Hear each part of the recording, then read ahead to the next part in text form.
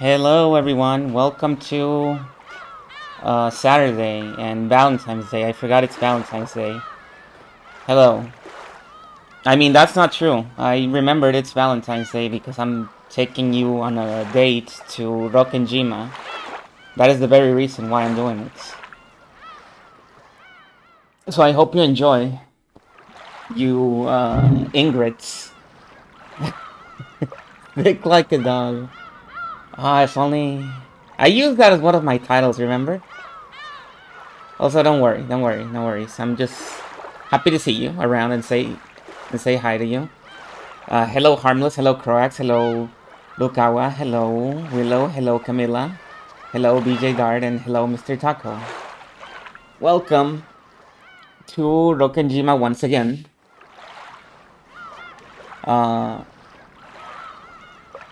Tonight we're gonna start episode 4, but before we start episode 4, you can see in my pinned messages that I made a new poll, which includes all the new characters. At least I think it's everyone. We got Ronald, we got Virgilia, we got Ep4, and we got the Chesters. And I believe that's everyone that was added in episode 3. There's technically one more character, but I'm not gonna say who it is, because that might be a spoiler.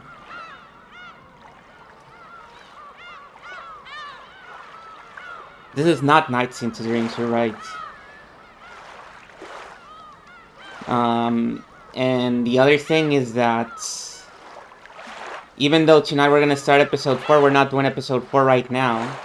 Because in case you forgot, we made an 8-hour marathon. Because I was at the 4-hour mark on last stream, I was like, hey guys, I think there's only like an hour of the game left. And it was like 4 hours of the game left. And we just kept going until the episode was over. And we were so dead by the end that we didn't do the tea party, so we need to do the tea parties of episode 3 before we do episode 4. So let's go ahead and do that. Let's get on it, because we got a lot of stuff to cover. Let's see. It kind of bothered me because I wanted to use like the title of episode 4, whichever it was, to make this the new card for this one. And since I'm still in episode 3, I can't see it.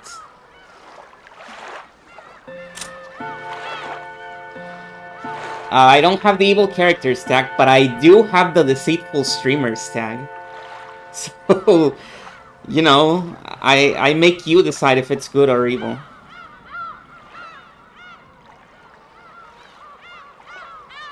Oof. Shot fired at the substance. Thank you.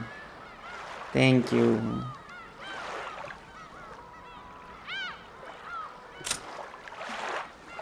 Is there anything new? I forgot. No, it's the same message, okay. It's the same message for all of them.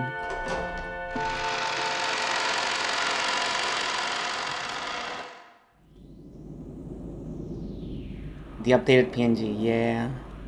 I was really restless. I actually made this because I wanted to make a different assets. And in the process I made this one as well. I never expected Lady Berncastell's speech to barge in at the very end. I searched all over the place for a piece fitting for a game with you. Oh, this one is a bit happier. Yeah. What do you mean it was a downer? It was really funny. It had a really funny ending. I was laughing a lot. Were you not laughing?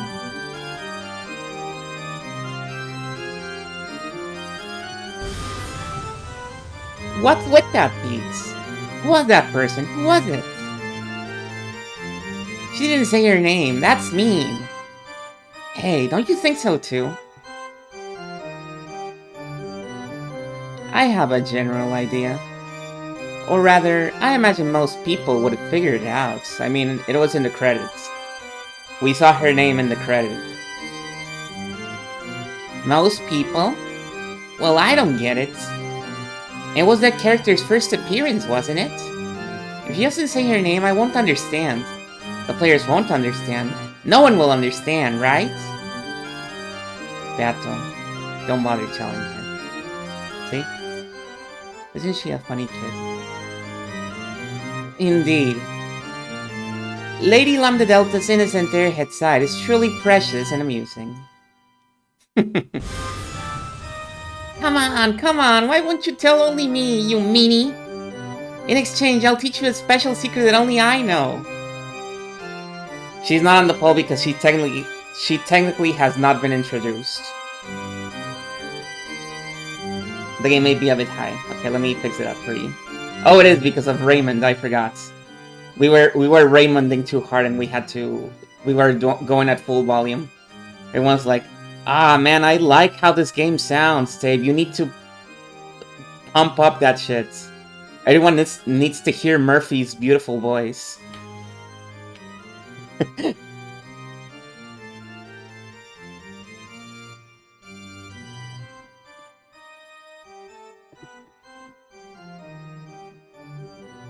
Okay, is that better? Hello, Ruby Hexagon. Welcome. Welcome, Raiders. What the? How are you doing? I hope you guys had a nice and lovely stream on this Valentine's Day. What are you guys up to? We are currently doing the wrap-up for episode 3. The tea parties of Fumineko. And then we're gonna get started with episode 4. So if you don't want any spoilers, you might want to duck out for this one, because we're pretty deep into it right now. Like, really, really deep into it.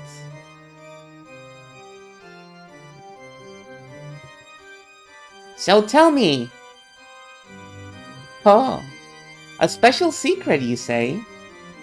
I want to hear. I want to hear. Nah. You want me to tell you? First tell me who that girl really was. The secret I know is awesome. After all, it's about as awesome as knowing that Santa-san is actually Daddy. Huh? I said it.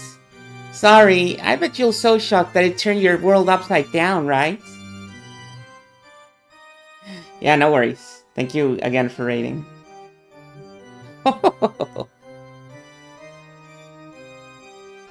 So your father was the one who came to your place, Lambda. He came... Wait. What do you mean? Lord Santa Claus only visits the homes of children with pure hearts. I guess he didn't come to your place, did he? Well, Lord Santa Claus is gracious. Unless you're a really bad scoundrel, he'll give you a present. After all, he even gave them to me. As you grow and your heart is hardened, he stops coming, doesn't he? How old were you, Beato, when he stopped coming? Indeed. He kept coming until I was about 12. When my maiden's heart awoke, I quickly got somewhat embarrassed about Lord Santa coming. After I wrote, "Thanks for everything, that's enough. So make sure you splurge on the last set of presents," he stopped coming. Oh, and I was looking forward to it too. How old were you when he stopped coming, Lady Berncastel? I was pretty wild. It happened fairly early. I think when I was about 9. Something about that beard really irritated me, so I waited in my futon with some sewing scissors ready, trying to cut it off. What a painful age.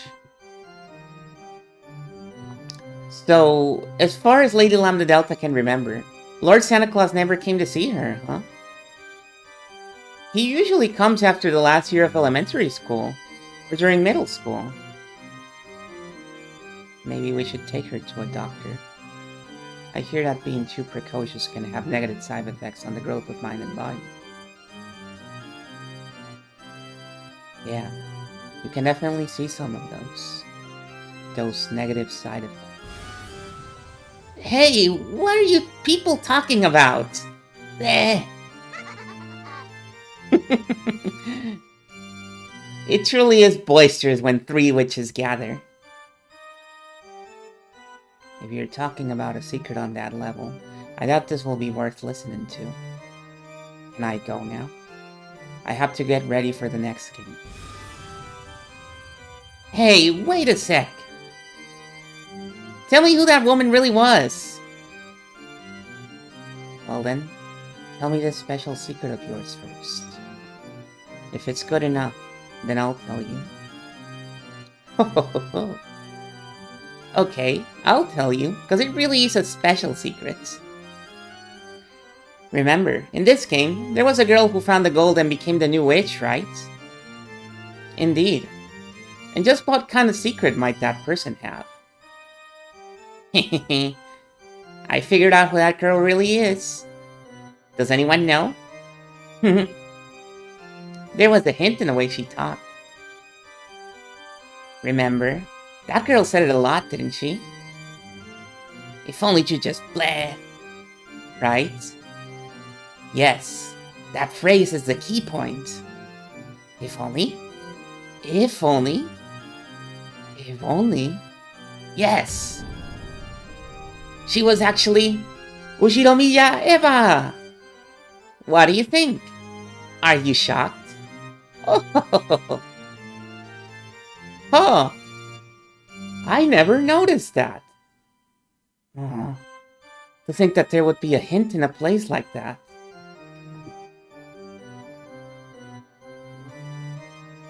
You're a real good sport, Beato. This kid tends to get full of herself, so try not to overdo it. See you. I'm leaving. Wait! It's not fair if you just listen to my secret and don't tell me yours.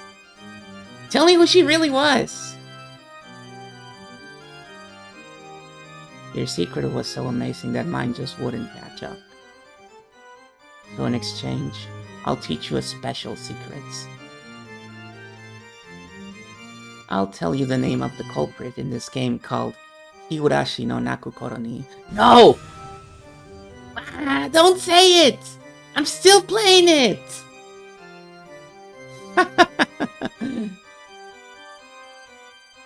See you, Beato. The black tea was delicious. However, the repertoire of jam on the crackers was lacking. Add some gochujang chili paste every once in a while. It goes great with Russian tea. Later. Oh, I see.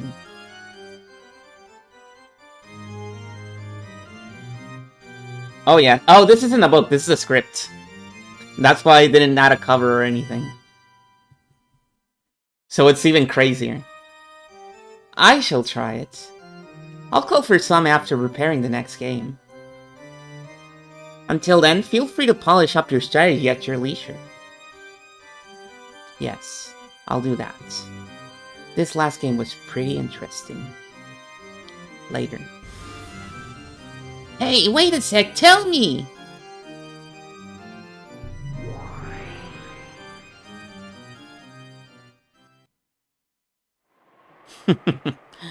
My, you two really are close.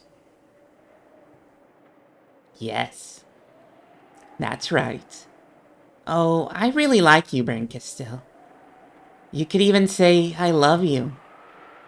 I want to gouge out your eyes so that you see no other than me. Oh, that would be so wonderful. Happy Valentine's Day. It'd be great to dunk them in black tea. Huh. To think that you would be so entranced, Lady Lambda Delta. I have a serious responsibility. Still, this last game really was close. I was a breath away from getting Battler. Beato, can I ask you something? What is it? I won't tell you that girl's name. When are you gonna stop fooling around? Are you even trying to win?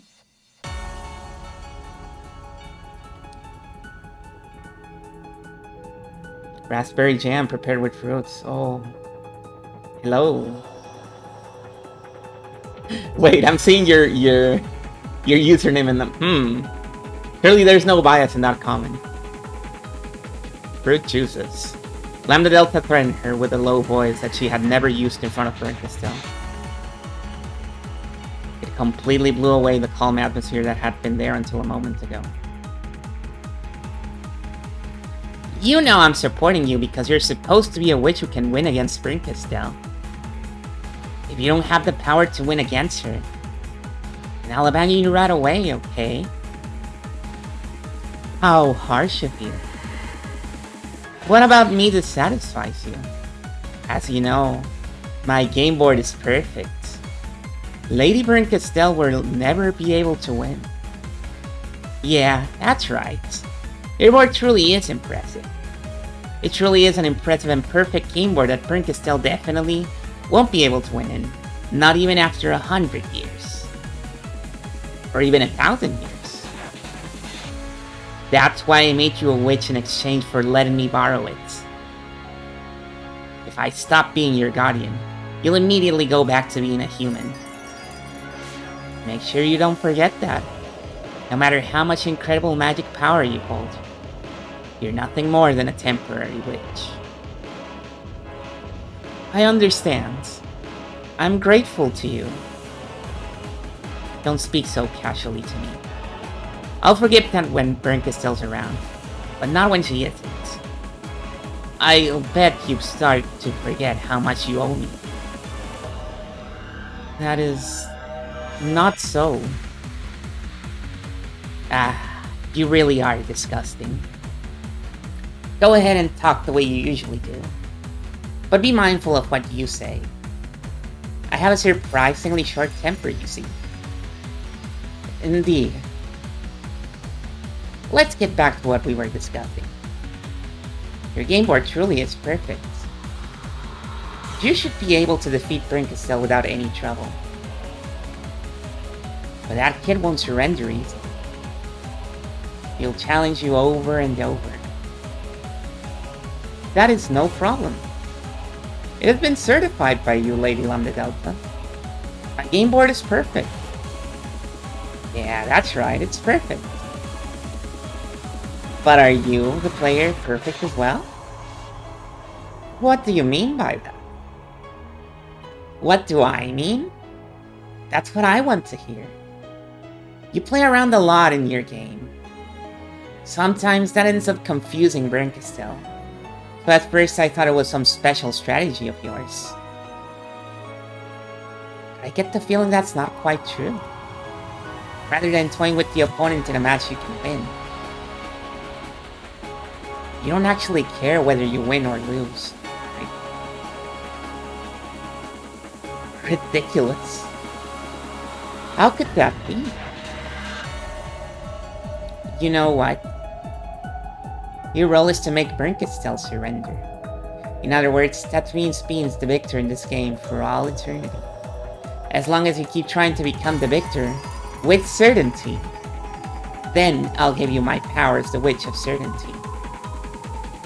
However, if you fight in a way that doesn't eliminate any possibility of your loss, that's a different story. Of course, this is a game just as Lady Burn Castell will lose when I win. I will sometimes lose when she wins. The possibility of loss always exists. Therefore, I will... This is why you're useless. There's no need for you to be a game board. You just have to be a birdcage that can lock Burn Castell up here for all eternity. What's the role of a birdcage? Making certain the little bird inside never escapes. What's a birdcage worth if it has cracks that sometimes let a bird out? Of course, games exist for the purpose of winning, and it is impossible for me to lose. Therefore, I will continue to win. As you wish, for all eternity. Good answer. That'll be fine. I'll allow you to play around and use fakes as part of your tactics. It ended up being useful during parts of this round. But you know what? If you make a move hoping for anything else other than victory, make sure you're prepared for something amazing, okay? I will not do such a thing. I swear it. Because originally, you weren't even a witch. And at any time, I'll remind you what a truly shabby creature you were. If you betray my expectations, that is. As soon as you do, you can look forward to a fun punishment game. In the world of billions of fragments, I'll send you into the most miserable one and seal you there. You were already miserable to start with. There's gonna be some really miserable fragments out there for the picking.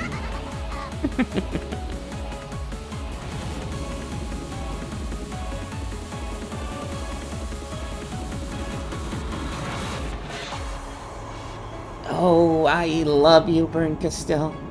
Struggling back to reach his birdcage as much as you like. And over the course of 1,000 years, realize that you can no longer escape. And when you surrender, I'll train you so that you can't do anything other than cry in the palm of my hands.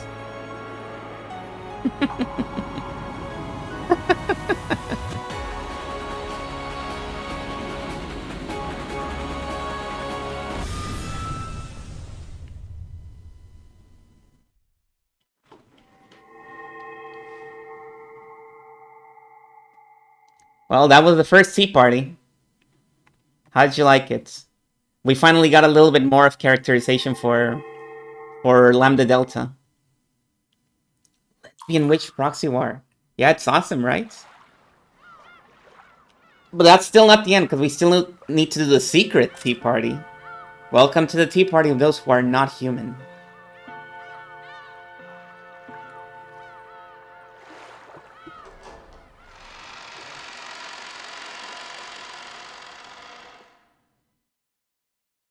Hmm. 12 years later. Wait, what? Hang on. What do you mean 12 years later?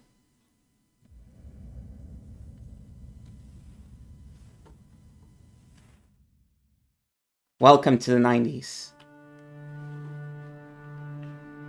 A monotonous electric sound kept on repeating. The room was colored with hygienic tones. In other words, an emotionless white. It was a room at a certain university hospital.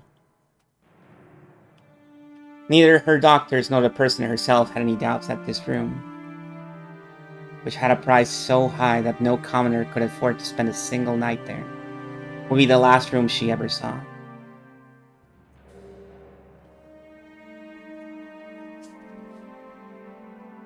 We're referencing Higurashi is still an anachronism, yeah!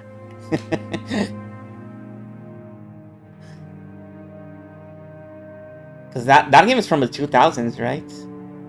And not even the early 2000s. Was the person on the bed Eva? So yeah, this PNG is a reference to the today's title, by the way. This one.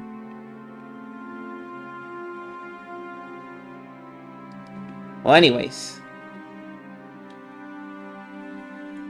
Eva's in the bed? Hang on, let me see those bios. Oh, I see.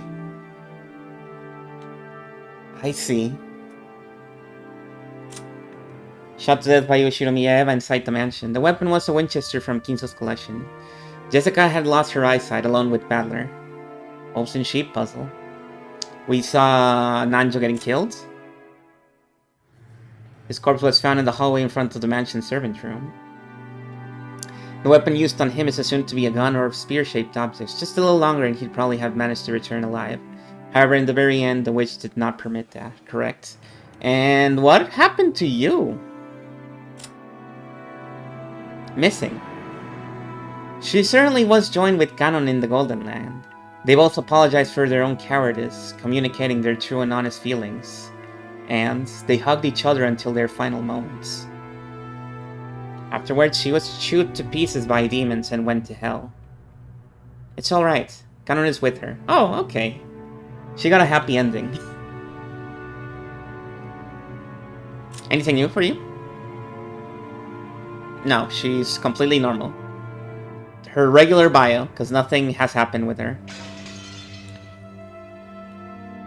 Even if someone told you that was so. She was unbelievably aged and worn out. The well-built man in the suit waiting in the corner near the door was having a whispered conversation through an intercom with someone outside. When did I start a podcast? A lot of things happened in 12 years, Clorax. He was the guard protecting Eva's person. Yeah, hello, Fire Mountain. Welcome to the future. Welcome to the future of 1998. We have microphones now. After telling the person on the other end of the intercom to wait, he approached Eva's bed. Eva had been awake for a short while. However, she stared at a single point in empty space, as though her mind was not in the same place. Anji-san has arrived in the lobby below. Should we let her pass? For a long time, Eva didn't answer. However, bit by bit, her eyes began to regain their focus, and she gave a small nod, indicating that she didn't mind if they called Anji. There's time for a class. It had been Eva who called her. Yeah, there's video games now. Well, there were video games in the 80s, but not as much as in the 90s, I suppose. And she was right on time.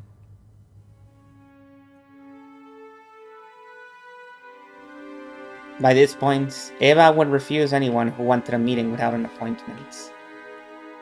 The room was dark, even though it was still light outside, because the curtains were always closed. There was always one guard waiting in the room, and 3 more waiting in the corridor and the lobby. They were all there to protect Eva's person. Eventually, there was the sound of a knock. Also, there was a message from the intercom that the guest's body check had been completed with no problems. The door was unlocked, then opened, and a high school-age girl was standing there. Chairman, Anji-san has arrived. Eva reacted and turned her face towards the guest. However, instead of reacting to the guard's call, maybe it would be better to say that she reacted to the smell of Anji's makeup. After being shut up in this room for so long, Eva was sensitive to even small changes in smell.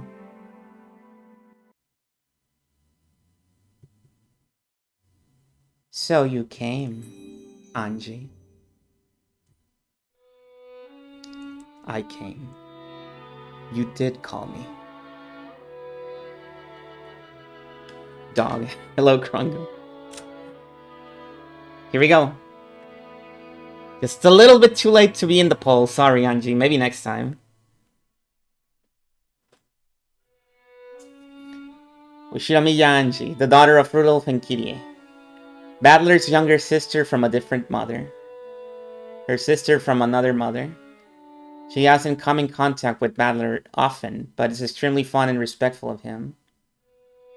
Who won the poll? We're gonna see in a second. I like to let it rest for a while. She was sick and absent. Oh, you won. I don't know how you're watching the results, but maybe I gave people a wrong link. She was sick and absent during the family conference, so she would always ends up surviving in solitude. A very unfortunate girl whose heart is in tatters. Has a bad habit of always walking around with massive amounts of cash, throwing it out to whoever comes first. Yeah, her whole family is dead.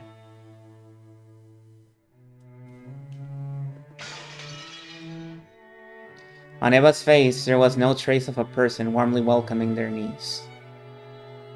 And on Anji's face, you couldn't see the expression of one pleased to meet with their aunt. Eva waved her arm, which had grown as thin as a withered branch, and motioned for the guard to leave. The guard bowed silently and went out into the hall. It's not only stuffy, but dark too. Can I open the curtains?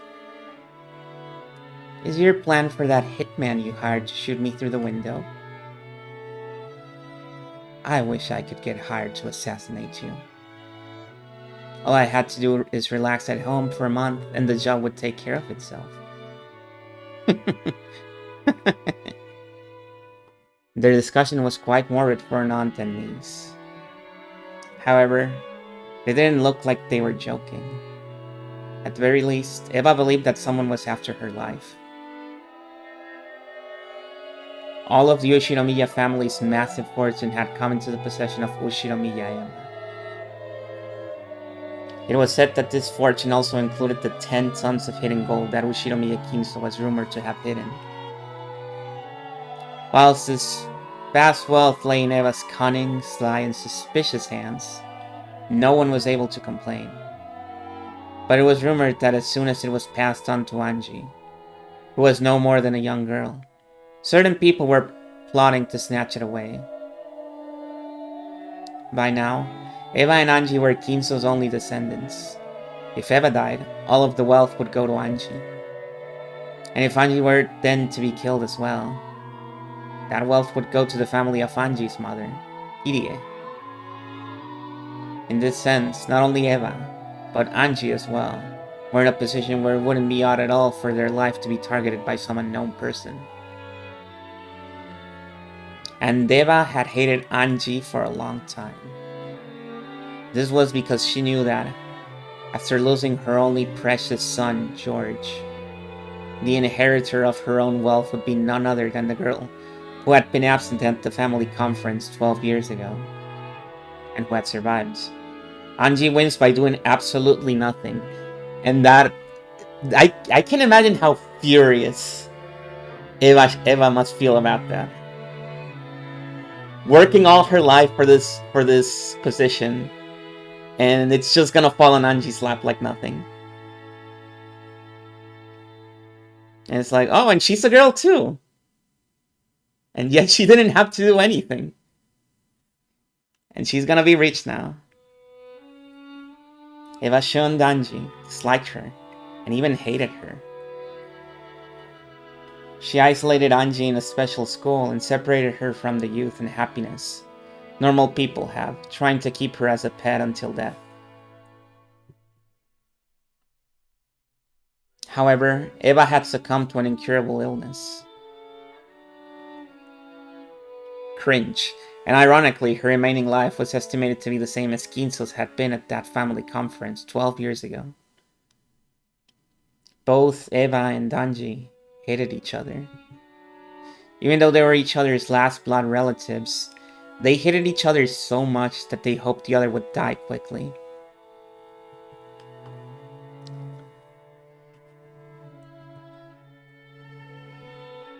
And why did you go to all the trouble of calling for me? I don't have much time left. These quack doctors still can't detect any of the poison that's filling me up. I know. I'm sure it's some secret assassination drug used by those Soviet KGBs. Oh, I'm only gonna be killed. I'm gonna be killed. Isn't that great? Very soon I will die, which will surely be quite a load off your back. What a pitiable person. This always happens. They immediately deviated from the main topic, distorting it into a more unsettling discussion. Eva, who was absolutely paranoid, believed that someone was always after her life. And in actual fact, after inheriting the vast amount of wealth of the Ushinomiya family, she had used wild methods just like Kinso had done in the past, repeatedly making money by any means necessary and creating many enemies along the way. With a massive supply of capital, she had plotted to aggressively buy businesses that were starting to have rapid growth, making them buy it back at a high price under the guise of reconciliation. Ironically, it was the same type of action that her husband's company had been hit with 12 years ago.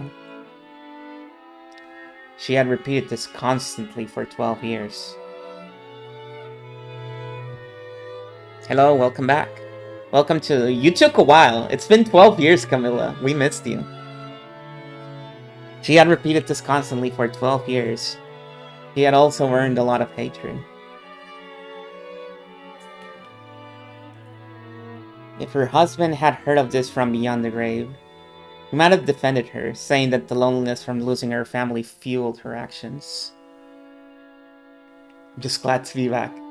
Yeah, no worries. Welcome back. However, of all the people who knew her now, none would defend her. I mean, they said she's very sick. So who knows? She might be poisoned. Maybe all the bars of gold were full of lead. Maybe the warehouse where they were keeping the gold was full of asbestos. Who can say? For some time, Eva eloquently spoke of how her life was being targeted, listing off names of people who hated her, and sneering at the fact that she still hadn't been killed. Even though Angie heard her own name included in that list, there was no particular change in her expression, and she waited indifferently for Eva to tire herself out. You see, I really hate you. I'm honored. Same here. I built this future for George's sake. To think that it would be snatched away by you. To think that it would be stolen away by Rudolph's daughter. I can't bear it. To think that I would have my fortune stolen away without even leaving behind a child. That's... I cannot forgive. If only you just give all your fortune to charity. What about all those religious people you used to go so far out of your way to find? They all say the same thing. My excessive wealth has become a burden to me. And they always say something about how I need to give it up and cleanse myself. Then I thought of something. I stopped donating. For a time, Eva had searched for the founders of several strange and new religious cults, perhaps seeking peace in her heart. But they gave her heart no relief. And if anything, they ended up increasing her paranoia further. If you have too much money, why don't you start buying up thoroughbreds and make some corned beef? I've thought of something even more interesting. I've worried over it a lot. What could I do to make things horrible for you? I thought about killing you. I also thought about erasing all of my wealth, leaving you penniless, and selling you off to a slave trader or something. Wouldn't that be wonderful? You'd have your arms and legs chopped off and be forced to take customers until you died. Ah, that would be so wonderful. Is this fun to you? Oh, yes, it is. Hello, Gridra. Happy Valentine's Day. We're celebrating Valentine's Day with the beautiful story of Umineko episode 4. It's fun to scare you. But very soon, I will die. So I thought, thank you. I thought about how I might continue to cause your pain even after my death. And then... it was surprisingly simple. Yeah, mega spoilers, by the way. I called you because I wanted to talk about it. I have midterms coming up. Keep it brief.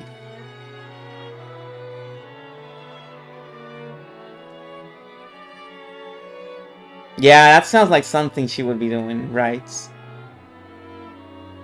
Definitely some weird cult. I have decided. I will have you inherit all of my fortune. Oh, Not only that, but I decided that until the very day I die, I'll expand that fortune as much as I can, inflating it to massive proportions before having you inherit all of it. Can you even imagine what that would be like? I don't get it, because it's stupid.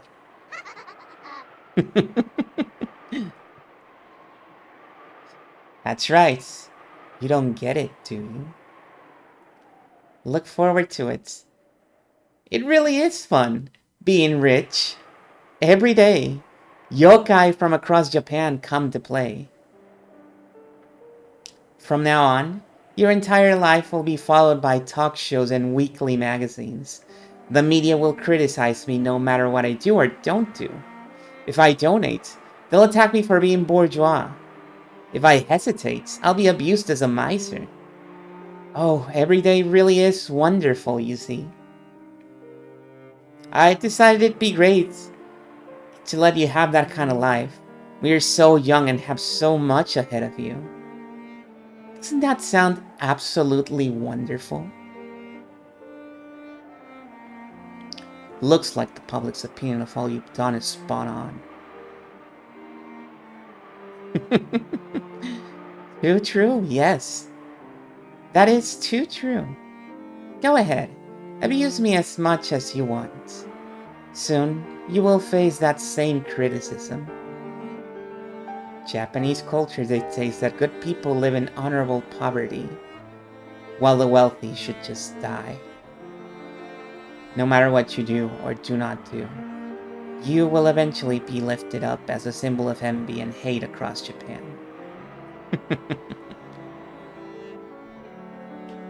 I wonder how twisted your life will become after living that way. You have no allies. No one will listen to your worries. Abusing you will become a public sport, and no one can stop that.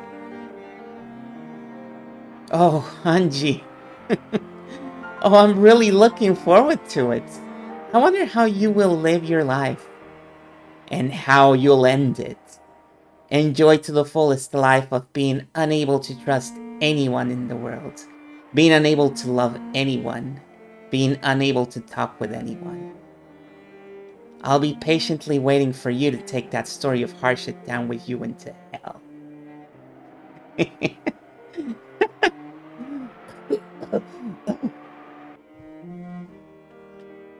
Her insane laughter turned into a painful cough.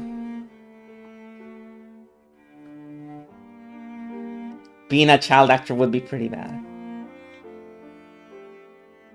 Without changing her expression in the slightest, looking completely unconcerned, Anji stared at the only survivor of Rokenjima.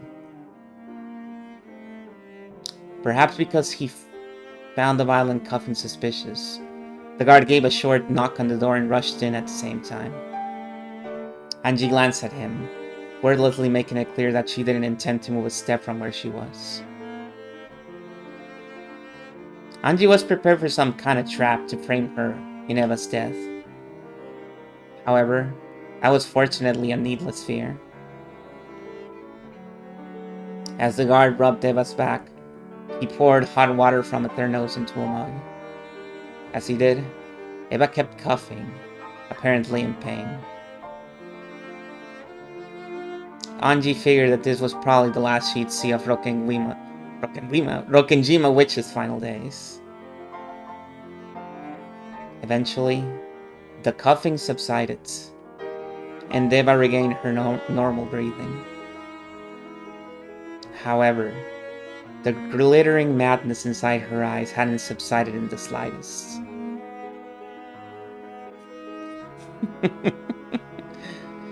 Now, I will give to you that cursed mass of gold and the Ushiromiya family headship, as well as the name of the Golden Witch, Beatrice.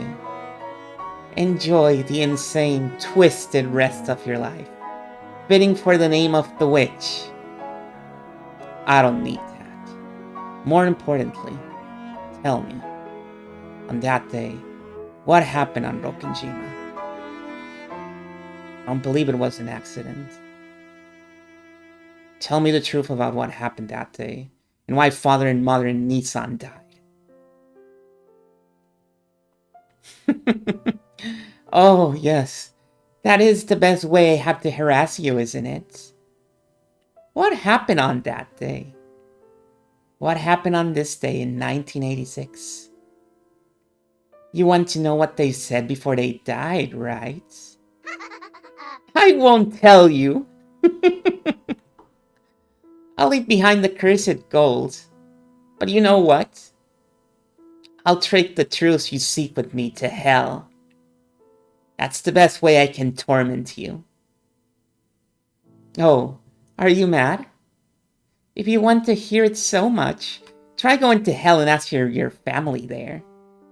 In that case, you'd better die right now, right?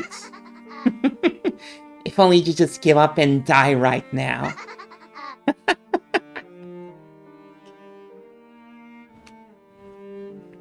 That laugh continued until she started coughing again. And that cough did not subside until she started moaning and going into convulsions.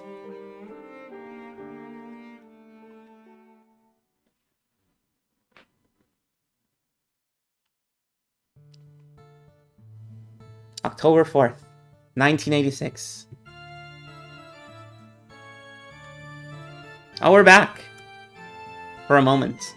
On Rokkenjima, the Yoshinomiya family's customary and final family conference was held. And on the next day, October 5th, an extremely unfortunate accident occurred, and the Yoshinomiya family was wiped out.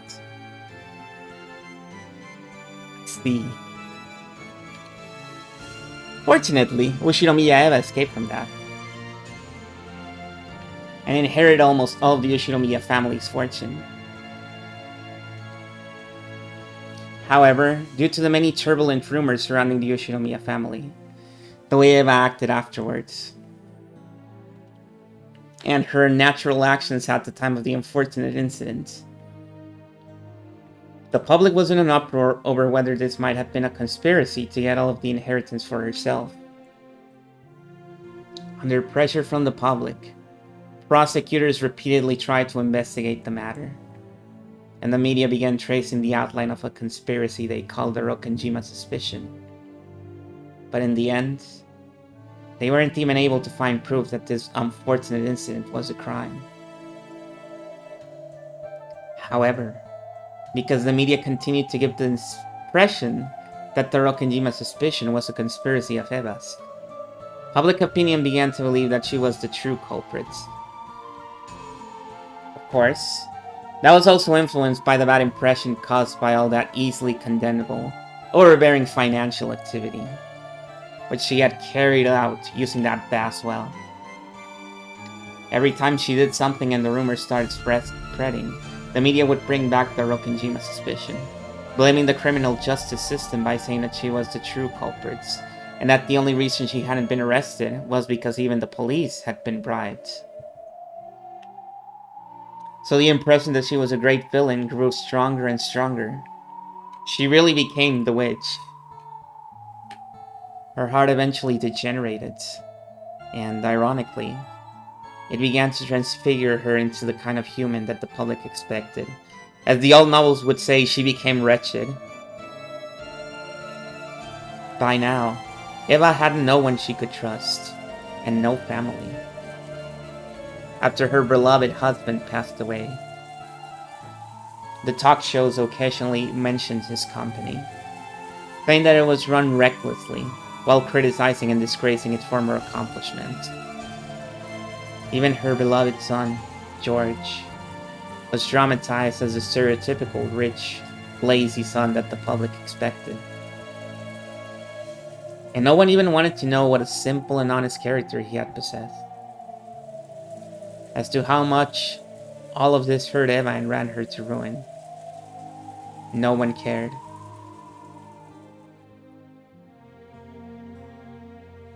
The public was only interested out of curiosity about how a super rich evil woman who killed her whole family lived her pitiful later years. So that happened more and more. And even eventually, Eva's personality was transfigured until people started calling her a lunatic. It was said that this sometimes reminded her of her father, whom she had once admired in his later years. And that she laughed at herself with scorn. And on the day of that final family conference, because Ushinomiya Rudolph's daughter, Anji, had been sick and had stayed with her mother's family, she had not participated. At the age of 6, she had lost her family and had gained Eva as her guardian. Since Anji had become Eva's only blood relative, Eva took very good care of her. She had imposing guards surrounding Anji's person at all times, to prevent her from coming to harm. Anji had even her right to play with friends, to come from school together, and to enjoy the seasons together, stolen away. So that she can live a full and pleasant school life. Eva had sent Anji to an elegant boarding school that took care of her every need, completely isolating her from the world. She didn't even know the popular songs that girls her age might hum. She was never given the chance to enjoy window shopping with her friends, or stuffing her mouth with crepes. Much less an encounter with a member of the opposite sex made her heart throb.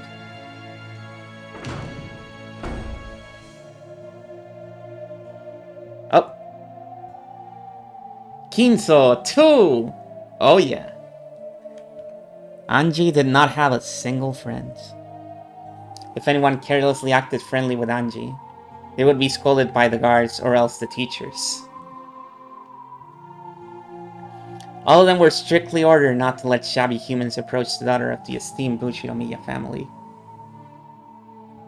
During that time, the talk shows were always mentioning Bushiromiya Eva, always spreading rumors about her countless financial misdeeds. Those who knew who her daughter was naturally began to keep their distance. Even now, she was called a witch at school, and anytime something bad happens, even if there was no proof, it would be whispered as though it were absolute truth, that she had imposed her will on the school staff. The environment makes the person. By now, he had a heart as wild as those around her feared. No one trusted her, so she never bothered to believe in anyone. No one loved her, so she never even tried to love. And when Eva caught an incurable illness on top of all this, it was whispered that this too was a conspiracy. And this time, Anji was set up as the mastermind. Everyone whispered that the daughters of witches are witches too. Even the talk shows and the weekly magazines whispered that. So Anji also accepted it as though it was definitely no, as though it was obviously true. Therefore, since she already believed that she was a witch, when she heard that the name of the Golden Witch was being turned over to her, she only felt like saying, "You just figured that out now." However, she was at least sure of one thing. This title of witch that he had inherited would definitely never be inherited by anyone else. She would be the last head of the Ushinomiya family, and the last lonely Golden Witch.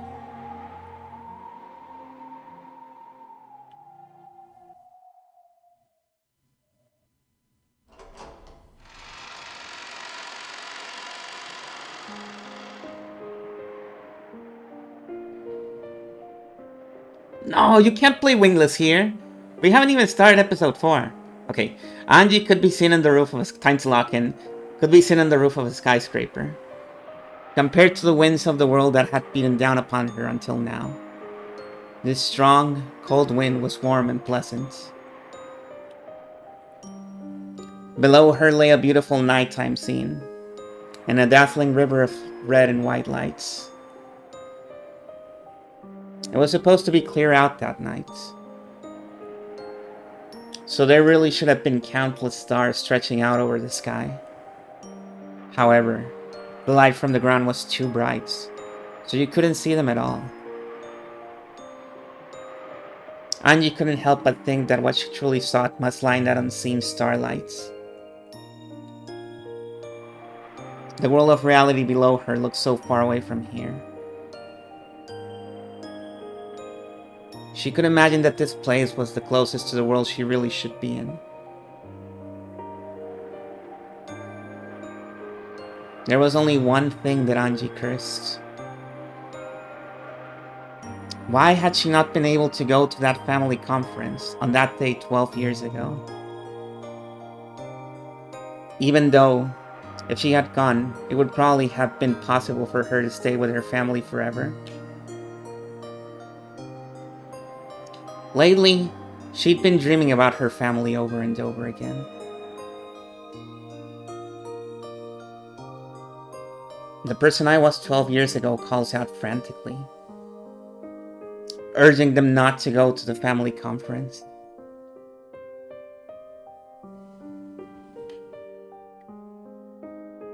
But both Dad and Mom are too far away, and my hand won't reach them.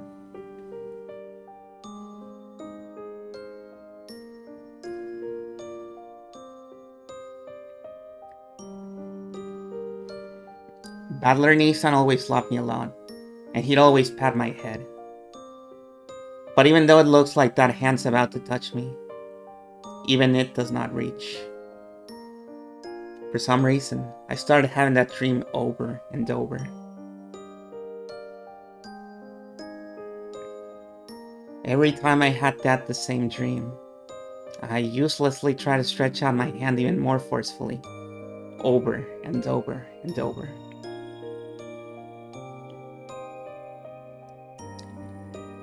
It's this sofa again. Yeah, this is his sister, his younger sister. She was not in the whole story because she got sick and didn't attend the conference, and that is the only reason she survived, because she was not there. And this is her 12 years later.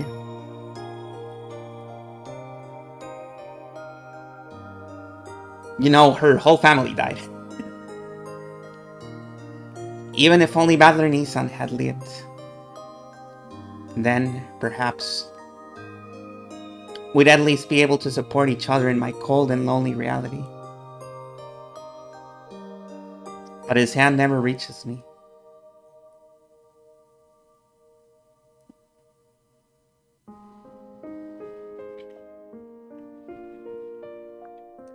We still got Eva, yes! Even if I climb to the roof of this tall building, I'm so far away from all of them.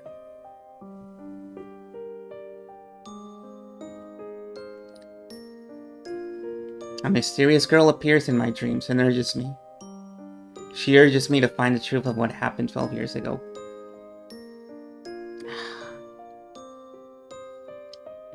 Give me a second.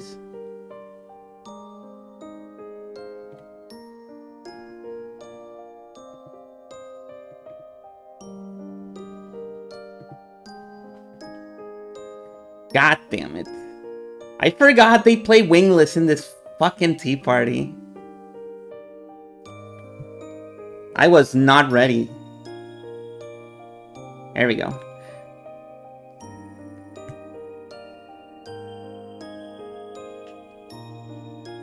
If only I could learn everything that happened to Father and the rest of them on that day. Would they come back? At least one of them? There was no way that anyone would answer that question for her. I get it. In this world, I have no family or friends, so Let's go. Let's go home.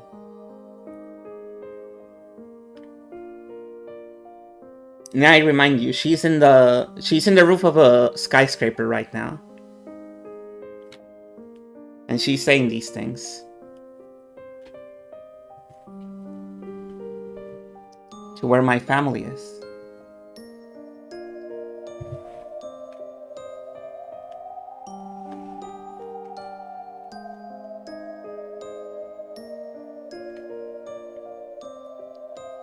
From the start, Angie's figure had been on the other side of the fence. The scenery below her eyes was distant, beautiful, and so fantastical that it actually didn't give it rise to fear. If I look down, I'll surely be swallowed up by the world below. So I looked up, because I wanted to be taken to the world above, the world where my family was. Who cares about Baswell? Who cares about cursed gold? Who cares about the golden witch, Beatrice? What I really want, even a mountain of gold couldn't get me. What I need for that is to take a single step forward. Just that little bit of courage. At that moment, I definitely heard a voice. It was a voice I knew. A voice that had called to me in my dreams for so long.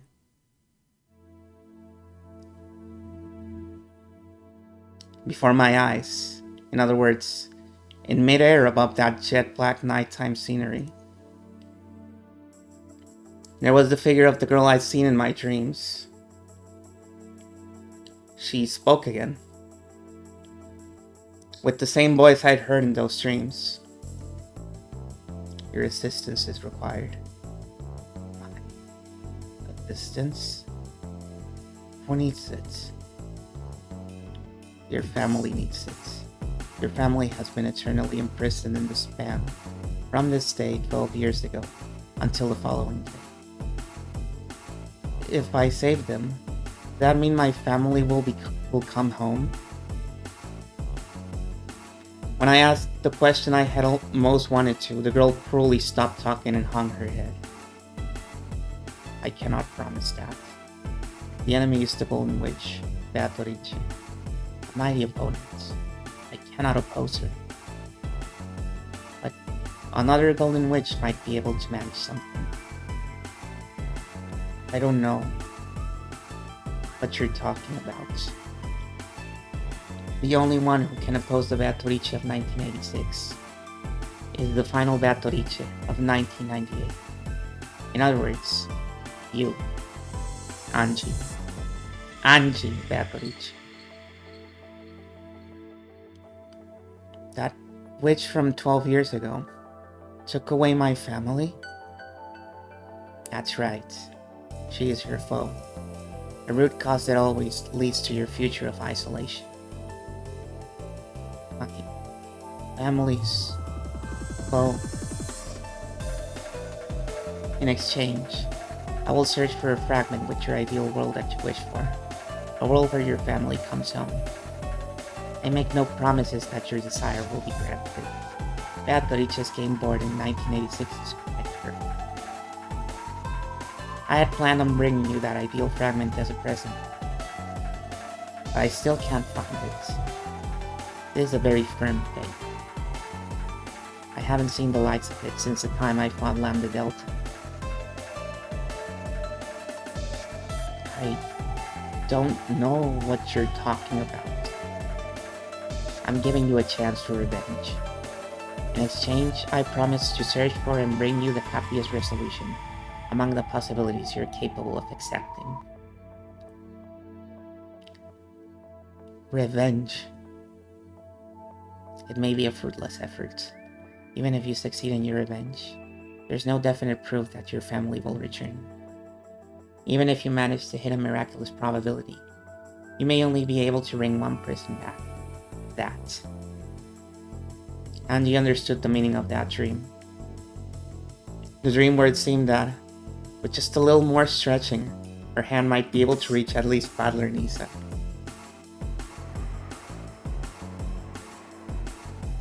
A miraculous probability means it's still higher than 0, right?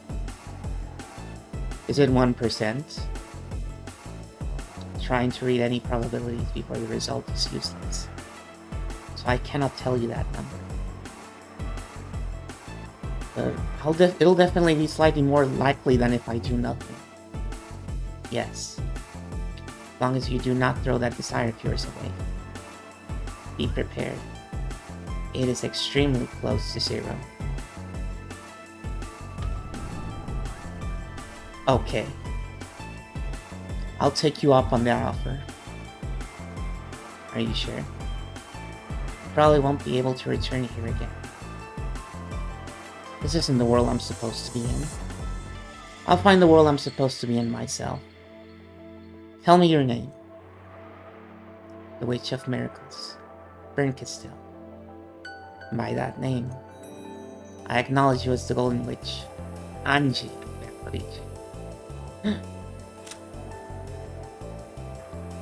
There she is. Not Ushiromiya Angie, Angie Bertorici. You might notice a pattern here whenever somebody is Christ in this Bertorici. Thank you. Oh my god, we're still in the tea party, I forgot. Because it happened the same with Eva, look. Their name becomes all caps, and they have Bertorici added to their name. Thank you for coming and happy Valentine's Day. The final witch born in 1998. She was named by Eva as her successor and was accepted with Bernkastel as her guardian. She had to start from square one as a witch. The gap between Eva and Angie. Oh, you're right. But because she exists 12 years in the future, she possesses the ultimate sort of magical resistance. For none of Bertorici's magic can target her. Furthermore, in a manner opposite to her brother's magical resistance, she has a natural talent for attacks against anything of a magical nature. She holds tremendous potential for both offense and defense. However, the distance is vast. 12 years is a long time.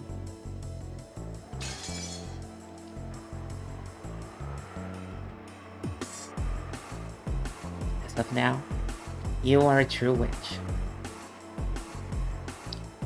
The instant that she proclaimed that I was a witch, I felt dizzy, as though something inside me had changed drastically. At that time, I heard a clunk. It was the sound of the door that opened to the staircase to the roof. It was Aunt Eva's guards. They're only guards in name. Aren't they the cage that wraps the tightest around me, shutting me in? They thought that I was already on the other side of the fence and dashed forward, horrified. 20. We found the target, requesting backup on the roof. Anji-san, we're looking for you. It's dangerous there, so quickly, come this way. That. My fan club. I'm pretty popular. No point in getting caught. Let's go. Looking annoyed, Bernkastel turned on her heels. In the jet black sky. Watching that perfect casual gesture, I followed her as though it was completely normal. Anji-san! Wait! Don't be hasty! Look out! It's useless. It's all useless. Well then. See you again next time. Please send the limo to get me, because everyone else will be there too. See you. Anji-san!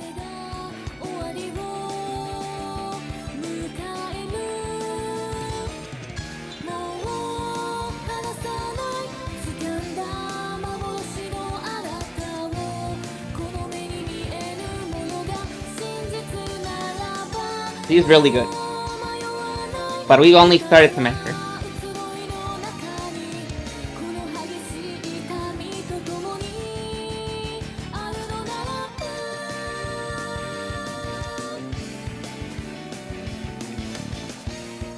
This is still episode 3. Yes, this is the fucking second tea party.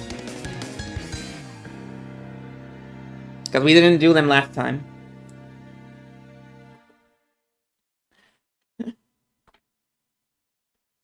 That's why at least somebody was going, streamer, you still have the title of the previous episode there. You stupid, useless idiots. Well, they probably weren't saying that second part, but you know. I'm playing it up for laughs.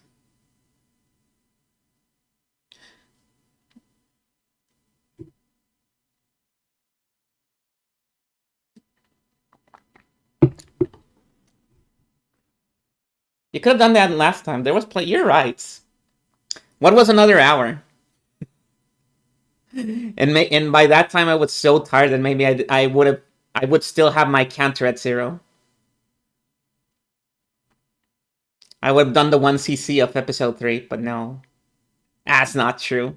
That's not true. My counter will already be at 1 because of the scene where the Rosa flashback. That was the real one. But we're not counting it because the counter didn't exist yet.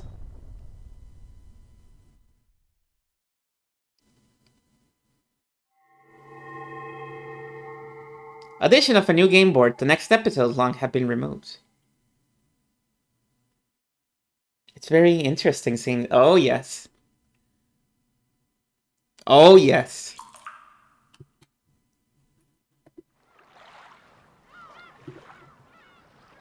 It sure is. It is time, guys. This is the final episode of Umineko When They Cry 3. Because the next episode is the answer arcs. And that is considered When They Cry 4. So this is the end. This is the final episode of this part. The question arcs. Alliance of the Golden Witch. Good morning. How shocking that you haven't been forced into surrender even now. By this point, even I am forced to expect a lot from you. Not all of the game takes place on the board. How about taking a little peek at the outside this time around? They say that if you know your enemy, you need not fight 100 battles. The difficulty level depends on you. The manner in which you've fought up until now will greatly influence the difficulty of this game. Oh, okay. Okay. Here we go. And now we can change the name.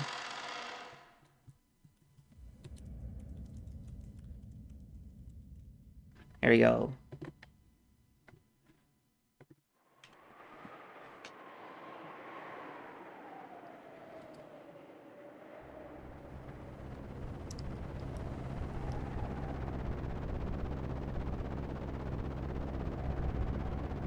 $1986. Oh, we're back. We're back. The music right off the bat.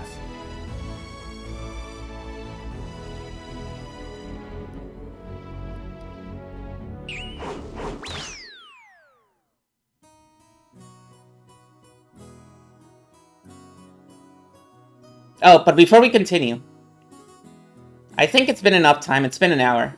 Let's check that poll. Let's look at that awesome poll. Unless there's anybody here who hasn't answered it and wishes to. You have 10 whole seconds to say something. And then I'll wait for you. Oh, I guess you have 20 because this probably has delay.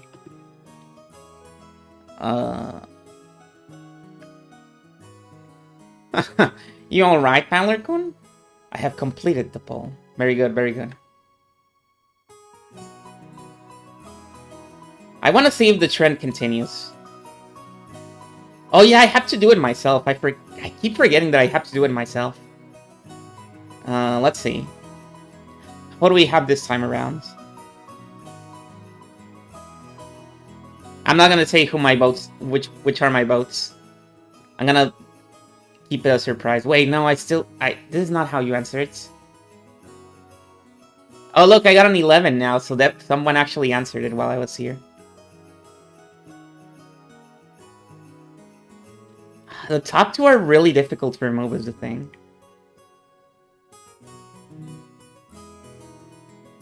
I said I was gonna go full recency bias, right? So it's gotta be you. Who else? Who else?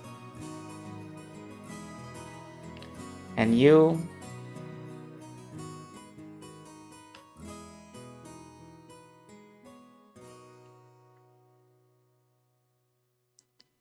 Okay, there. And who are we putting here? The bottom three is a good one.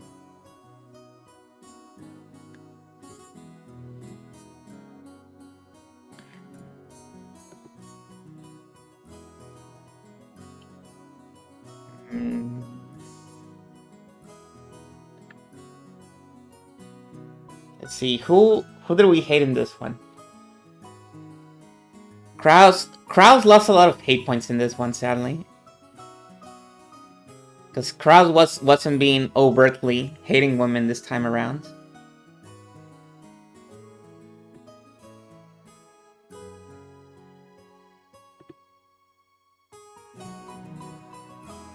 I mean, some characters are designed for that. That is their purpose in the story.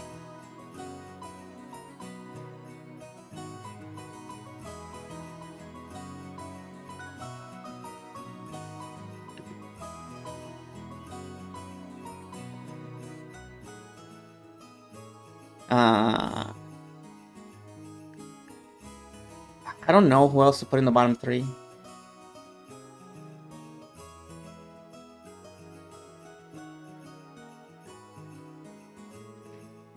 I keep changing the third of my top three, by the way. I keep going back and forth with that one.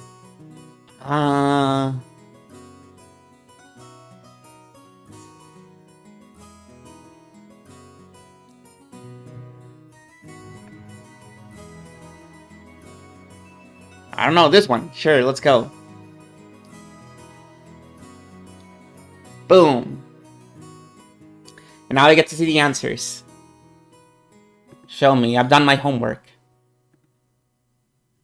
I did it in the class while the teacher wasn't looking. Okay, so first top three. Everybody's gonna know. No, that's not true. Maybe there's another sicko in the chat that voted the same person as me. I'm not looking at the results. I'm screen capping them. I'm not paying attention to what I'm screen capping. As always, we're gonna see them together. Together. The most arbitrarily hated characters. I have an inkling of who they might be. Okay, so first, the favorite.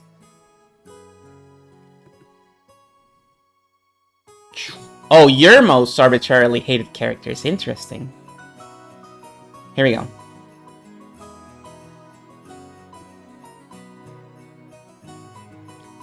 So here we have the big results, the papers. Beato continues to be at the top. Everybody loves that witch. She's awesome. Battler actually lost a few votes, but they still love Battler. Eva got a few points as well. The crowd's still getting points. That's awesome. Natsuki actually, I think, might have gone back up. People liked how she was really compassionate with Eva in this one, I guess. I mean, the story is about her, so it makes sense.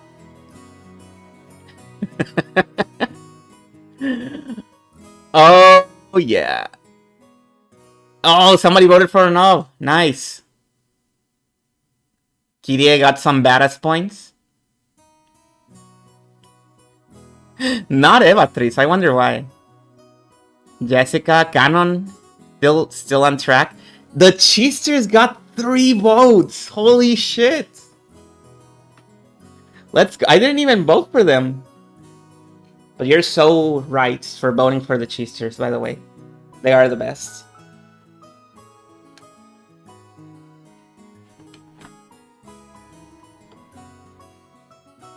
They're awesome is a thing.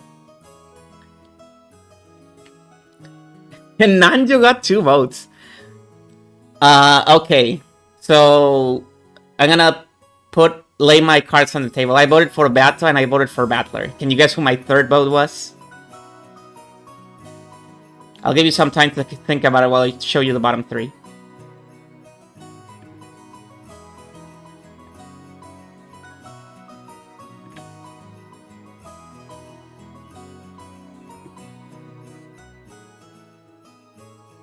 Krongo voted twice.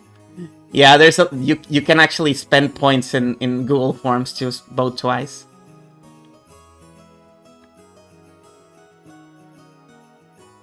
Okay, here's the bottom 3.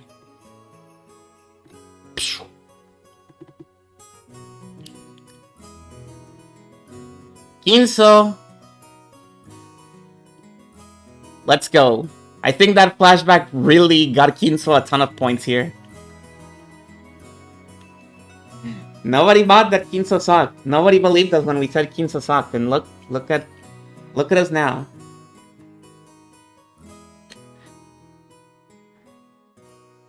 Oh yeah, some people hate the Cheesters apparently.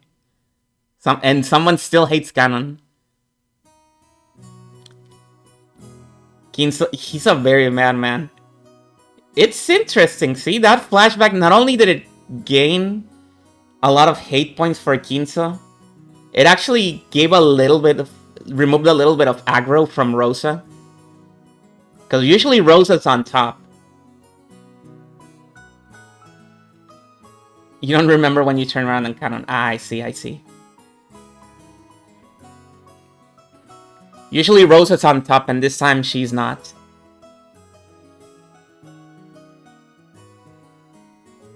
He's so epic. Goda. Somebody hates Goda still. Because I think he already had points. Beato has 1 hate point. What the fuck? That one is a sin. How dare you put a vote on Beato on hate. The stakes, sure. Kraus 3, not bad. Eva 1. Eva 3 has a lot of hate points. Almost like the character was designed to be hated.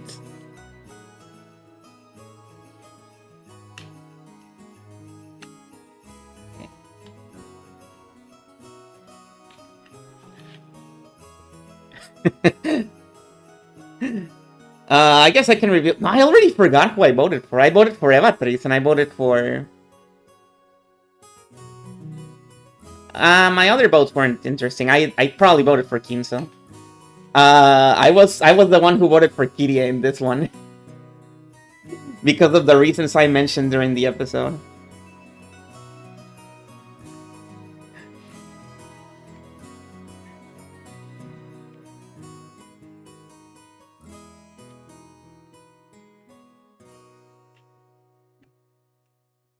Eva 3 would have 500 votes. Oh. In hate or in love? Okay, here we go. This is the part where everyone is gonna kill me. So going back to the favorite characters in hate, I see. Going back to the favorite characters, the ones that you love. Yeah, I voted against her. So yeah, I voted against her. I voted in the hate, not in the love. So going back to the love one. You might notice there's a bit of an outlier in these votes. And that might give you a clue on who I voted for. Because I've been mulling about it a lot during these last few weeks. Just letting it ferment in my head.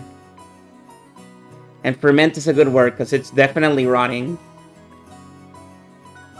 There's some sort of decomposition here. I did not vote for George. Let me tell you that much. I did not vote for George. I will never vote for George. In the best days, I'm ambivalent to George, but I will never vote for George as a favorite.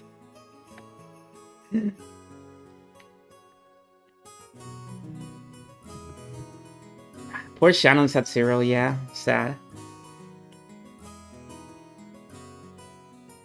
The thing about Shannon is that she's already got it figured out, so it's really, really difficult to give her love points. Because you like to see your Blorbo struggle, you know? You enjoy seeing the struggle. Yup, I'm the Rosa voter. I gave a vote to Rosa.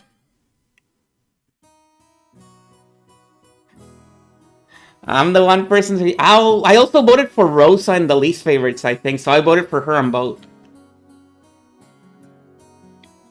And one vote explains the other, so there you go.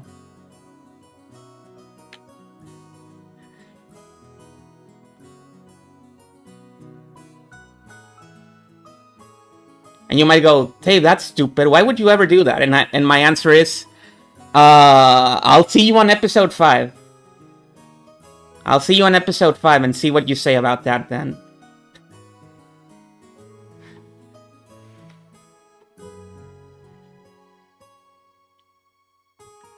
Right. Like the main thing about Eva and the difference between Eva and Rosa for me is that Eva is like, oh, she's very mean, you know? You kind of don't like her about it for that, but she's also really, really compelling in her whole story arc. Rosa just aggressively sucks, and that's why I like her. She sucks so much. I'm like, man, I kind of wish I voted for her in episode 2, because that's when I felt the most strongly about her.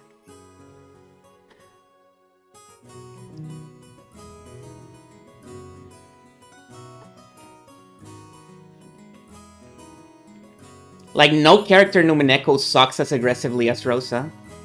Well, at least of the humans. Even Kinso is like...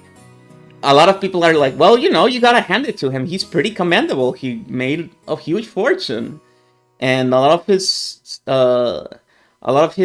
descendants are just like him, and that's very commendable and shit. Nobody's going, oh, you're just like Rosa. You're awesome.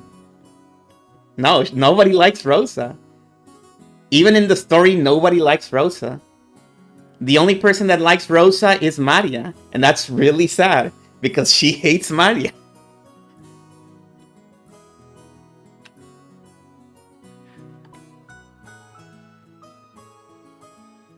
Well, anyways. Right.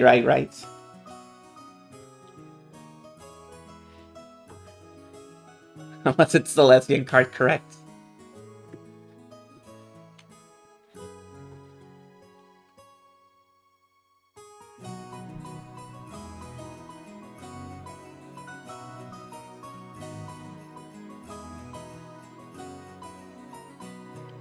Yeah, I need to make a third poll. That's like, do you... Would you forgive this character? Because that's like a third tier of this. Would you forgive this character's sins? He really shouldn't have done that. Oh, and you just finished episode 7, right? That becomes bigger as the more you go. That, the quote-unquote that, just keeps growing and growing.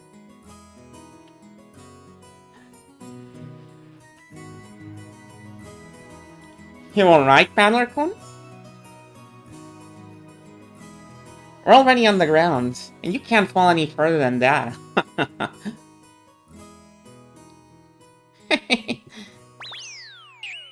Fall!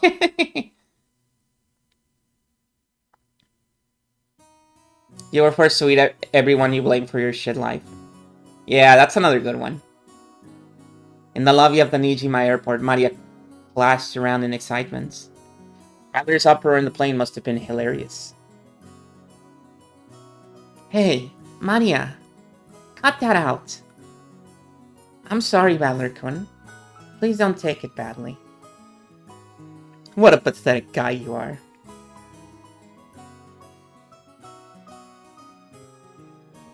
They're more than millionaires. They're billionaires. Woo. Even with that huge body, you still can't handle vehicles. Ah, shut up. All humans have one or two things they can't handle.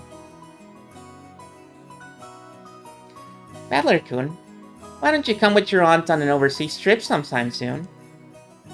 How about Europe? I'm sure you can manage a half-day trip on a plane. Oh, I think she says this on episode 1 as well, right?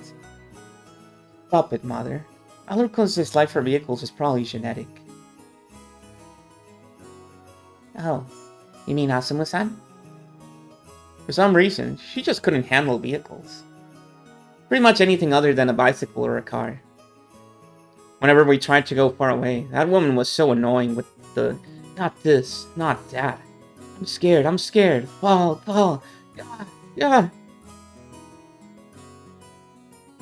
Children tend to learn that things their parents can handle are dangerous. That's called memes, George, not genes.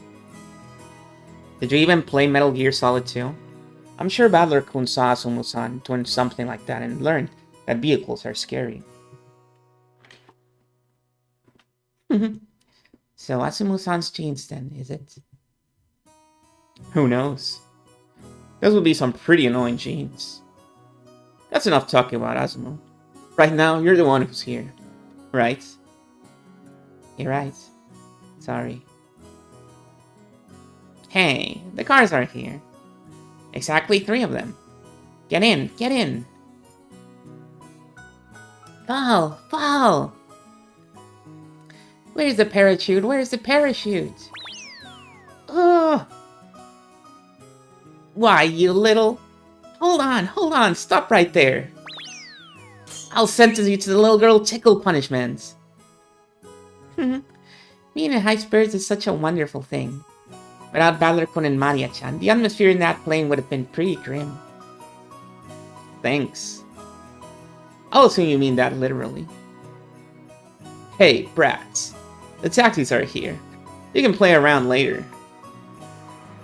Oh! Taxi! I'm getting in first.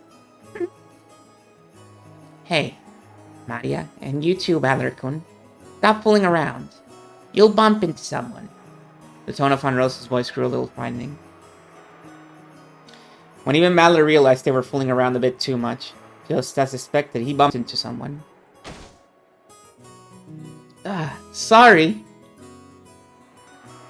Valor-kun, you guys are going in that car. You're keeping them waiting. As George urged him to hurry on, Valor apologized to the person he had bumped into, and ran up to his parents, who were telling him to come quickly. With a clunking sound, the doors on the 3 taxis were shut one after another, and they departed for the harbor. The person.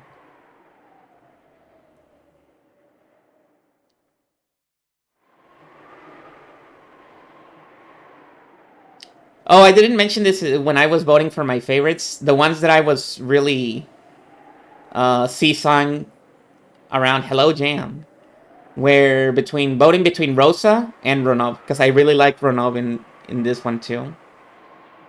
I mean, I said it when he showed up. It's like, oh, that's my guy. The homie.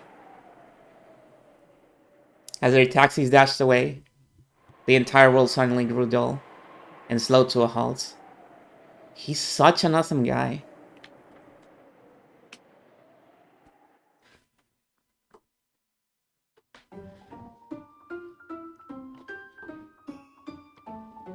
Voices, the winds, and even sounds.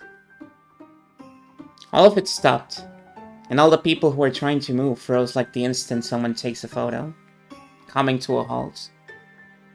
People and machines and clock hands, and even the dust dancing in the wind were frozen. Some people who were walking froze with one leg still in the air. Scraps of paper dancing in the wind were pinned mid-air, frozen in place. And then, among the shadows standing still in this unmoving world, a single one stirred.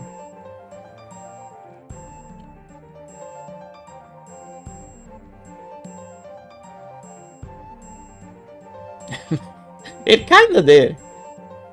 It kinda did. I've been... Since my first read, a lot of my characters have changed over time. Because, you know, I mean, this is not exactly a spoiler because I talk about this constantly, even before I started reading Umineko for everyone. The Rosa. It's the same Rosa as before. You remember, it's the one with Rosa with a gun, pointing at the viewer, with a very scared Maria behind her. Yeah, it's that one. Well, yeah, I always talk about this, but you know, I have a plush Fumo of Beato, and I also have a plush Fumo of Erika, who we have not seen. And at this point, it's not even a spoiler to mention her because I mention her so much. She used to be like maybe a top 10, top 15 character, and now she's a top 3. Like over time, I'm like, no, actually, she's awesome. She's super awesome. I won't say why, but she's awesome.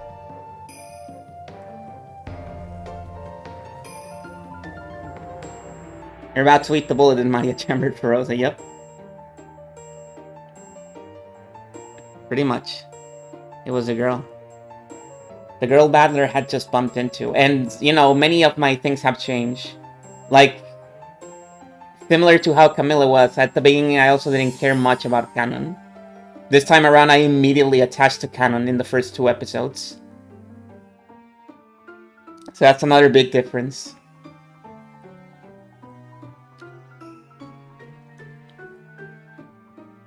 Oh! He bumped into Angie. Though she had moved, it was a truly subtle thing. Her gaze dropped, her shoulders lowered a minuscule amount, and she sighed. That was all. In a normal world, that probably wouldn't even be taken as movements. But in this still world, it looked very out of place. Then, something else moved. It was a black cat wandering around the shadows near the taxi rank.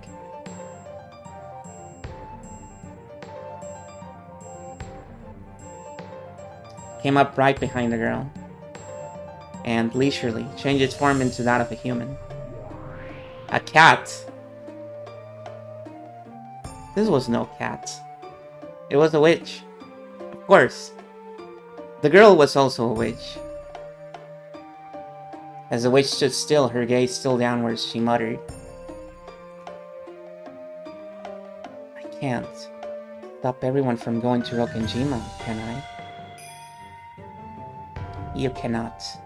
On October 4th, 1986, you are not there. If I were, would stopping everyone really have been possible? Well, I can't imagine what a 6-year-old girl could do to make them turn back. Still, that's right. If you were in this place, the probability wouldn't have been 0. Whenever there's a probability greater than 0, I can seek out a miracle. If I hadn't been sick, and he hadn't left me behind. With her head facing downwards, the witch tightened her fist. They were trembling very slightly. You were sick in bed starting October 3rd, 1986. And Beato's game board is sealed off starting October 4th. You are not given a chance to avoid getting sick. In other words, it would normally be absolutely impossible for you to enter her game board. Thanks for being patronizing. I know that. I know that just seeing father, mother, and Onichan healthy like this, even that alone A spectacular miracle. Anji tried to stand in the way of her family, attempting to stop them from leaving the airport and heading towards Rokkenjima. Can you guess what kind of voice I'm giving Anji? However, it was impossible for her to exist in October 4th, 1986, so she couldn't do it. I'm not going full, but I'm a little bit there.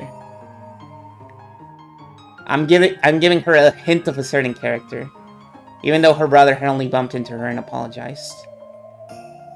Even though he hadn't realized she was his own little sister. It had been such a miracle that she could cry.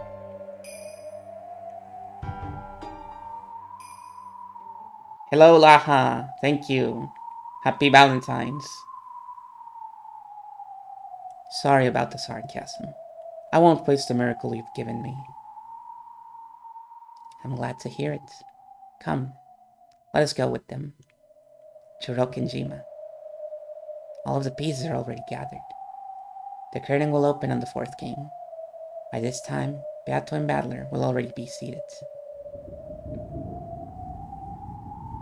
To Rokkenjima. To where to where everyone's fates change. The Rokkenjima of October 4th, 1986. What happened on that day? I'll expose it. I'll learn what it is. And I'll bring them back. As she stood there with her fists still clenched, she surely turned her face up to the heavens. A single teardrop from the depths of her eyes dripped down into the air.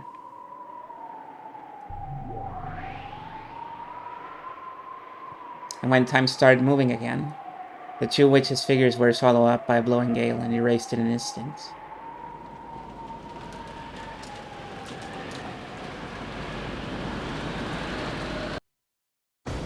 Okay. Intro time. Oh, it's different. Look. We got new images now. Anji wasn't here before. And we saw a portrait of Ep4.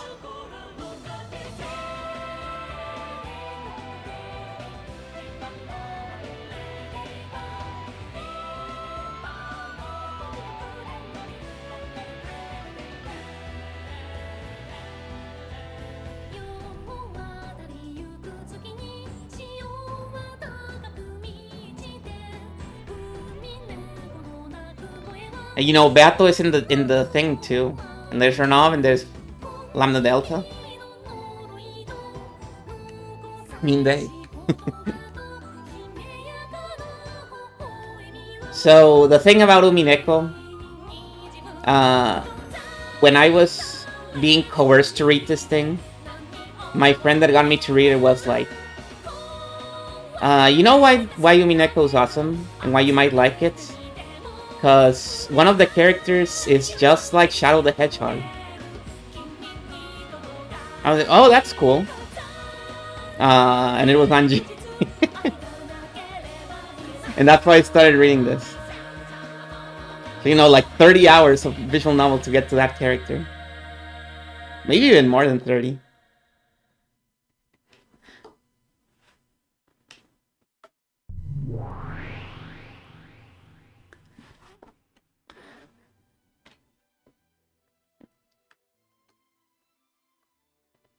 Yeah, they're kind of Shadow the Hedgehog with it, like a lot. Fucking music. I'm always thinking about this scene. Good morning, milady. My. You do appear to be in a good mood. What a pleasant awakening you seem to have had. What do you mean, pleasant awakening? I was so excited, I couldn't sleep a wink. After all, the curtain is rising on the fun fourth game. It seemed that she truly had been so excited that she hadn't gotten any sleep. Did she show absolutely no signs of lacking sleep because she was young? Or because she had the mind of a little kid? Arnold chose not to say that aloud, and laughed instead. I really ran that battler into the ground last time. Ah, the look on his face when he was like, you tricked me! That was so pathetic. Even so, Is that guy still feeling down? Feeling down, you say? Well, that's right. That man's a bit too trusting for his age, isn't he? You're not doing this bit anymore. You can do it if you want. Indeed. Although you could call that his charm.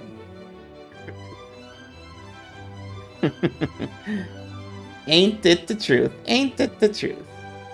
Well, speaking of which, didn't he totally fall for that one last time? Yes, totally and splendidly. You violated the purity of one never deceived since the time of his birth, as well as his rosebud-like innocence, all to your heart's content. Even the joy of dashing across a field covered with beautiful new snow on a winter morning and trampling it completely wouldn't even begin to compare. Didn't you take Battler Sama's innocent hearts, and quite thrillingly, splendidly, atrociously, mercilessly, and unculturedly go just a little too far? And you insulted him to the highest degree, enough to make one uneasy. Most people would be crushed after something like that. So much so that they wouldn't want to see your face ever again. I know that much. He also thought that if he was too disheartened to join us at the table, even though the fourth game is finally starting, that would be such a pain. So I came to you, thinking that it'd be better to prepare a countermeasure for that case beforehand.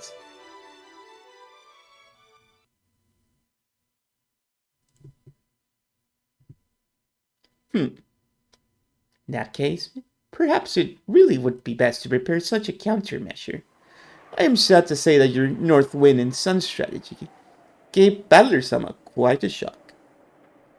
Oh, a shock, you say? How bad of a one? Beata lowered her voice slightly, asking timidly. Renaud followed suit and lowered his voice in the same way. In truth, he has been crouching and clutching at his knees for some time now. I spoke to him several times, but he did not answer. I also brought him some food, but he never even touched it. That's troublesome. Is he really feeling that down? It is only natural. After all, you thoroughly beat him down, milady. That would make most people start to distrust humans. Oh, distrust of humans. How convenient. Let him give up on humans and trust witches. Oh. Sorry. I shouldn't fool around too much. Beato had tried to joke about it, but the situation seemed to be quite serious. So that even she took the hint and hid her laughter.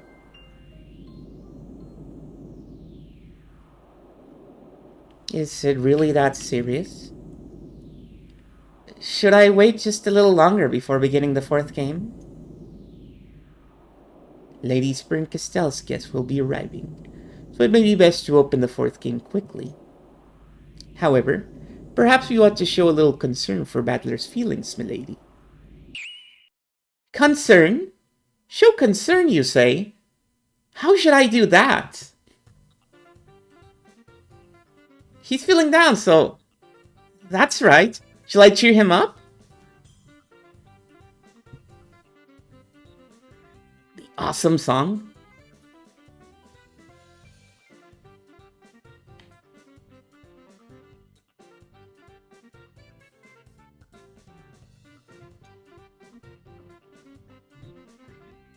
When a person's heart is dark and closed off,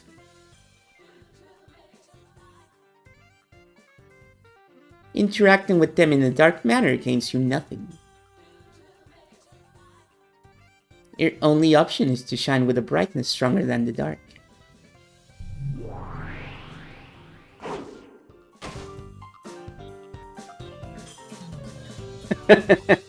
No, no, no.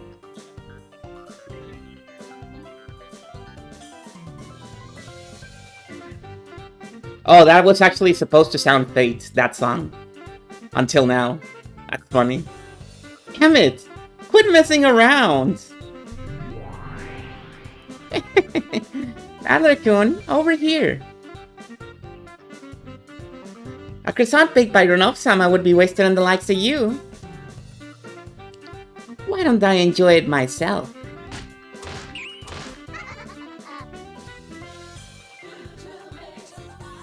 Badler's stomach involuntarily growled at the fragrant smell of the croissants. His breakfast plate was empty, but Badler hadn't eaten any of it. The biggest glutton of the seven sisters of Purgatory. Beelzebub. There we go. Had waited for Renov to leave, and had then come to snatch the food away.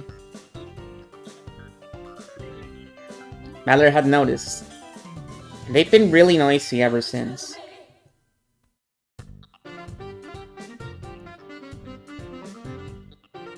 Even though Beelzebub only had to give it back immediately, or else throw it into her own mouth right away. She intentionally ran around in circles, making fun of Badler. Give me my breakfast back, damn it! If you give it back now, I'll let you off with a single flick to the forehead. But just you try eating it. What? Are you gonna eat me up instead? If you think you can, just try it. I'll bet I'll be as sweet as honey pancakes. Ah! Gotcha. Right now, I want to eat that bread even more than your thighs. Be a good girl and give it here. So you resist until the end. No way, I won't give it to you. Even the croissant wants me to eat it. Yay! Yahoo! Good morning, Battler! Are you still moping so early in the morning? It's the beginning of a new day, and a new game, so let's get our spirits up. She flung the door open. Like a marathon runner drawn on a certain caramel box. You know what I was thinking about this scene before? This scene reminds me of when you're watching a cartoon, and the cartoon has live action segments, like the Super Mario Brothers show. This is how this scene feels.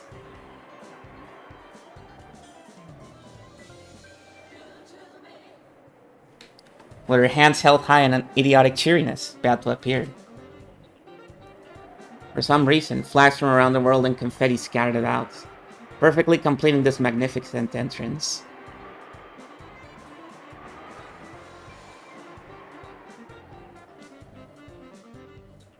Badler and Beelzebub, who had been fighting over the croissant, completely forgot about their argument, speechless.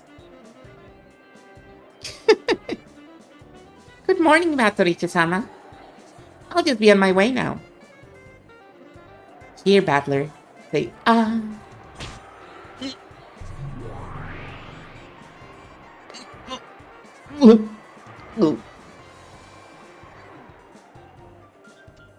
Hey! Morning, Battle. Glad to see you're cheering this morning. Battle and Battler looked at each other.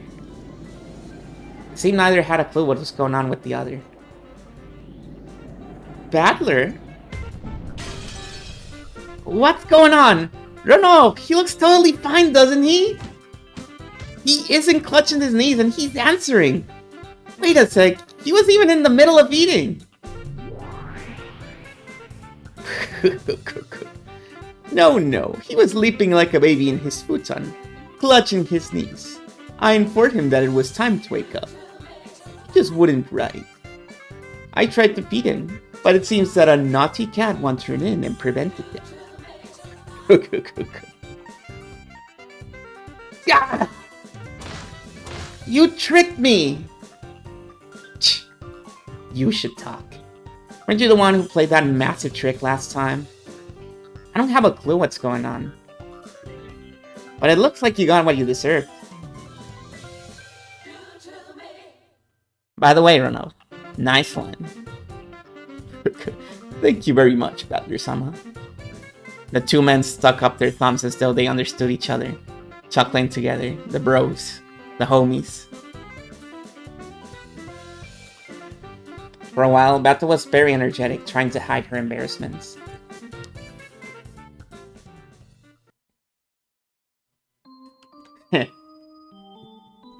Don't take me so lightly. Do you really think I'd still be hiding in a corner, holding my knees? Then, who was that person crying their eyes out in frustration last time? You could have gathered your tears in a jar and called it face lotion. Shut up. I wasn't... Just because I was a little surprised by your crappy act. I might have looked a little lame, but don't think the same move will work twice. Of course not. And don't disappoint me by falling for the same move over and over again, okay? Yeah, just you watch. I'll show you that I'm a guy who gets stronger every time he's being down, like Goku. But, Beto. Yes? What? Don't do it again. Oh? Why's that? So you really are weak against a rare attack. You and I are enemies. We'll certainly never join forces. I now understand that clearly. So don't you ever try to trick me about that fact again. You say that, but knowing your weaknesses, I'll... Battle thought they were still joking around. But that tone had disappeared from Battler's expression some time ago. Battle felt as though his eyes were like the surface of black tea that had cooled down. You hear me? Don't do it again. I don't get it. I might do it again when you've forgotten, right? Don't do it again. Pierced by his strong and forceful gaze, Beato held her tongue. Maybe she was certain that Battler would break that silence with laughter. However, Battler's serious expression didn't change in the slightest. So to break that silence, Beato had no choice but to start laughing herself. Very well. You and I are worthy opponents. No matter how friendly our relationship, we'll never be anything more than a pair of enemies. If you have not mistaken this, that is enough for me. That's right. I almost forgot you were my enemy for a second there. I won't embarrass myself like that again. I won't fall for your rare attack again. Never again.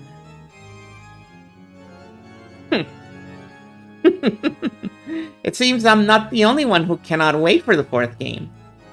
I'm pleased, Battler. Come, take your seat. Yup.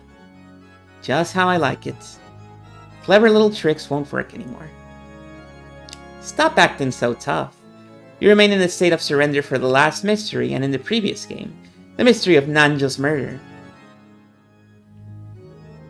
My answer for that one's still on hold for now. But that doesn't mean that I've lost heart. I'll definitely break your red truth and show that I can deny witches. A commendable attitude. You truly are a man like a phoenix. Don't betray my expectations. With that, let us raise the curtains on the fourth game. But before that, it seems we must welcome a new guest. A guest? You remember us well, correct? That mystery girl who appeared at the very end of the last game without an invitation, ruining my fun. That person. What the? Hang on, what? What do you mean? You're scaring me.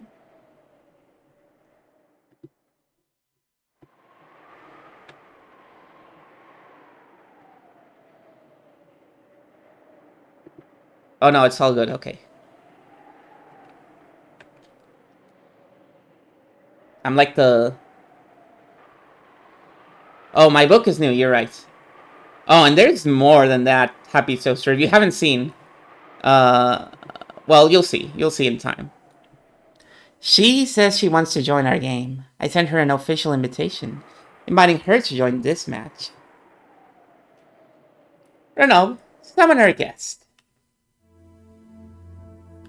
There's no need. I'm already here.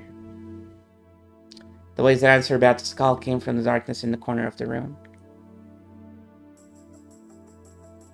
When Ballard turned around in surprise, he could now see that mystery girl there. My. How rude. All you had to do was greet us as soon as you arrived. I don't make a habit of talking to people before punching them. After I punch, it's a different story, though. Oh.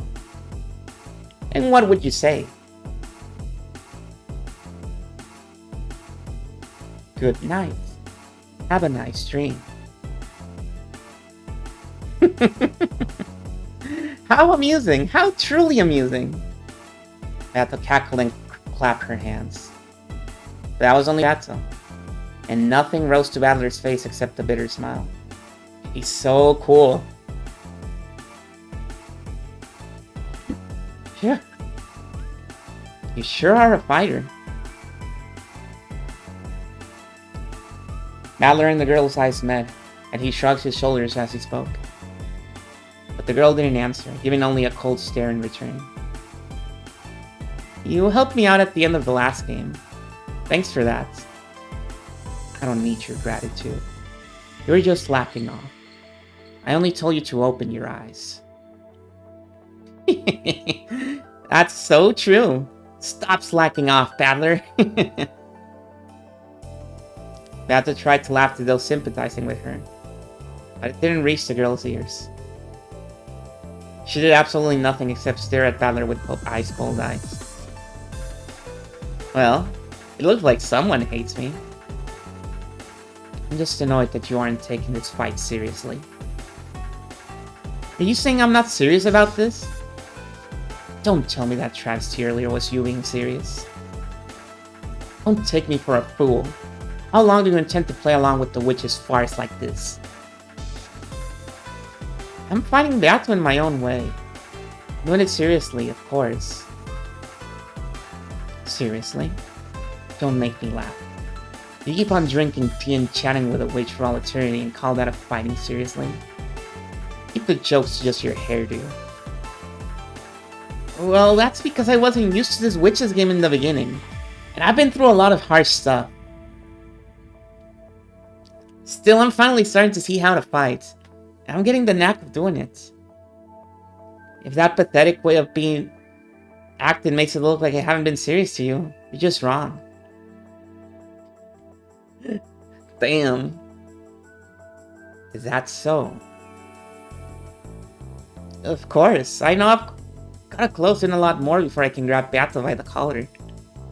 But no matter how long that distance may be, it's still finite. And in each game that passes, I'm steadily closing that distance step by step. No matter how long it takes, I'll close in on that witch and it'll definitely checkmate her. She's really dedicated.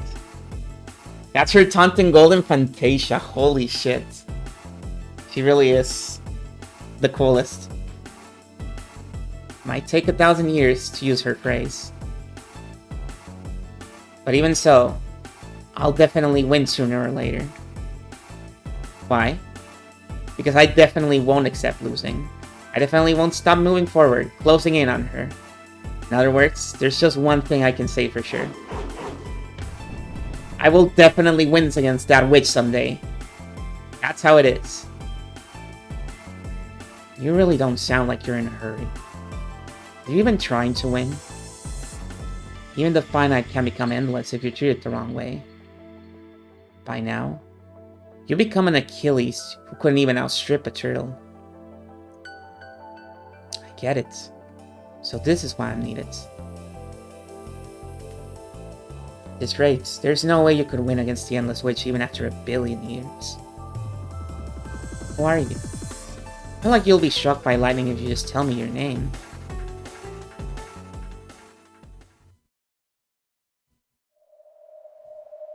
At that point, the girl fell silent, gazing straight into Battler's eyes. At first, Battler faltered under the firmness of that look, and his gaze wavered slightly. But then his eyes gradually began to be sucked into the pupils that were staring at him.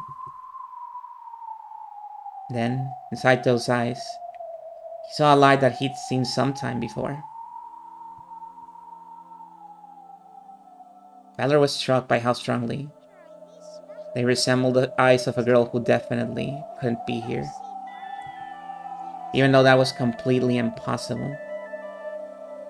I know it's stupid, but for some reason, it feels true to me.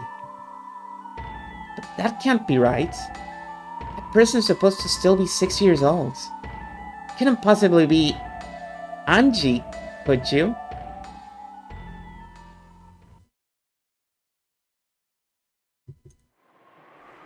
If I were to say, that's right, would you believe me? I'll put it another way. If I said, I'm your ally, so trust me, would you believe it? Would you unconditionally trust some unknown girl you're meeting for the first time, just because she looks a little like someone you know? It's because you're such a softie that you got tricked so easily in the last game and cried so bitterly. You said it yourself. That kid is 6, right?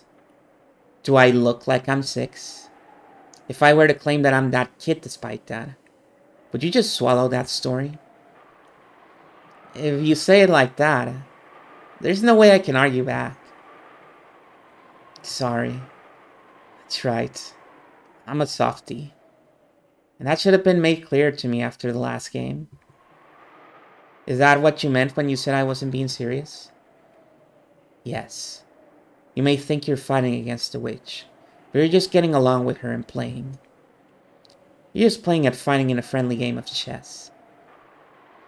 That may be a serious contest for you two, but looking at it from far away, I only see you playing around and following the rules like you're good friends. That's harsh. But as long as you're unable to win at this game, you won't be released from this place. That's why I came. I came to bring this game to its conclusion. You claim that you're closing in on the witch, but you're just like a hamster running around in a wheel. Oh, one of those? Those things that run around and around in place, night after night? At a glance, you might think that running around in a wheel is endless. The endless witch, Beatrice. It's just like you. He thinks he's fighting, but he's actually just running around in a wheel while making a fool of himself. This isn't a game. This is nothing more than a cage to shut him up in for all eternity. Oh. You liken my endless to something like a wheel that a mouse plays in? Interesting. Interesting. Something that's endless in a certain dimension can be less than endless in a higher one. The fact that I'm manger. Oh, a meager. It's probably meager. A typo. Meager sponge has infinite surface area. Only matters in a world of less than 3 dimensions. In the 3-dimensional world of reality, it has 0 mass. Not only is it not endless, it doesn't even exist. Or is it actually a Menger sponge? Maybe it is. Maybe I don't know what it is. What an assertive woman. It seems you're worthy of being called my enemy. Oh, it's a math thing.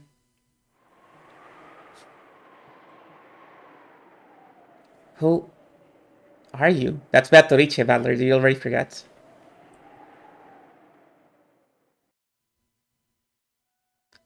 I am your ally. and an enemy of witches. Of course, you don't have to believe it. No one can prove that I really am your ally. On the contrary, it's more desirable that you keep your guard up strongly enough to find me very suspicious. That's right. Last time ended up pretty bad. I gotta be at least that careful. I don't plan on getting tricked twice.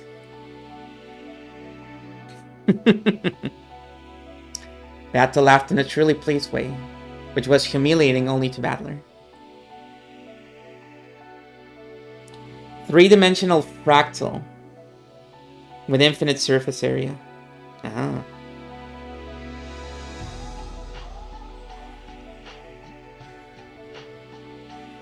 People don't just get tricked out of the blue. That only happens when they fail to check things for themselves and leave it to other people. Saying that you thought the light had turned green just because you saw other people start crossing doesn't count as an excuse for getting into an accident. Get it? Yeah, I get it. You're telling me not to swallow information given to me by others, but to think for myself. Never stop thinking! In the past, I swallowed all the magic Beth showed me. Stop thinking. So I was useless.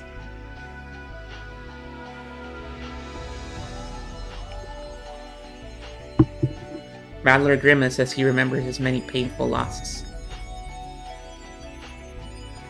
The witch watched and laughed again, putting on a bold appearance.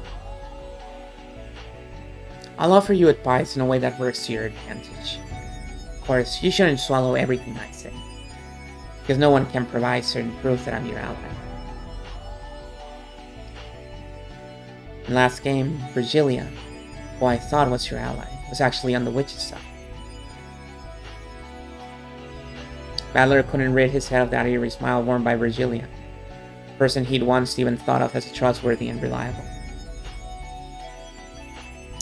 So I don't need you to unconditionally trust me. You might as well take my advice as nothing more than an opinion to be considered. After all, the player who's fighting in a game against the witch is you. That's right. Saying I lost because I followed the moves of an outsider would be just too pathetic an excuse. Oh yes, my opponent is Battler. You are nothing more than an outsider. You should bear that in mind. No, I'm not an outsider. With Beatrice and Ushinomiya Battler. And I, who gaze down from above. It's almost like a fight in the shape of a triangle. At a glance, it might not look like a united front, but having a united front doesn't necessarily mean fighting together. Oh. What an odd thing to say. Just now, he described fighting with you as closing the distance. But he can't measure distance with a single eye. Only with two eyes are things visible in 3 dimensions. And only then can distance be judged. He's really big on geometry, I think. She's a geometry head. And even when you have 2 fields of vision, it's pointless if they're in the same place.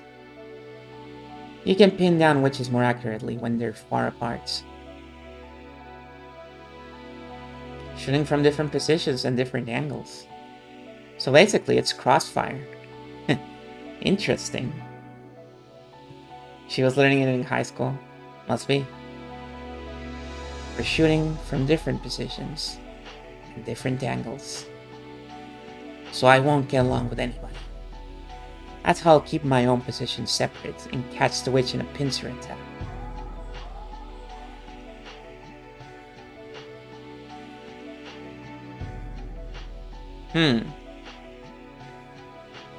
Are you okay with this, Battler? This girl may actually be an ambush I set up, right? She might just be saying something plausible to gain your trust, right? Maybe. She's been saying that over and over again herself. So of course, I can't blindly accept her advice. But as to whether she's worthy of trust or not, I can think for myself and make a decision. As long as I don't stop thinking for myself, I won't be tricked by anyone again.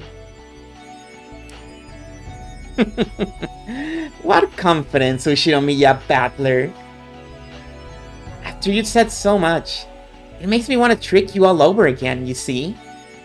I can't wait to see what kind of face you'll make when you realize you've been duped once more. How pleasant.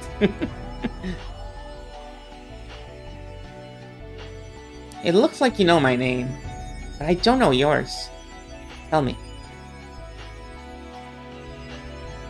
For a while, the girl remained silent, without changing her expression even once.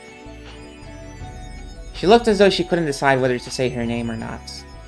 Or possibly, as though she was deciding on the name she'd say on the spot.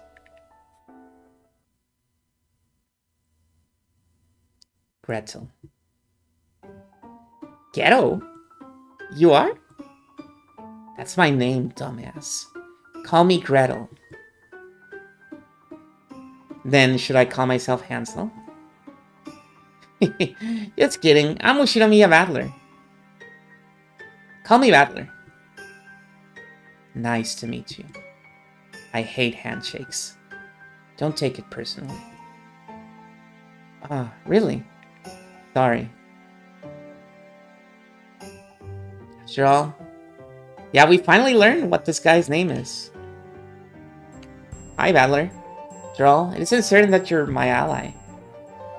And you just told me to keep my guard up, too.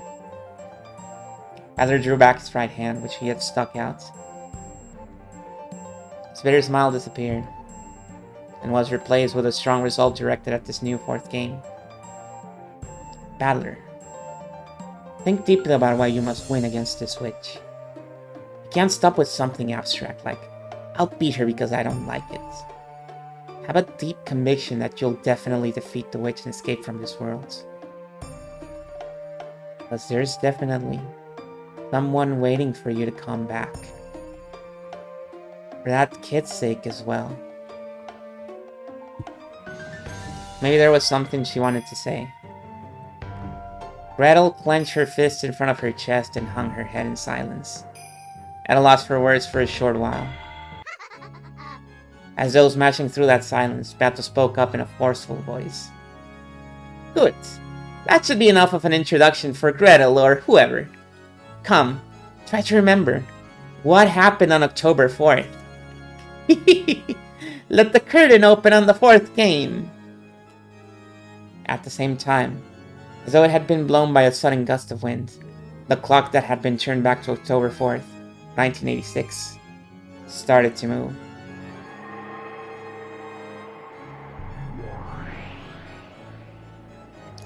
While we remain in the witch's tea room, the blue-gray sea and the green Rokkenjima spread out beneath us. And we could see a boat heading there, its wake trailing behind it. The sky was already cloudy, and it seemed that the barrier of the typhoon would soon shut the island away.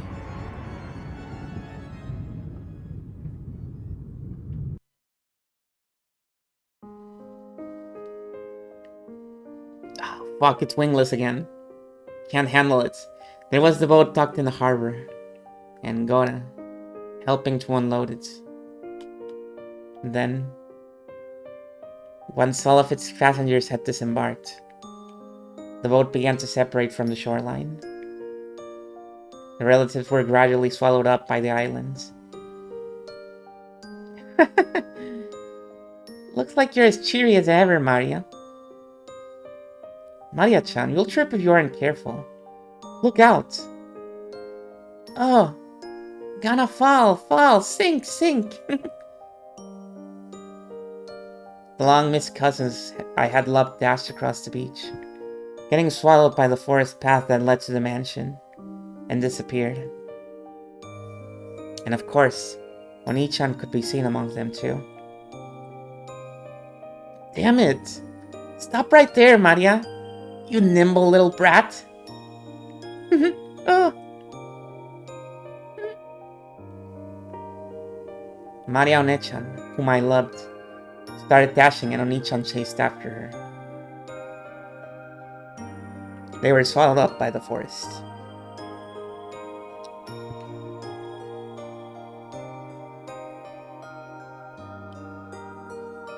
There's even Maria, yes! Following them, father and mother were also swallowed up.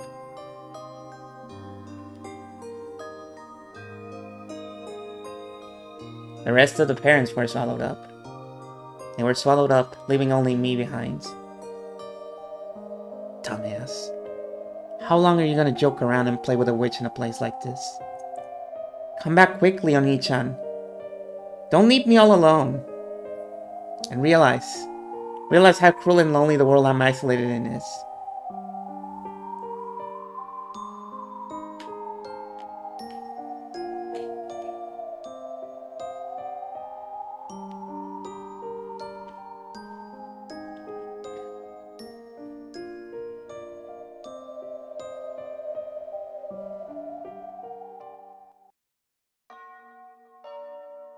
Anji's future, St. Lucia Academy, after 1986. Oh no! You say the same thing. Good day to you. Good day to you. Good day to you is a standard greeting used here. No matter how many years pass by, this style of greeting still feels very awkward. Even though I responded to the greeting in order to stifle that awkward feeling. The classmate who had spoken looked at me blankly. Huh? Huh? What's that? Seems you're mistaken. Their choice of words and manner were certainly what you'd expect from a school for rich girls. But the actual meaning was as innocent and cruel as you'd expect from kids of that age. It seems they found it funny that I mistakenly thought the greeting was directed at me. No, it might be the opposite. Maybe they didn't know how to react after being suddenly greeted by a gloomy, quiet kid like me. No, judging by the gazes of my classmates, who were looking this way over their shoulders and whispering to each other. It looked as though some of them considered this refreshing morning ruined. It was dark, because I was disliked. So, trying not to get in the way of everyone's refreshing memory anymore, I stooped lower and entered the classroom. Almost like I was cutting through the aisle in a movie theater while the movie was running. This is an old dorm school, St. Lucia Academy. Or St. Lucia. Santa Lucia. It's not a school that anyone can get into by taking a test. Oh, Happy Toaster, thank you for the subscription. I appreciate it. Oh, also here, you get to see the other surprise. I have a PNG for the future segments.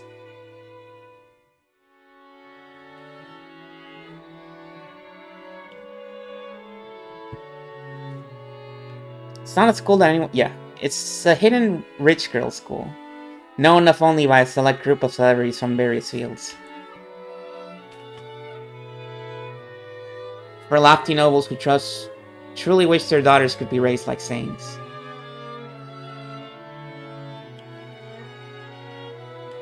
This is probably the ideal school in which to protect them from the impurities of the common world.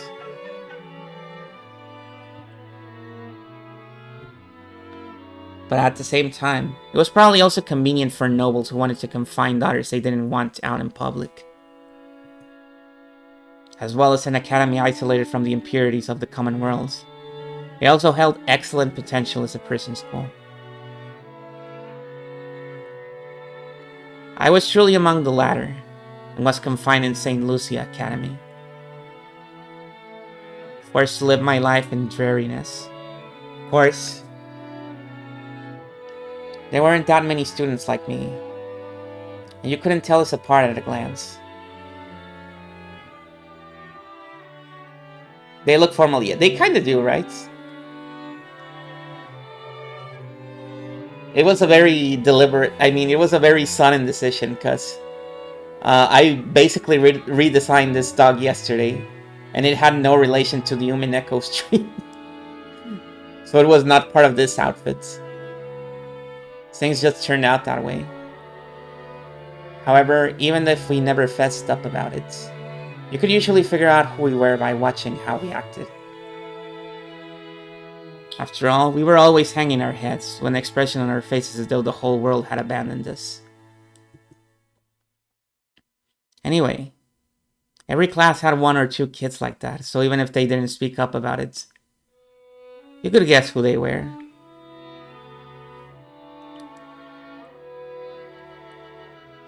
I'm gonna be honest, I drew this and I was like, fuck, this is so cute. Even though I drew it, I felt that way. Therefore, even though I never confessed that I was one of those kids, at some point, everyone in my class knew about it.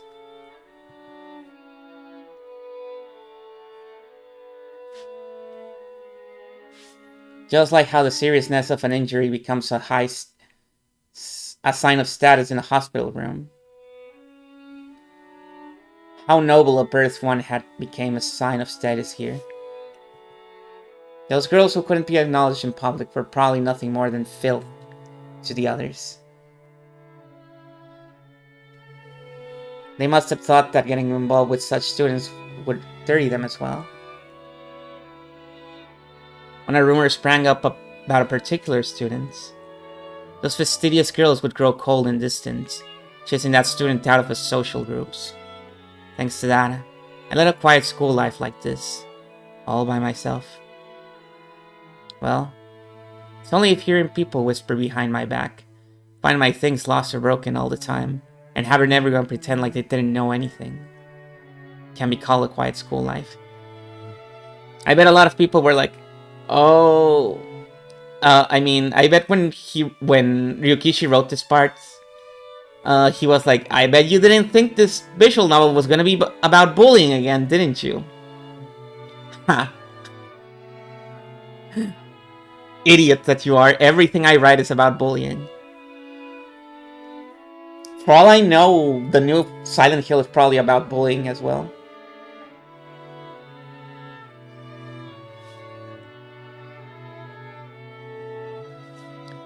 Even this early in the morning, I must look worn out. Big social worker moments. We could have a whole counter of that in this one episode.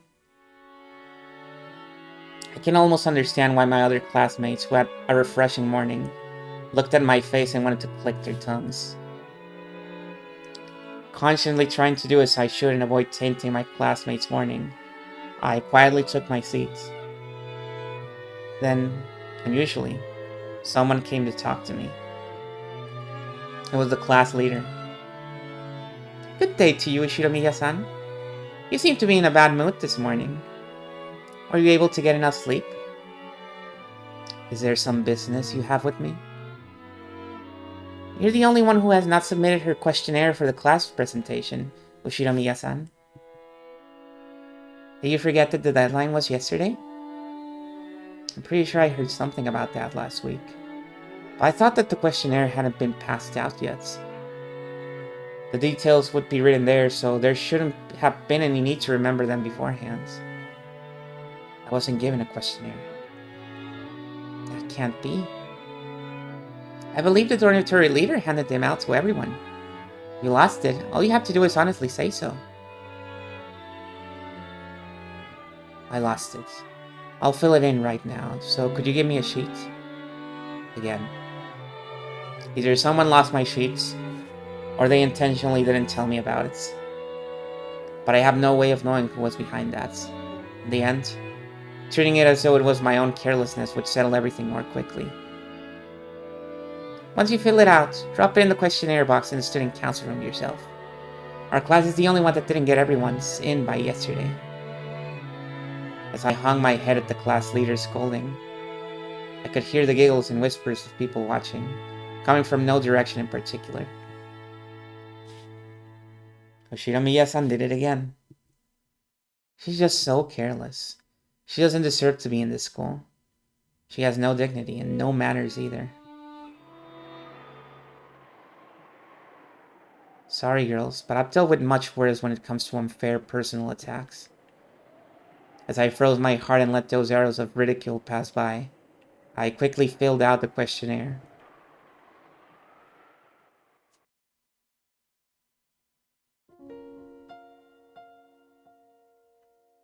Oh, now it's playing Eternity.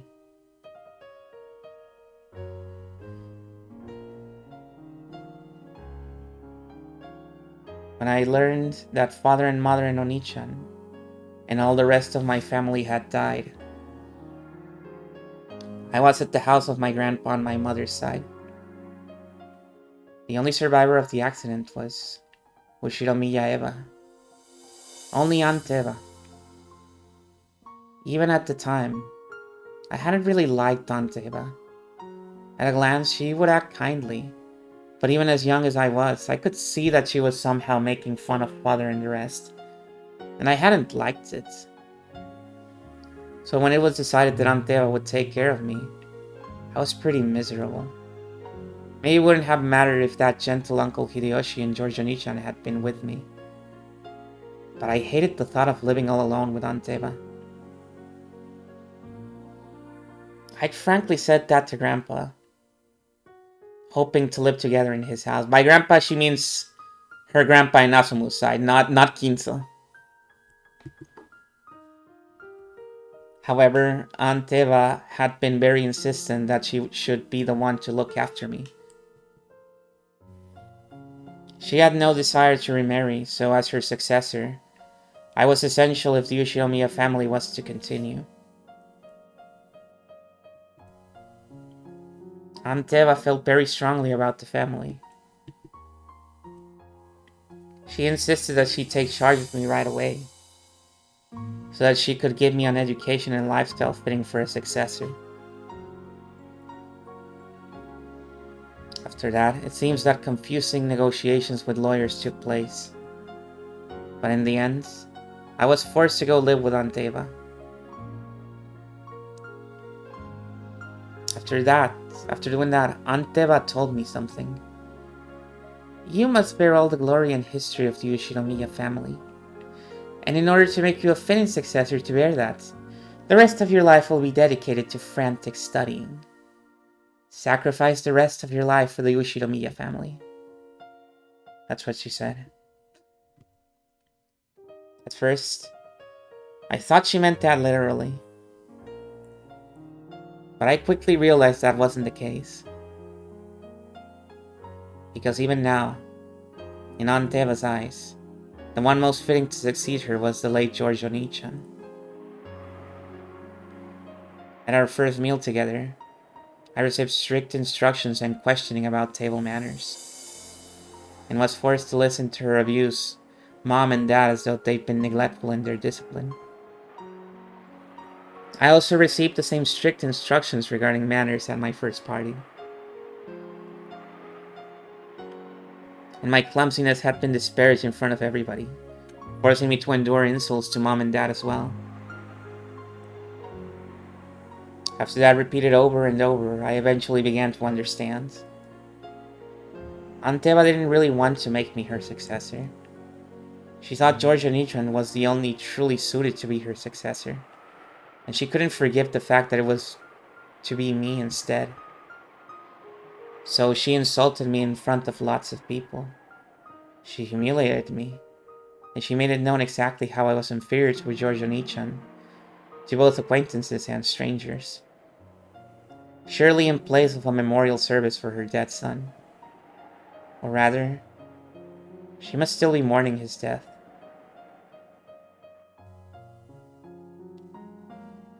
However, that wasn't something I could endure. I couldn't possibly live together with Aunt Eva. I was kept like a pet, my life continually compared with her dead son's.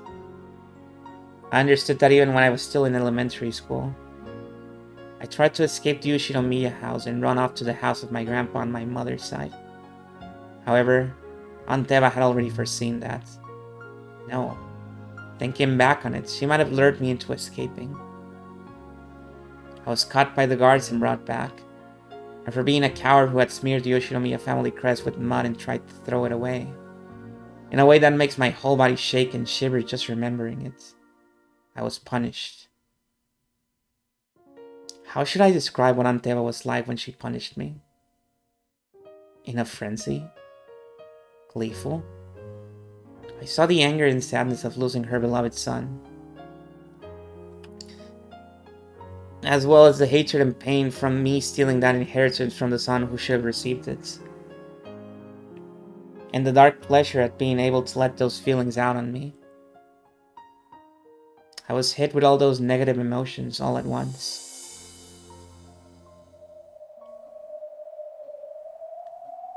Then, all of my free time and freedom to act was stolen, and I was put under surveillance around the clock. I may have lived in a gorgeous mansion, dressed in expensive clothes, but my heart and my dignity had been trampled upon, and I was usually only a family slave, scattled. Compared to that lifestyle, the derisive laughter of my classmates here was calm and pleasant. It caused my heart no trouble.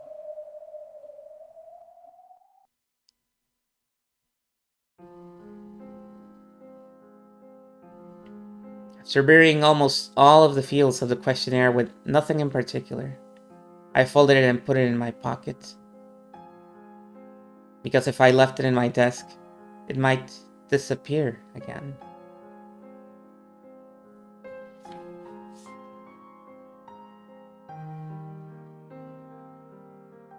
During lunch break, after dropping it off at the postbox in the student council room, I finished lunch by myself as usual and headed behind that school building where no one could be seen.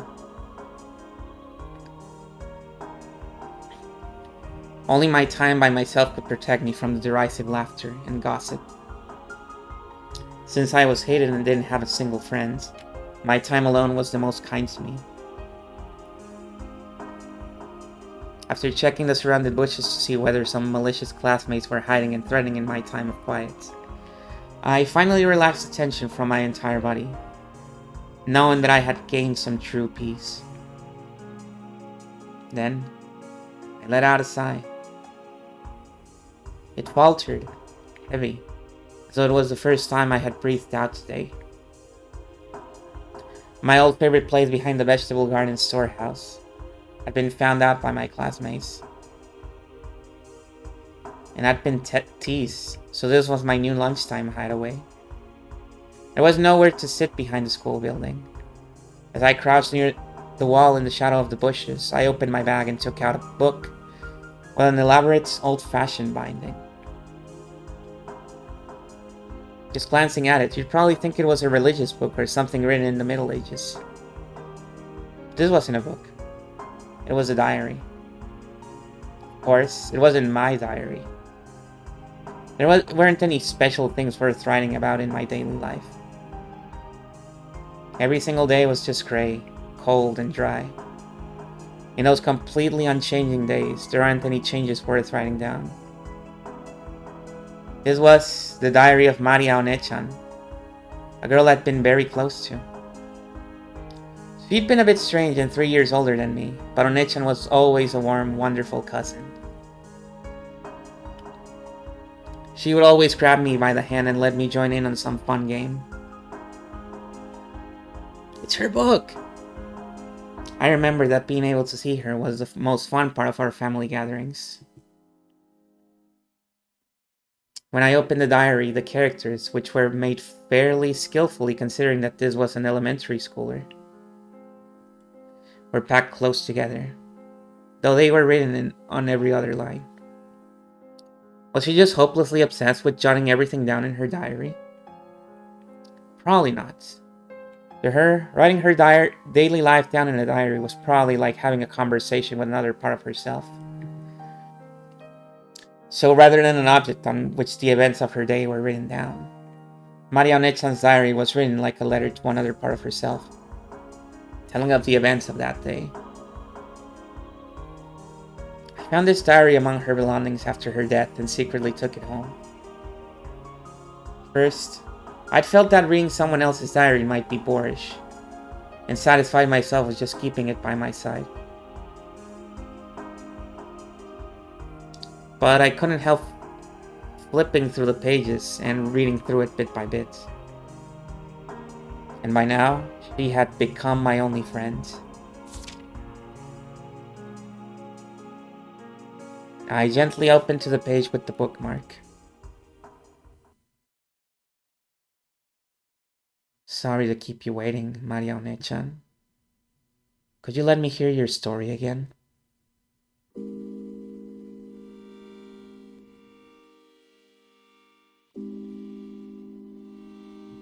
At the same time, a very, very soft breeze blew, tickling the paper.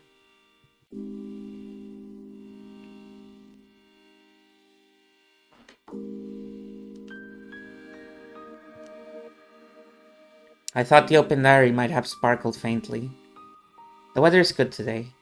Marione-chan loves the wonderful rays of sunlight, so I'm sure she's in a good mood. On the pages of the open diary, no, in the world of the diary, Marione-chan showed herself.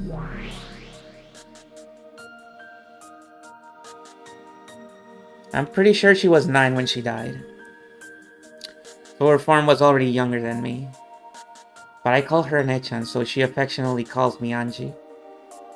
Oh, Angie, you were slow getting here today. Was it packed at lunch? Yes, it's always packed. Groups of friends set up camps in the seats, and they stay there even after they've finished eating. It's pretty fatal if you get to the dining hall late. I was on cleanup duty today. Oh, I ate fast. The faster you eat, the more you can play. Oh. Maybe she realized I was holding a grudge because that duty had been forced upon me and shortened my lunch break a bit. Marione-chan brightly changed the subject.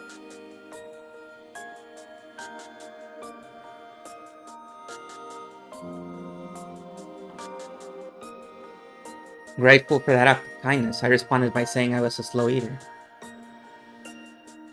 Maria calmed me down, saying something about teaching me the trick to eating fast. I read about it in her diary.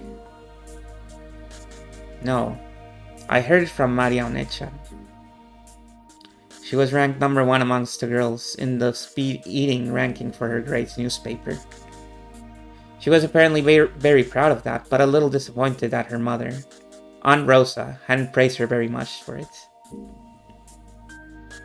Oh. Then, let's start our story for today. How far did we get yesterday? Huh?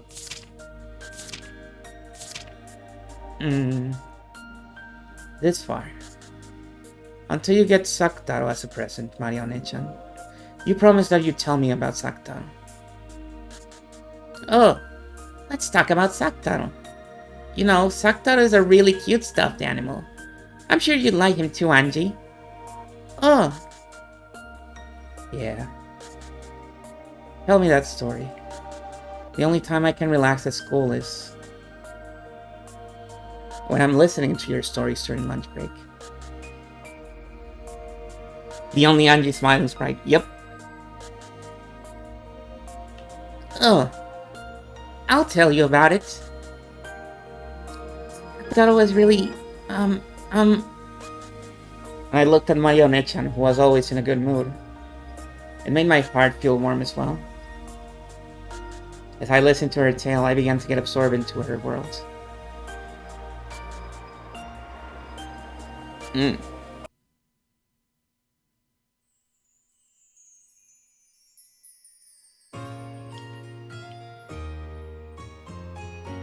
Anyways, we're back in the 80s.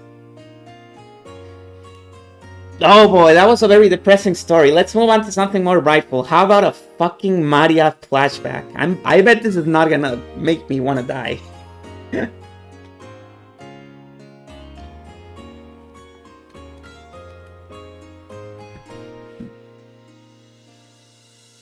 Happy birthday, Maria! Sorry I got back so late. Oh, good job with your work, Mama. I know you're busy, so even though you were late, I waited without crying. I was good and waited, watching TV. Yes, you're such a good girl, Maria. As a present for waiting politely, you can order anything you want today. Of course, only as much as you can eat, okay? Oh! Today, can I change my corn soup to onion gratin soup?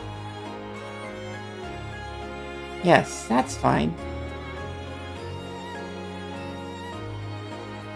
Oh! It's 200 yen more expensive, but can I change it to prosciutto pizza? Yes, that's fine. If you really can eat it. But that's okay. It's your birthday after all. There must be a reward for the good girl who waited so patiently. Oh. Then can I have an enchilada cheesecake for dessert? And then the chef's choice for fruit salad and kids' french fries. Want to drink melon soda too? Oh. I'm a good girl. I'm a good girl. Mama praised me. Oh.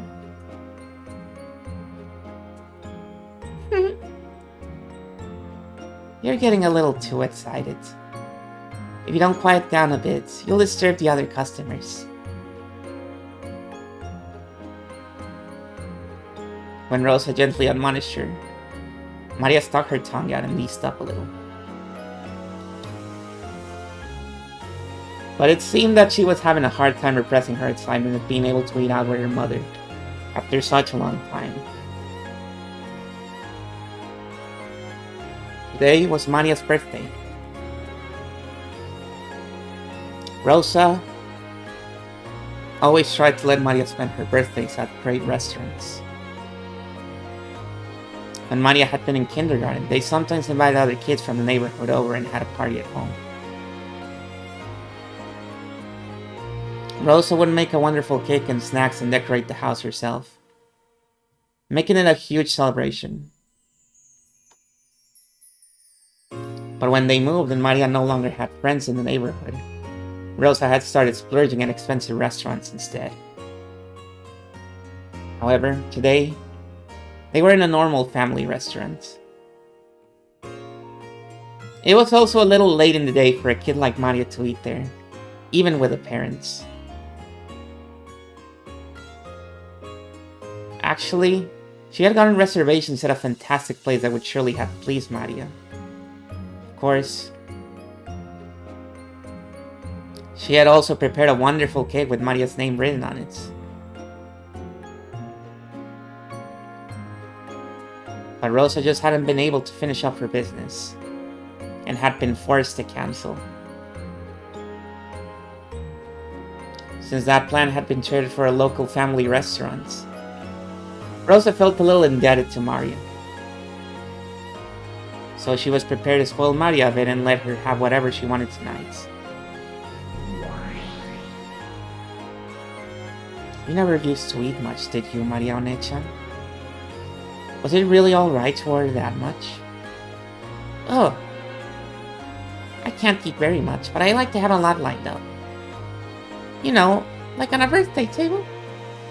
If it's colored all over with red and blue and green and yellow, it makes you really happy. You're right. Having your birthday table be colorful can make you feel happy. Birthdays at my place were no match for yours, Maria One-chan. The cakes we bought at the Fumiya store in front of the station were always gorgeous. Angie thought back to her own birthdays nostalgically.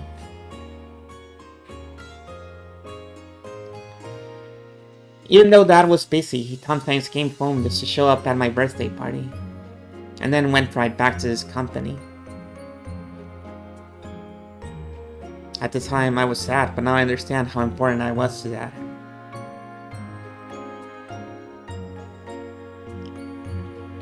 Of course, Mom also took very good care of me.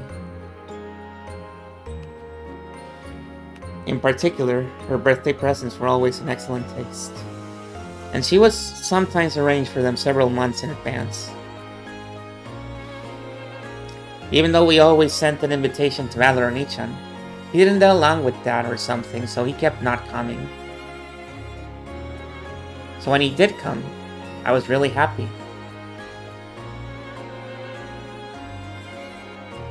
The birthday party is when the whole 4-person family gathered and made for fun memories that I'll never forget. Oh. Angie's birthdays sound like a lot of fun too. Valor and Uncle Rudolph are really lively. Yay! Yay!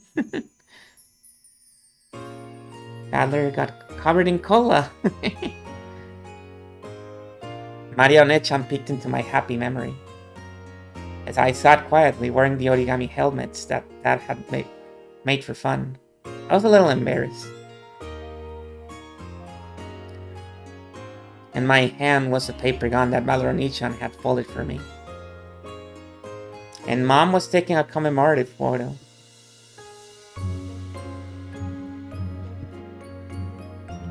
It was the happiest moment of my life.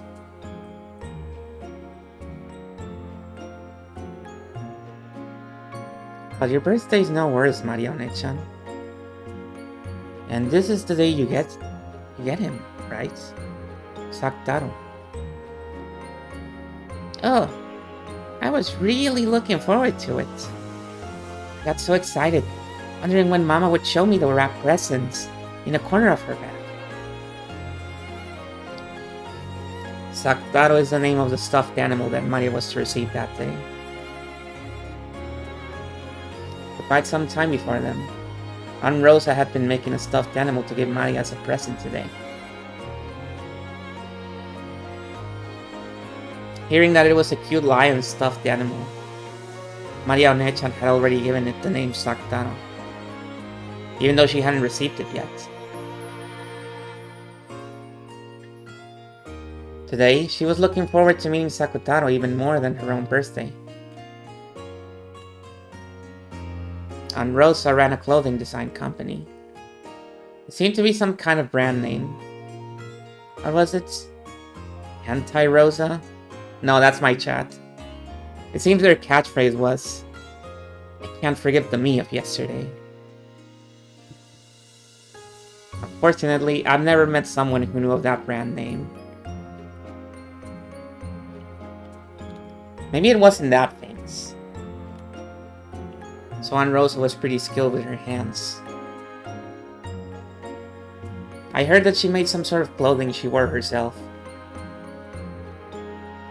So making a stuffed animal had to be well within her capabilities. A handmade stuffed animal. Pretty amazing. By the way, why'd you call it Saktaro? It is kind of insane. I mean, there's a reason why it didn't work out, you know? Ugh. Actually, I wanted to call it Sakura. But it's a male lion, so she told me to give it a boy's name. It's a fucking stuffed animal, Rosa. Who cares? She's projecting. She's projecting a little bit, yeah. So I added a boy like Taro and called him Saktaro. Eventually, the last O disappeared.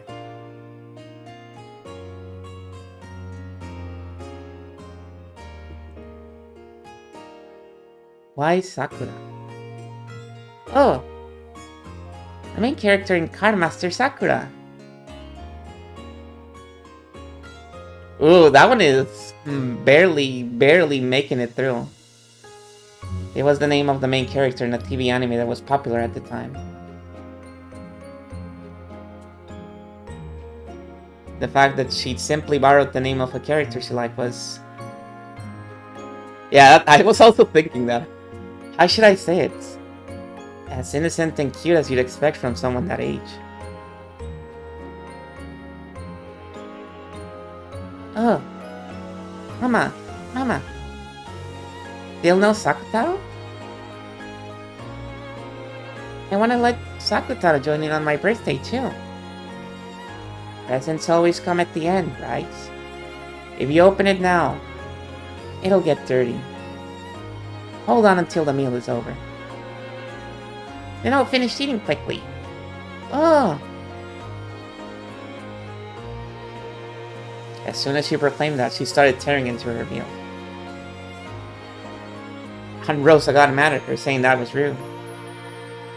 I think that she expected this would happen right away. I also thought that, given how straightforward Maria was, that was probably what she'd do. So it was kind of pleasant when my expectations weren't betrayed. In the end, Aunt Rosa lost to her daughter's eyes, which were sparkling with anticipation. Cleaned up the table and took out the long-awaited wrapped presents. Happy birthday, Maria! I wasn't able to spend much time on it, so I couldn't make it very well. Oh, if you made it, I'll be happy with anything. Oh, Sakutaro! Sakutaro!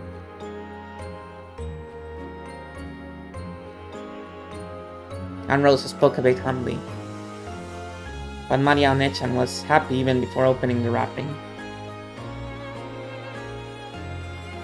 I could really understand that feeling. Not a problem of quality. Just the fact that it was a handmade present was more pleasing than anything. Can I open it? Can I open it?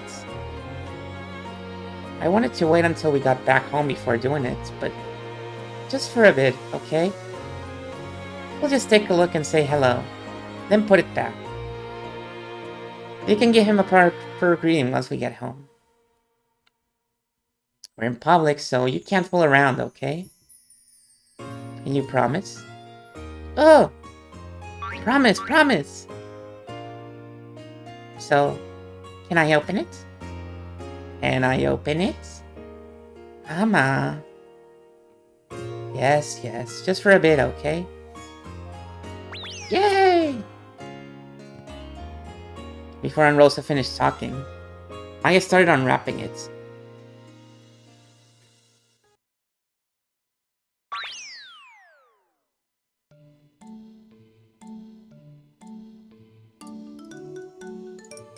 As soon as he did, yellow and orange peeked out.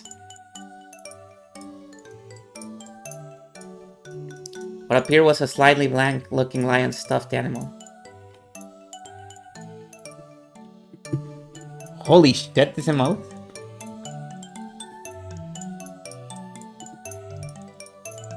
What are you? Oh yeah.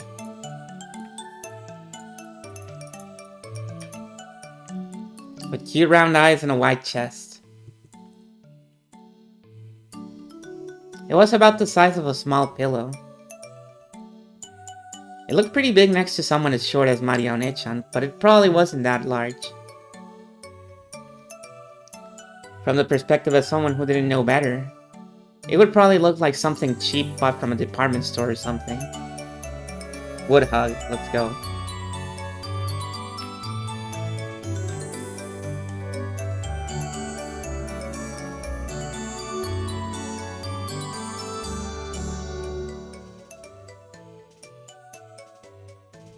Oh my god, it's crazy that this track has a bit of happiness of Marionette's motif in it. But to Marionette-chan's, it was her mother's handmade stuffed animal. For those who don't remember, Happiness of Marionette is the track that plays when Eva finds the gold.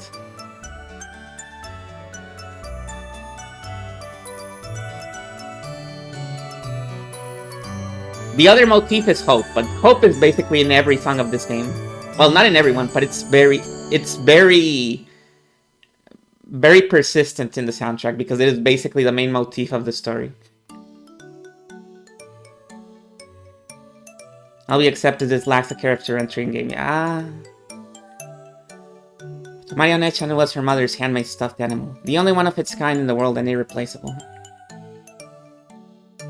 Sakutaro! Sakutaro!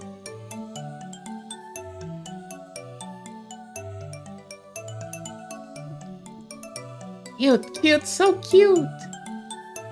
Thank you, Mama. Thank you, Mama. Thank you so much for making such a cute stuffed animal, even though you're so busy with work. If you're praising that much, it's actually embarrassing. I couldn't take much time, so I couldn't make anything that good.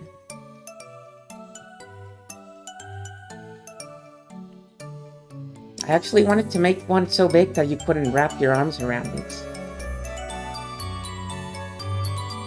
No, this is good. With this size, we can always be together. We can go out together. Taro, you're Ne-chan. What do you...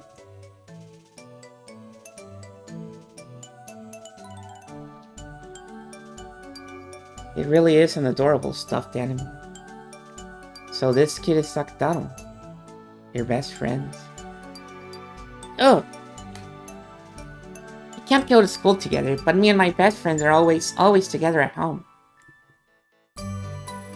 You know, Sakutaro is really innocent and cute, and always nice to me. He supports me when I'm feeling down, and plays a lot with me when I'm feeling good.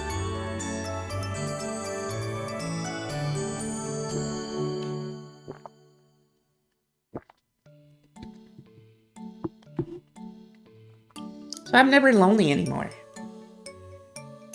Not only when Mama's busy with work, and I'm all alone. Not even when no one plays with me at school.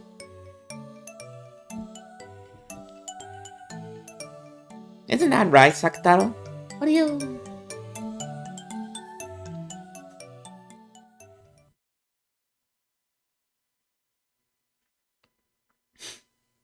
That's cool. Mario Ne-chan had lived in the same kind of environment as I did. Compared to the other kids in her class, Mario Ne-chan's tempo was always a little slow. Her sensibilities and ways of viewing things were a little peculiar. And a little too idiosyncratic for her to blend in. Her grades were low as well, and since she was talkative about everything related to the occult, her specialty, she was treated like a weirdo by everyone else in class. If you were touched by Mario Ne-chan, you'd be cursed. Stuff like that. Apparently, everyone in her class acted like she was disgusting, made fun of her and avoided her. If a boy bumped into Mario Ne-chan, he'd start rubbing that part against the other boys, as if he'd gotten some scum on him.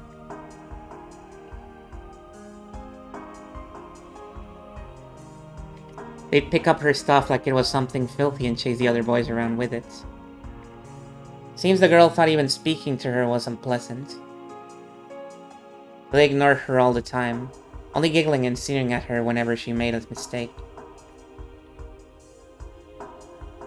It looks like bullying is the same in all eras. Humans really don't advance at all, do they? If only they just get wiped out.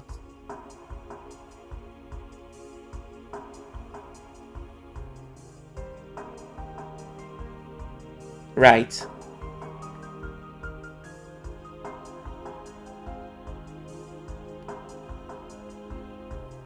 I'm sad when I'm bullied, but I think it can't be helped. It can't be helped. Why not? After all, there's a rule that says every class has to have a single bullied kid.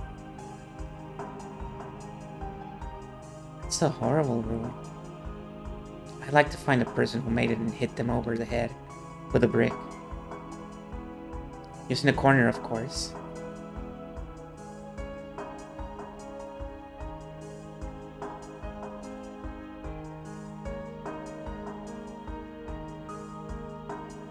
If I wasn't there, then there'd surely be a new bullied kid chosen my place.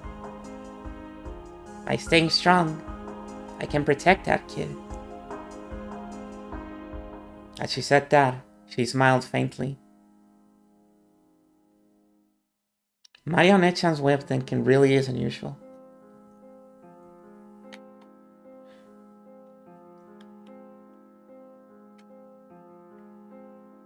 According to her, from the beginning, a witch had resided in that place called a school.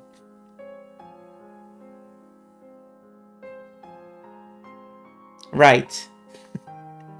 It really is like that.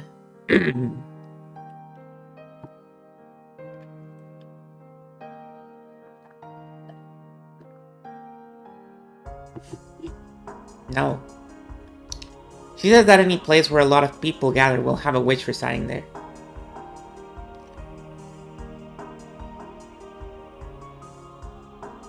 The witch tries to steal the students' souls through death by disease or accidents. They probably needed the mic more than me. Apparently, she sometimes also corrupts those souls, leading them down that path of evil.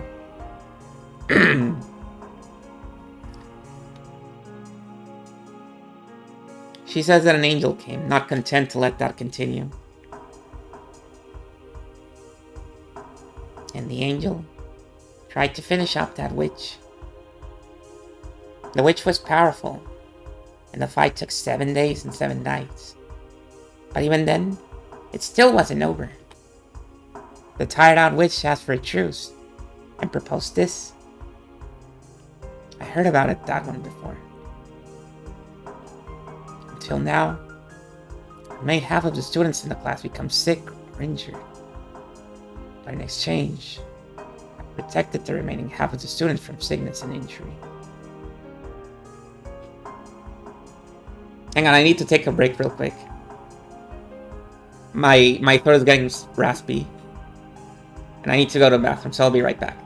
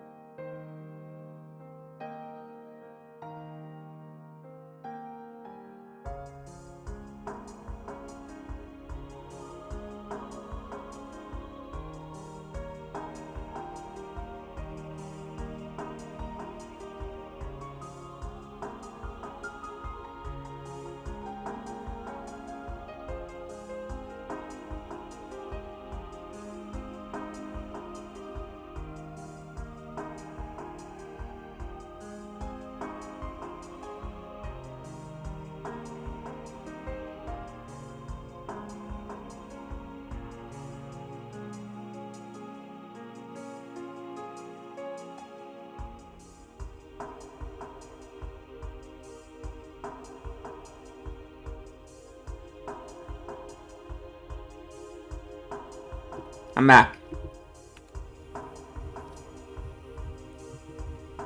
Therefore, if one member of the class becomes a sacrifice to me and is made into the bullied kid, I shall protect all of the other students from sickness and injury, right? Oh, the angel thought about it. Compared to half the class meeting with misfortune, having only one person be unfortunate would be much better. Then, the witch said that she'd protect the safety of all the other students, using her powerful magic. If there are 40 students in a class, and the 20 victims are reduced to 1, then 19 people are saved. It's actually a reasonable proposal. I wonder if there's some theme behind this fairy tale. That is a very fucking funny sentence.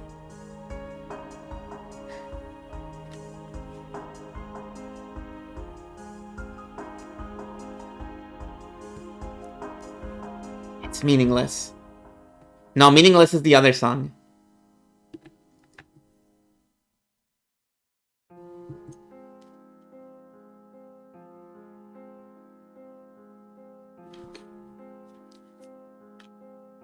If it's a creation by Maria Onechan, a 9-year-old girl, that'd be pretty impressive.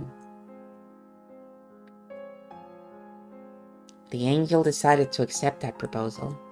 So, with that single sacrifice, 19 people were saved. That's my role's importance. The witch is protecting 19 people. Because we become sacrifices? Well, I don't remember ever being thanked by those 19 people. Maria Onechan's idea was too compassionate. Both of us are suffering from a very similar type of misfortune. And yet, maybe a small difference in our way of thinking changes how peaceful our hearts are. So, you aren't sad, Maria Onechan? I'm not sad at all. After all, I'll be together with Sakutaro from now on. Right? Sakutaro? What do you? I can be with Maria. I'll be happy too. Look, Sakutaro says he's happy too. Oh.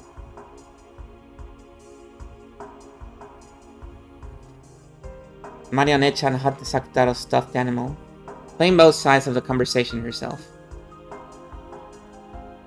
I don't understand it. But that's exactly why I want to reach Maria Onechan's level. This is actually a lot like the conversation between Shannon and Canon in episode 2, right? He's like, Angie, what is the color of the sea? And she's like, what do you mean, Maria Onechan? The sea is gray. It's cloudy.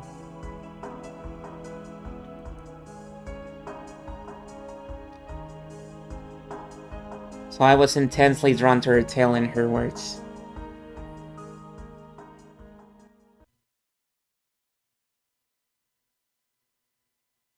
Although almost everything can be tracked back to that one conversation between Shannon and Canon.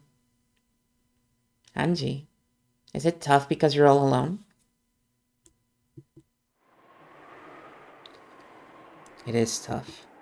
But just the time I can be like this with you is different. Because I'm not all alone. Then, if Sakutaro also becomes your friend, it'll be even more fun. Oh! Then, starting today, Sakutaro is Angie's new friend. Right, Sakutaro?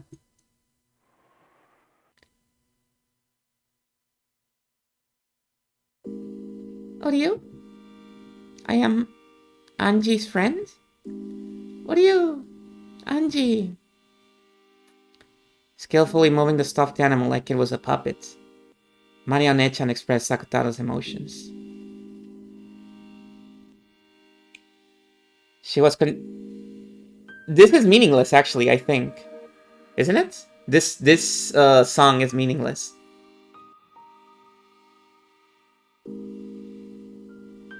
She was controlling him, but the charming way he waved his short hand and cocked his head to the side made it feel like he really was a new friend called Sakutaro. Of course, looking at it with cold eyes, it would only appear that Maria Onechan was comforting me when I was grumpy. But a soul had definitely been sent into that stuffed animal. Very bad at track names. Yeah, I think I only remember some of these because I have like a playlist with all my favorites, and I remember having this one. The ones that I remember from episode 4 are this one, Eternity, and Wingless, which we've already heard all three of them. There's another one, but we haven't heard it, and we're not gonna hear it for a while. The soul of Maria Onechan's love.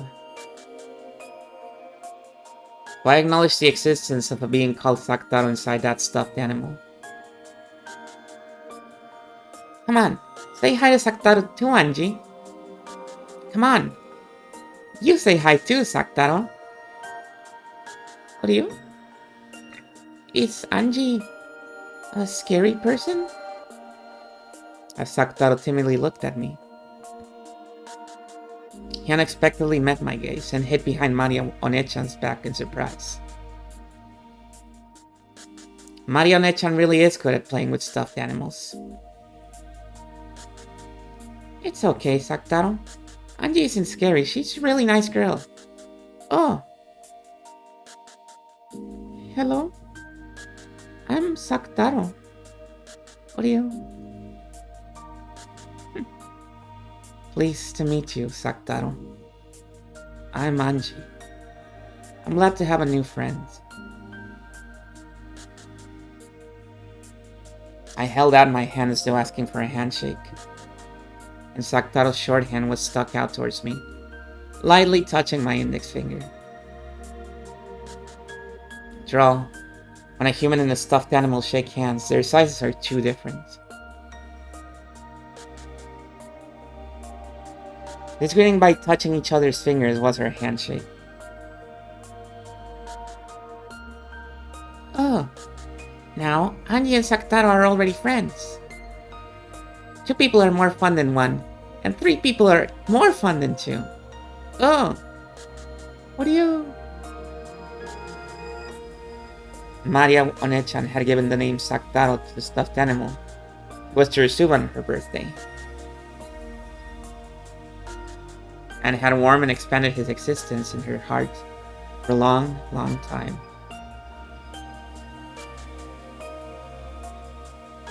Therefore, even before she met him, his existence was sublimated into a personality.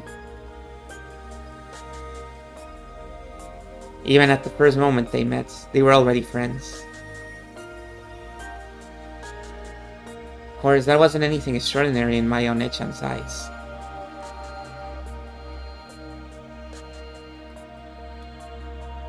Although I don't think she'd personified and loved anything quite as much as Sakutaro. She loved the things she owned very much, treating them just like friends or beloved pets. Maybe Aunt Rosa hadn't let her keep a pet at some point in time, so she felt like treasuring objects instead. And maybe she was so isolated that she'd been forced to find a friend nearby. Because of all that, what happened that day wasn't anything extraordinary from her perspective. Even so, Sakutaro... Maybe I should call him Sakutaro, like Maria One-chan. There's no doubt that Sakutaro was a stuffed animal. No, a friend whom she loved more than anything, or anyone.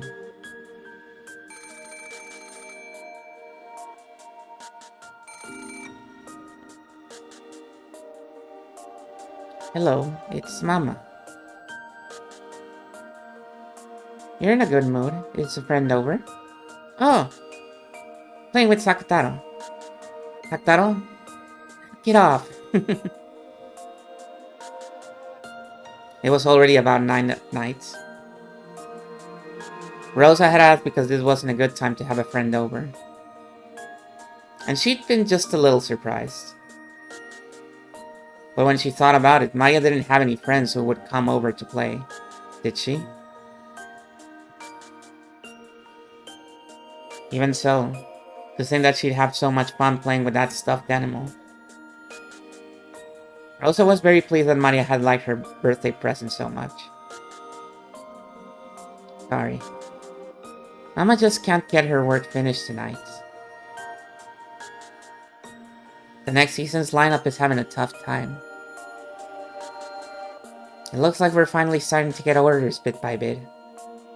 And I want to somehow give it a bit more impact so we can answer to their expectations.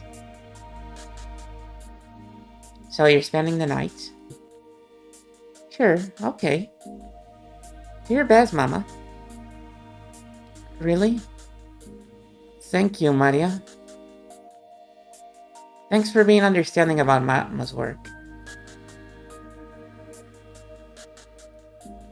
Rosa was surprised that Maria had accepted so easily that she wouldn't be able to come home from work.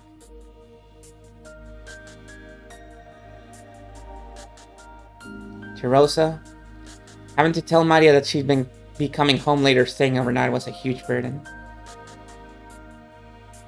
Maria would start crying about how lonely she was on the other end of the phone. And it took a lot of time and effort to calm her down. To think that Maria would accept it in such high spirits. Is this also thanks to Sactaro? Rosa was once again pleased that she'd given her daughter such a good present.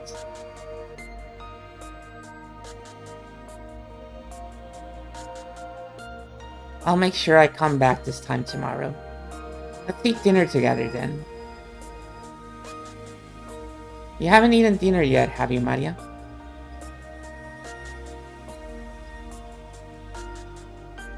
Buy a bento at the convenience store and eat it. No sweets and no soda.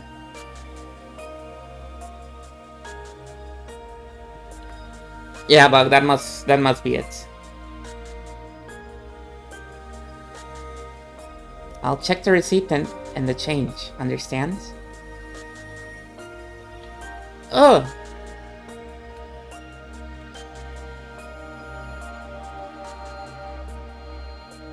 Shopping with Sactaro. Hey! Not Sactaro. Have him watch over the house. From Maria's manner of speech, Rosa got the feeling that Maria might have gone shopping with that stuffed animal without her knowing about it. Rosa's forehead creased, and after sourly saying that Maria definitely mustn't do that, she hung up. Oh. Mama said I mustn't go shopping with Sactaro. What do you? Can't go shopping with Maria. Staying home alone will be lonely.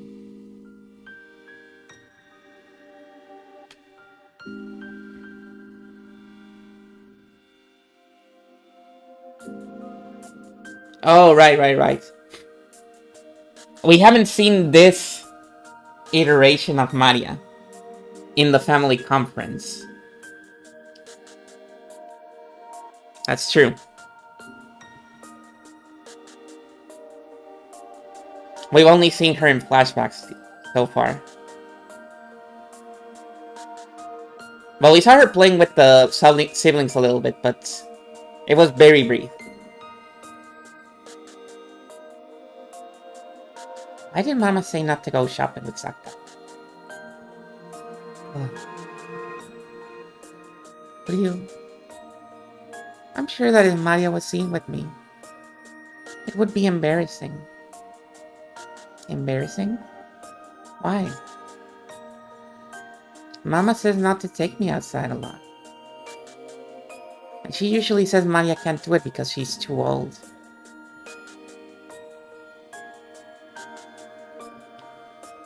What are we fucking doing, man? You can't take your stuffed animal out.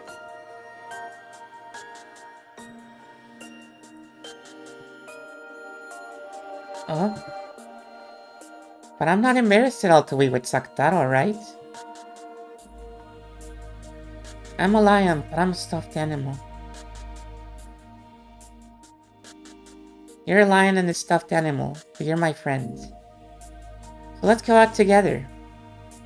Just when Mama isn't around, as a secret. Oh? You aren't saying that you're embarrassed, are you? I'm not embarrassed, but... What do you... The people outside are a little scary. Is that it? And I'll make it so that you can go outside without being scared. Leave it to me. I got something that's really useful. Maria started fishing around her messy room.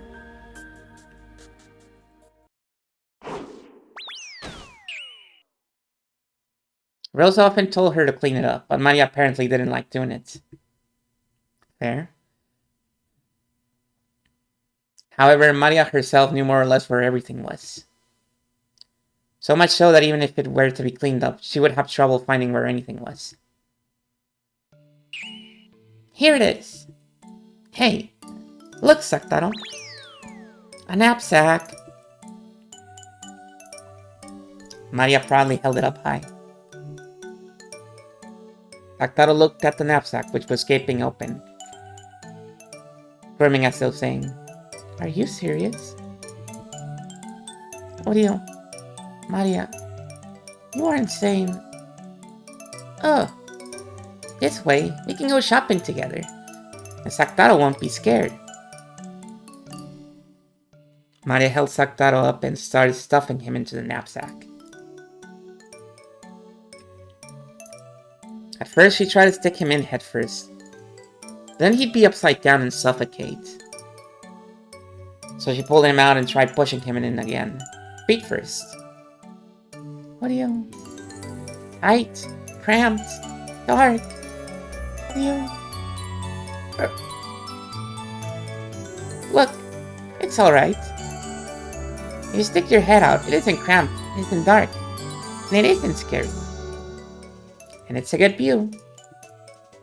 Oh. What are you? You're right. Is it okay for me to go shopping with Maria like this? Yeah, it'll be fine. What should we get for dinner tonight? Come on. Go out, Saktaro. Oh.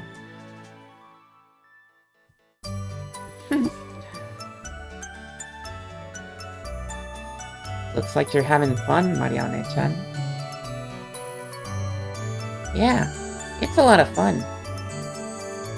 Even things that would be lonely and boring alone will become fun with Saktaro. Any human friend would have to go home when it gets late. But Saktaro doesn't go home. So we can be together all the time. He'll watch TV with me. Be together even in the futon. And even hold my hand in scary nights when there's thunder. He'll chase away the monsters in the closet and under the bed. Saktaro is reliable. What are you? Since I'm a lion, I'll show my courage and chase away any monsters that scare Maria. What are you? Go! They were so close that it made me a little nervous. I'm supposedly older now than Marione-chan was then. But Marione-chan really is Marione-chan. And I still haven't reached her level. If only I had a friend close by like Saktaro. Saktaro and I are your close friends, right? We're always by your side. It's just that your magic is weak. So you can't perceive us unless you open my diary like this. Perceive? You know some pretty difficult words, Marione-chan. According to her, this world is full of magic and spirits. And they're as natural and nearby as light breeze. You don't normally notice or see the winds. But when it sends smoke or something dress trails, you can see it, right? Right. And even if you can't see it, it's always nearby. That's it. We're always really close by to you, Anji. Gods and spirits and guardian spirits are always right next to us. But if you aren't conscious of them, you can't feel their existence. Like wind that can't be seen with the eyes.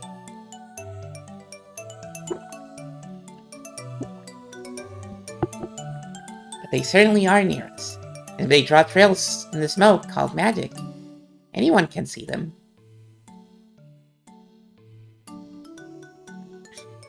I thought I'd only be able to meet Marione-chan while this diary was open. But from what she says, she's always with me, and I can meet her at any time if I truly desire to. Along with a record of my life, I left a fragment of my soul in my diary.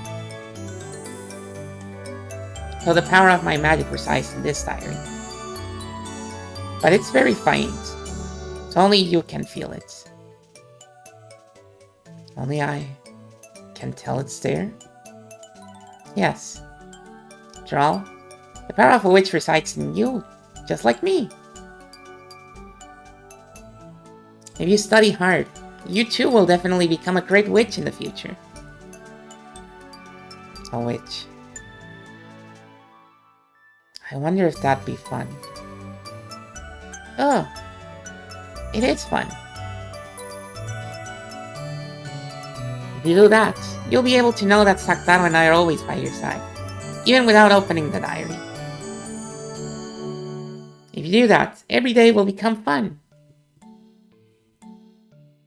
If you do that, I'll introduce you to many other friends. If you do that, every day will get busy and very lively. It might be fun. I do have the grimoire you left behind, Marione-chan. I'll try reading it seriously sometime soon. If I do that, I won't be all alone anymore, right? Oh, what do you... Marione-chan and Sakutara said that at the same time, happy that I had developed an interest in the world of witches.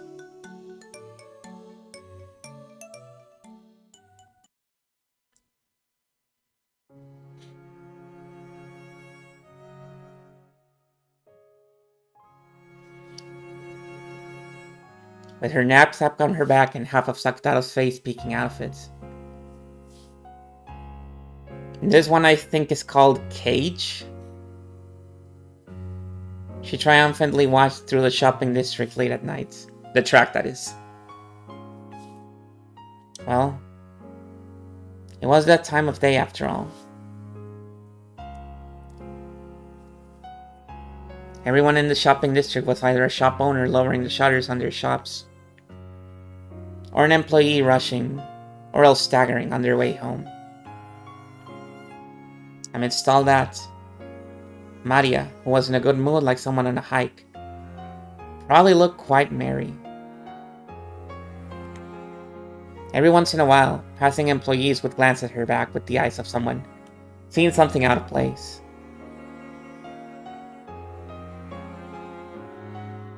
His latest giggle at the cute stuffed animal poking its head out of the knapsack.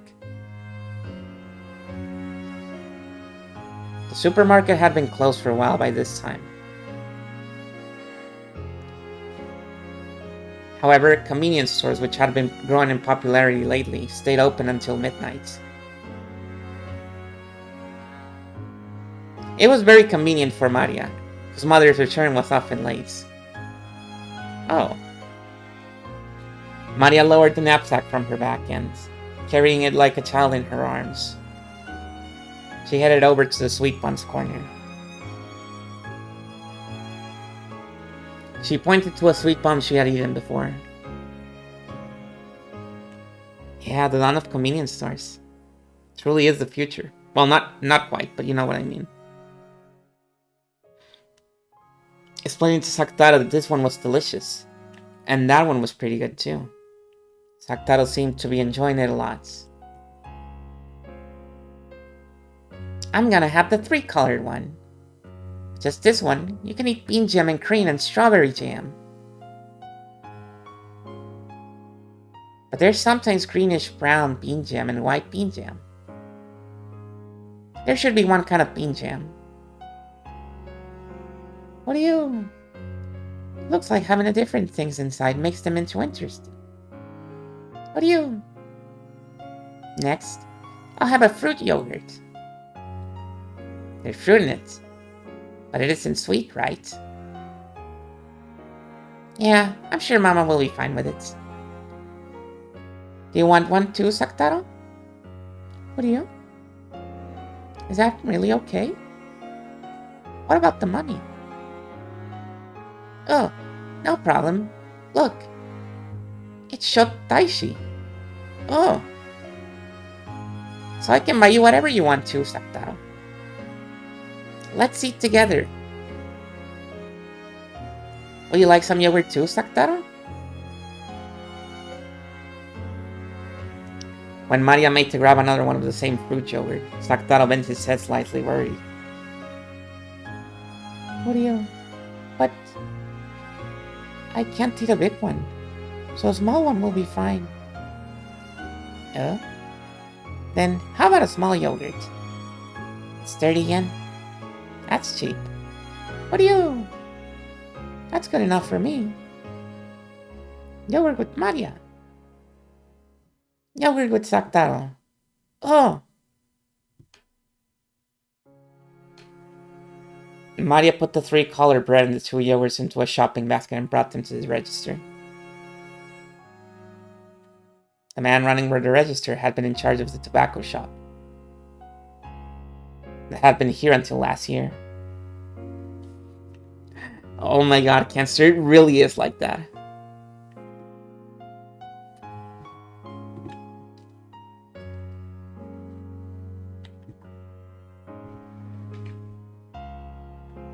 I seem to be seeing you a lot at this time of day, little lady.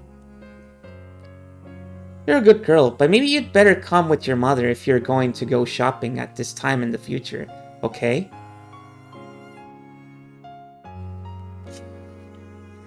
Let's avoid that subject.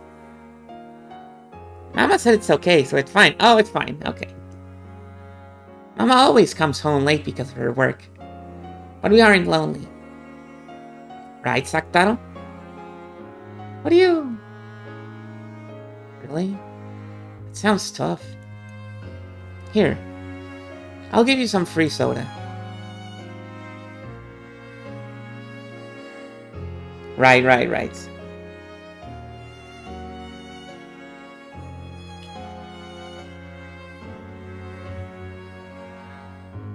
The man working at the store took a can of leftover soda or something from behind the register and packed it into a bag with everything else. Thank you, mister.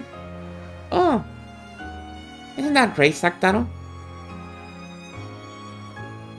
They drink from the hose. What?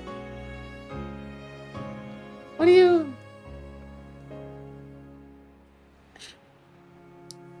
Since she had been told not to buy soda, she couldn't take it back home. So she decided to drink it on her way back, and not bring the empty can back home.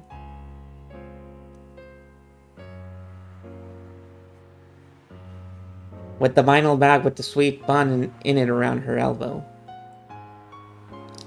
Holding the knapsack with Saktaro in it, with the same arm and drinking her soda. The two of them walked home.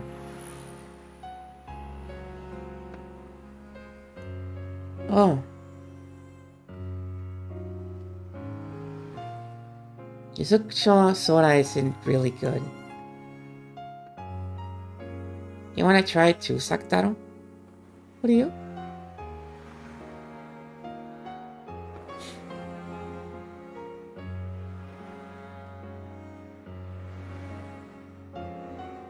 Gen X also drank from the hose. What do you? Yeah. What do you? You're mean, Maria. Nasty. It sure is. Oh. Of course, it's not like she could actually make a stuffed animal drink soda. She just put the can to Saktaro's mouth and pretended to tilt it.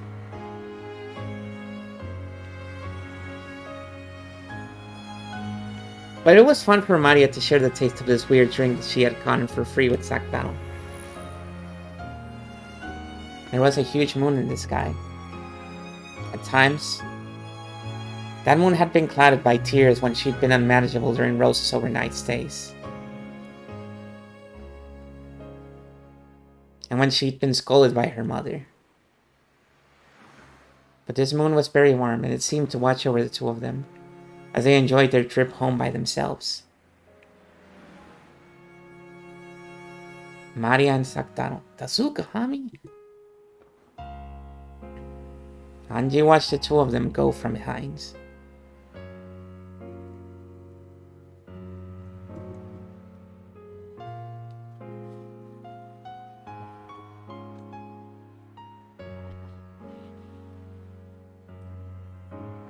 You look so warm from behind. After looking at the backs of Marionette-chan and Saktaro together, it became very hard to remember all of those long nights when she'd cried because her mother hadn't come home.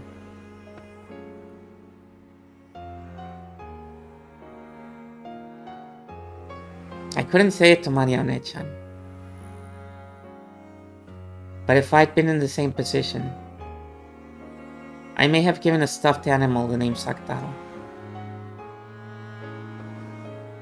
But it wouldn't have been anything more or less than a stuffed animal.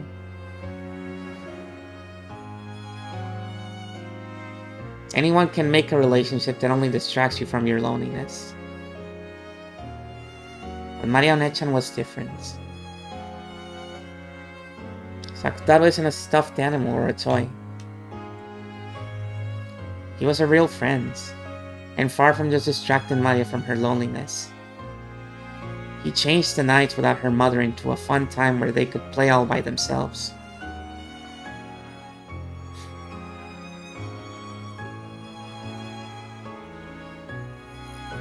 Was it because Saktaro was a special stuffed animal?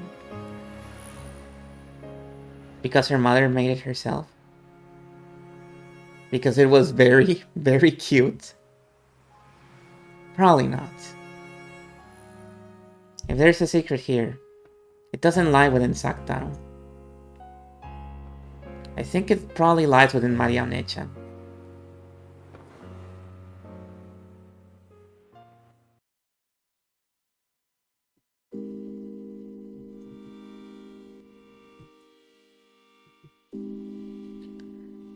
This is the power of the magic you were talking about, Marionette-chan.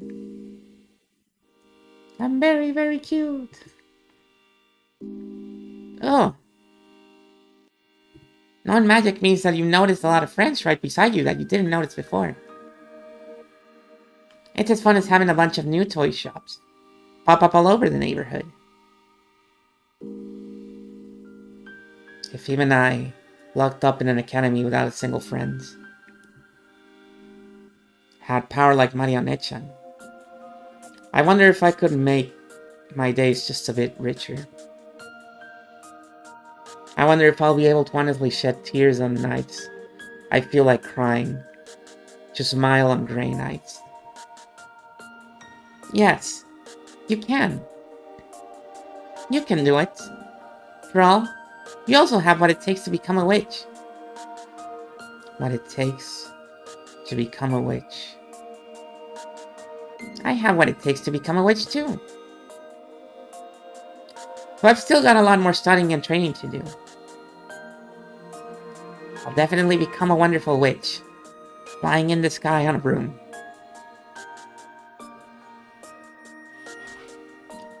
Drawing rainbows with my cane, making candy fall from the sky.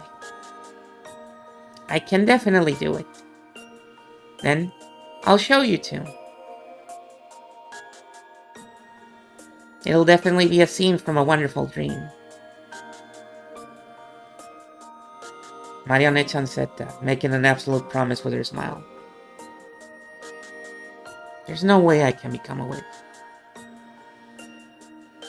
But if Marionette-chan says that, it makes me feel that maybe I really can become a witch. Because in reality,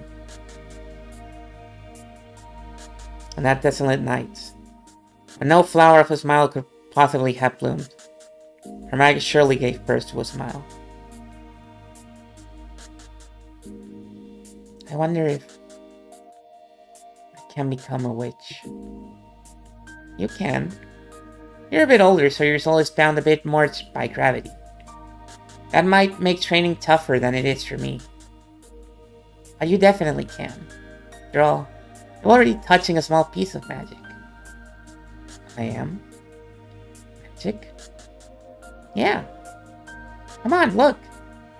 In a world where I don't exist, you summoned me. And you're talking with me. This is magic? Yeah.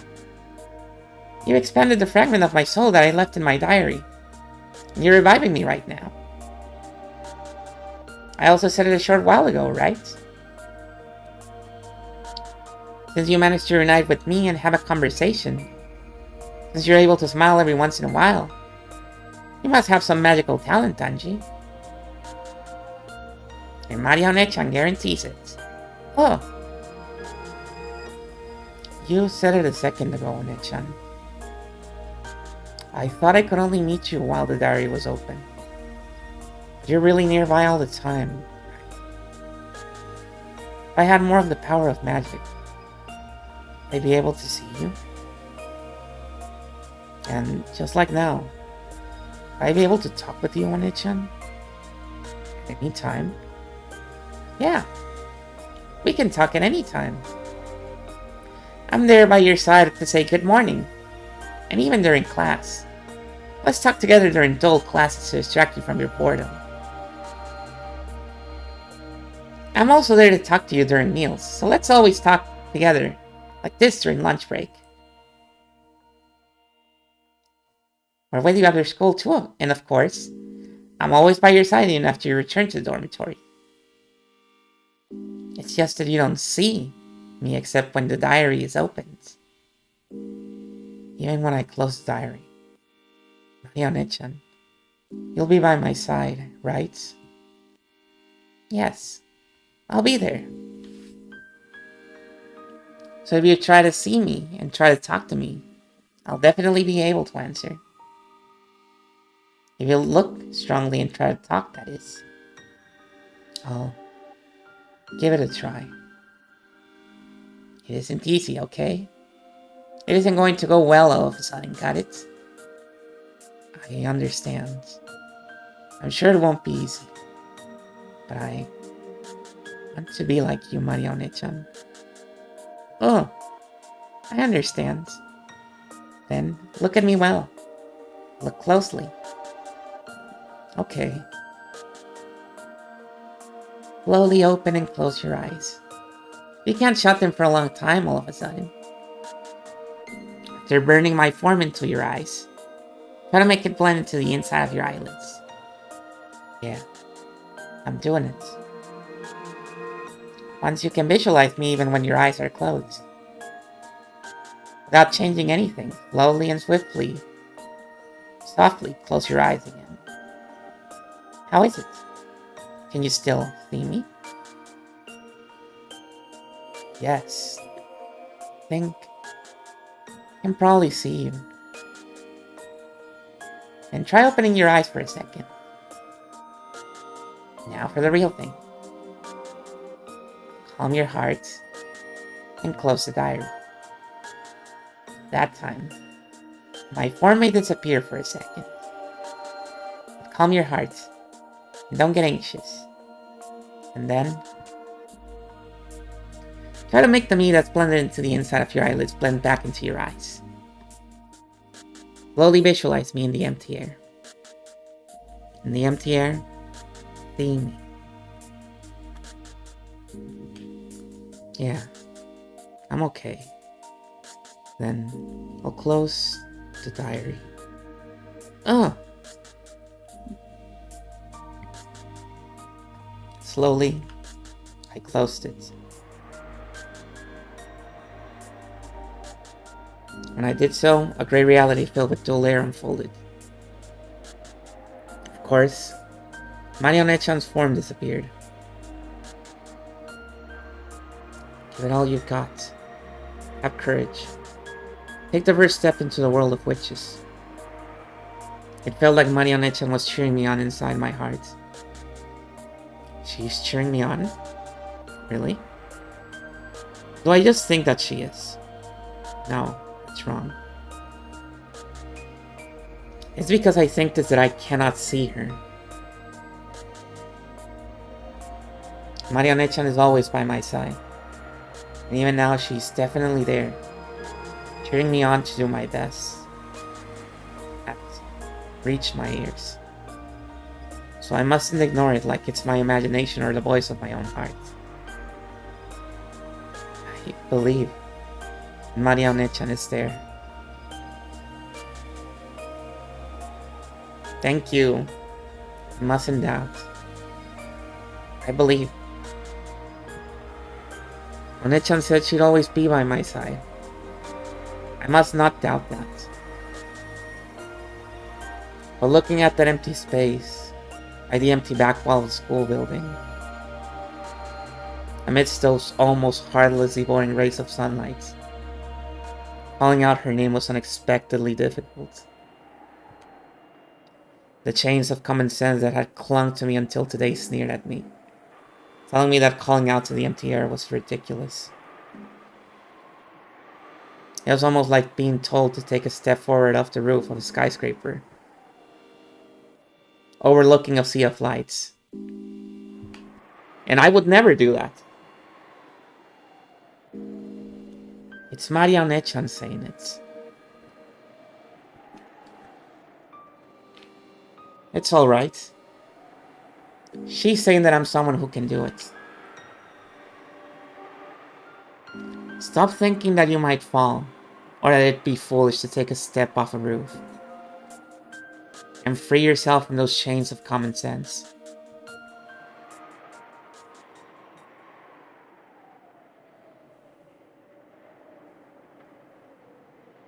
Phew. Okay. I steadied my breathing, concentrated my mind. Make the vivid form of Marianne-chan into the empty space before you. Rise to the surface. Understand magic and see Marianne-chan.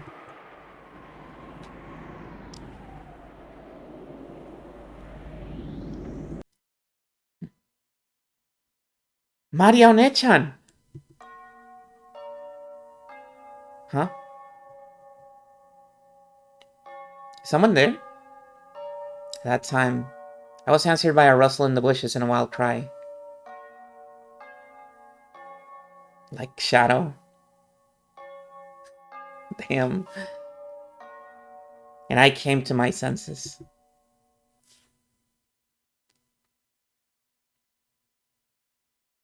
It looked like I wasn't the only one behind the school building. You know, if this was the Maria to your Shadow, you can understand why Shadow misinterpreted her words. And I was like, oh, she wants me to kill everyone. Cause, fuck, man.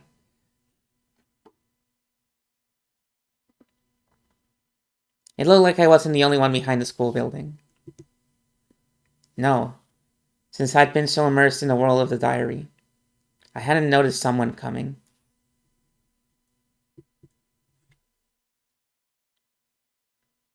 I recognized a group of 3 beyond the bushes.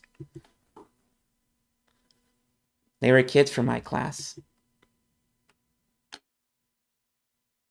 From their appearance, it felt as though they'd come behind the school building to gossip about someone or talk in secret. I hurried out of that place, because if it became known that I'd been alone in a place like this, mumbling to myself, it'd become a pain again. She said it, right? She said it, right? She said Marianne-chan or something, right?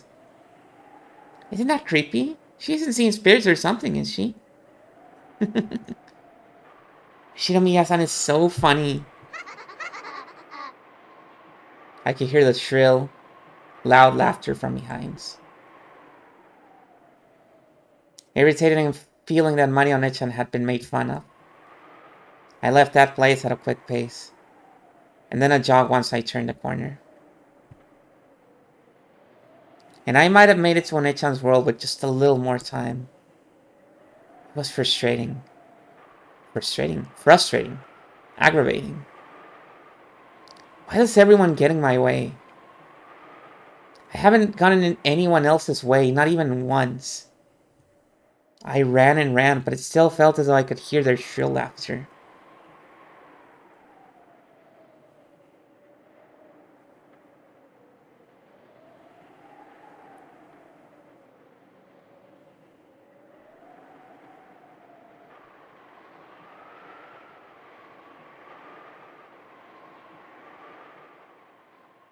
Whoa.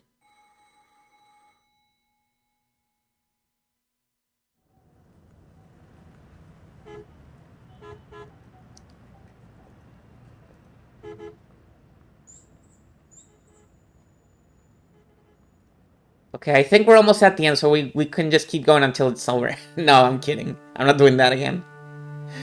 We can go for a little bit more, though.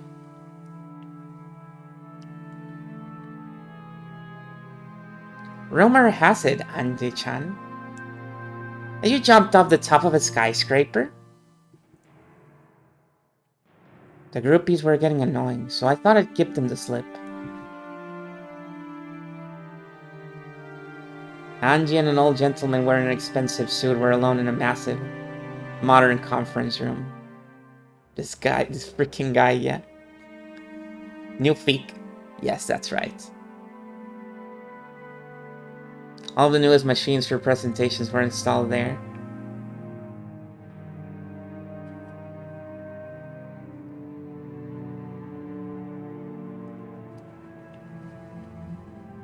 But they didn't upset its refined and composed atmosphere.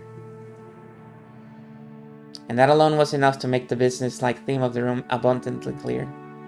However, that didn't matter at all to Angie. She carefully sat on a high-class chair that executives make, making a salary of several 10 million yen probably sat in, looking aloof from the world.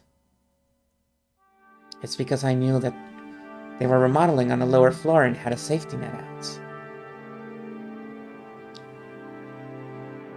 Angie talked about it like it was no big deal. But in reality, it had been a miracle among miracles. To think that she'd shot through several layers of safety netting for a remodeling project. Being caught in a multicolored banner adorning the atrium and slipped off. Only to be softly caught by a final banner. Land on the ground without a scratch. And then briskly leap that place. It put Hong Kong movies to shame.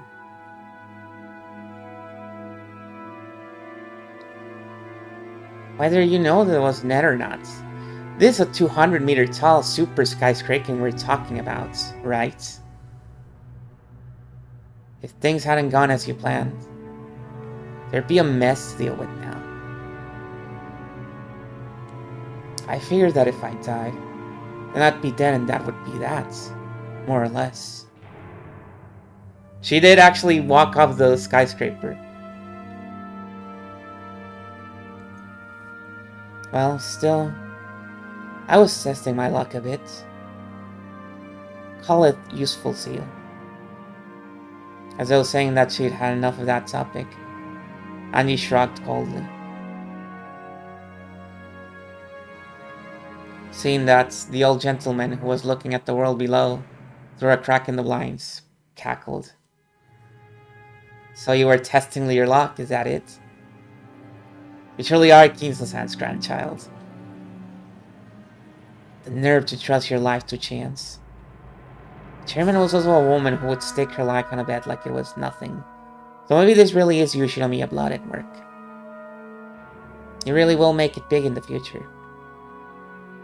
Please, let me be blunt. Why not give up this running away from home act and return to the Somadera family? I heard that Mom had a bad relationship with her family. I don't want to go to the house of people I first met at a funeral. The Somaderas are Mom's family. They're an old family from Kyoto, and compared to Mom's frank attitude, unbelievably strict. The only Somadera I'd been on good terms with was Grandpa, who was living apart from his family under the guise of retirement. Mom kept in touch with him too, but she avoided the rest of the family completely. Almost hostilely so. Hostilely? So when I went out to play with the Somadera family, it was always Grandpa's house I visited. When I was young, I didn't really understand it. But I hear that Grandpa was in an extremely weak position, as a man who would move into his wife's family register. And his relationship with Grandma was also bad. You might even say that Grandma hated him and confined him to the house. It isn't hard to imagine that, because she had a soft spot for Grandpa alone. Mom was also hated by the Sumaderas. Since I was her daughter, they probably hated me quite a bit too. And yet, they appeared for the first time at Mom's funeral, shamelessly going on about how big I'd gotten. They could actually act like family after all this time. When Aunt Eva died, I would inherit all the wealth of the Ushinomiya family. If that wasn't what they were after, there's no way they wouldn't be able to say such disgusting words. Well, it's not as though I can understand your desire for self-abandonment, now that you're all alone. This isn't self-abandonment. I'm just taking a carefree stroll now that that annoying Aunt Eva has finally kicked the bucket. Everyone else is just making too big a deal out of it.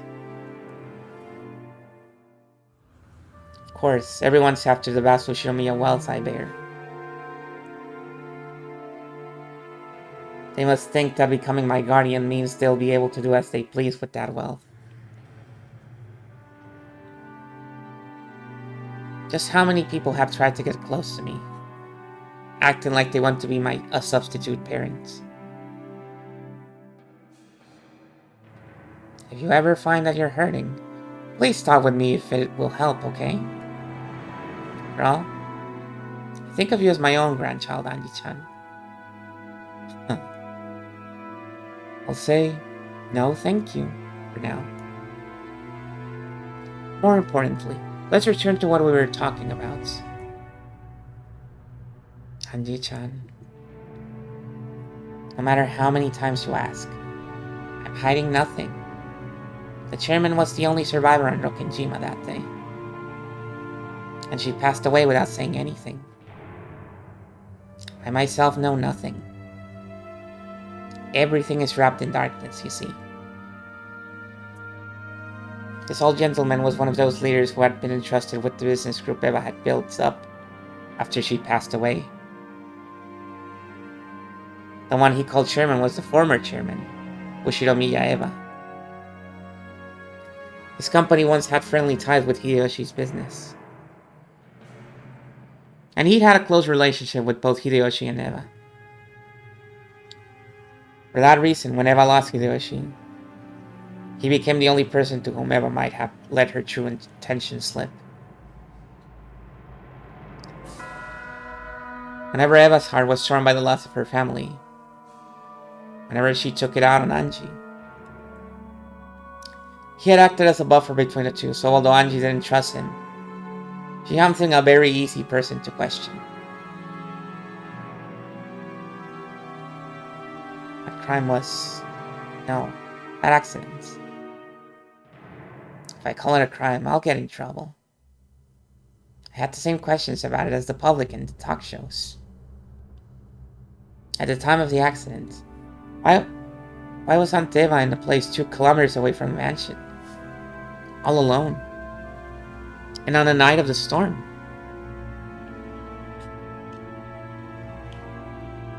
Back then, Ginzo-san wasn't sure as to whom he should select to be his successor. Officially, he decided on his son, Kraus-san, but he didn't have much trust in that man. So, to fairly determine the successor from among the 4 siblings, he made this game-like test called the Riddle of the Epitaph. Ostensibly, yes. Ginzo-san probably planned to make Eva-san the successor from the beginning. He wanted to withdraw his own rule that the oldest son be the successor, and instead of Kraus-san, lead the family to the extremely diligent and brilliant Eva-san. The new rule about giving the inheritance to the one who sold the epitaph was probably nothing more than a farce to snatch the position of the successor away from Kraus-san. What do you mean by farce? There was no need for anyone to solve that epitaph. Once it had been displayed for an appropriate amount of time, Ginso could just call Eva-san, who he truly wanted to succeed him, and give her the answer. Yeah, sure. That makes sense. In other words, that itself would provide proof of her succession to the headship. This isn't something they brought up in the talk shows, is it? Well, once you bring up the succession of the headship, conspiracy theories tend to rise to the surface. I'm no fool myself. I won't go out of my way to say things that could invite misunderstandings, you see? This was his theory. At that time, the Yoshinomiya family head, Ginso, whose remaining life was announced to be short, was troubled by the problem of who was to succeed him. Normally, the successor would be fixed as the oldest son, Kraus, whom Ginso had chosen himself. But in his later years, Ginso began to think that Eva would make a more fitting family head. And it pissed him off because she was a woman.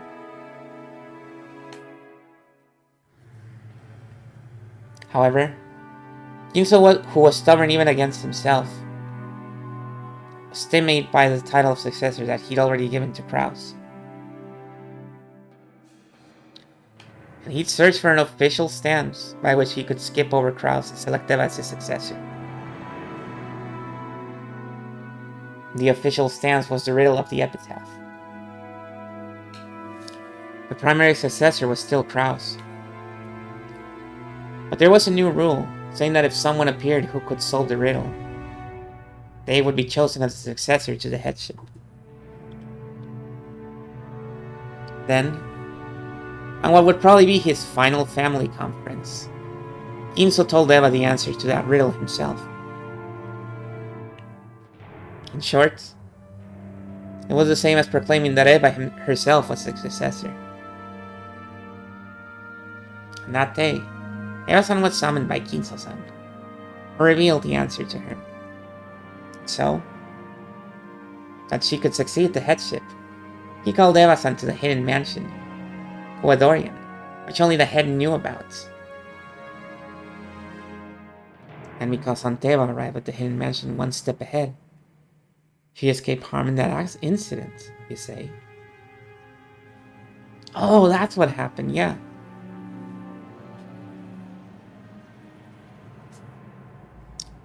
Maybe Aunt Eva just killed everyone and made it look like an accident, so she could steal all of the wealth for herself.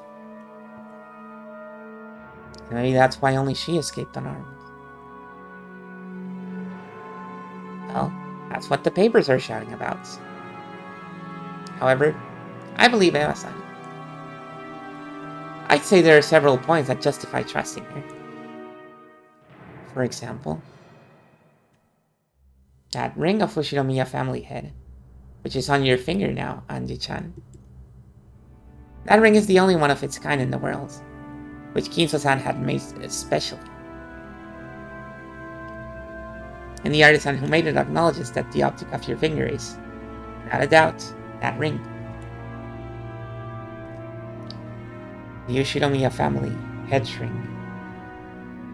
That ring, with the heft of gold and the one-winged seal on it, had a diamond arranged on a pedestal, and felt both sturdy and reminiscent of the dark hobbies of the rich.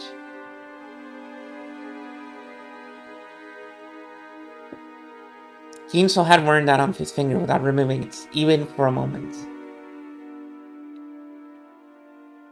This man was saying that the fact Eva had it proved that Ginso had acknowledged her as his successor.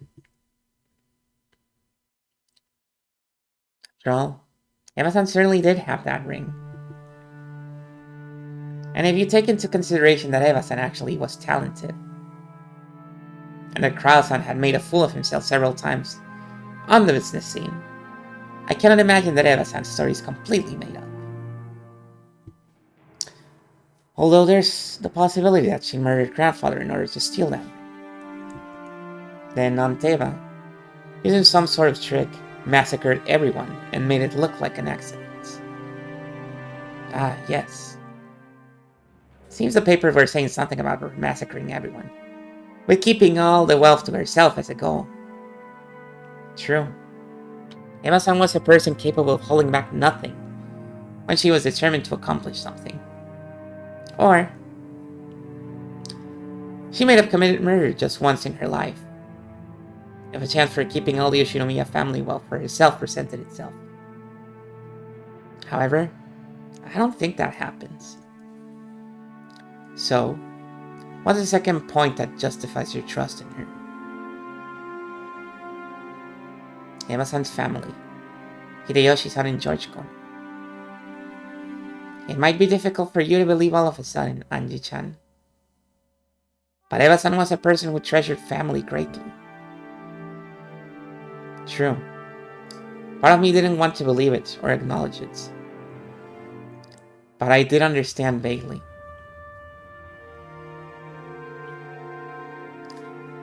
Aunt Eva certainly had been a person who highly treasured her family.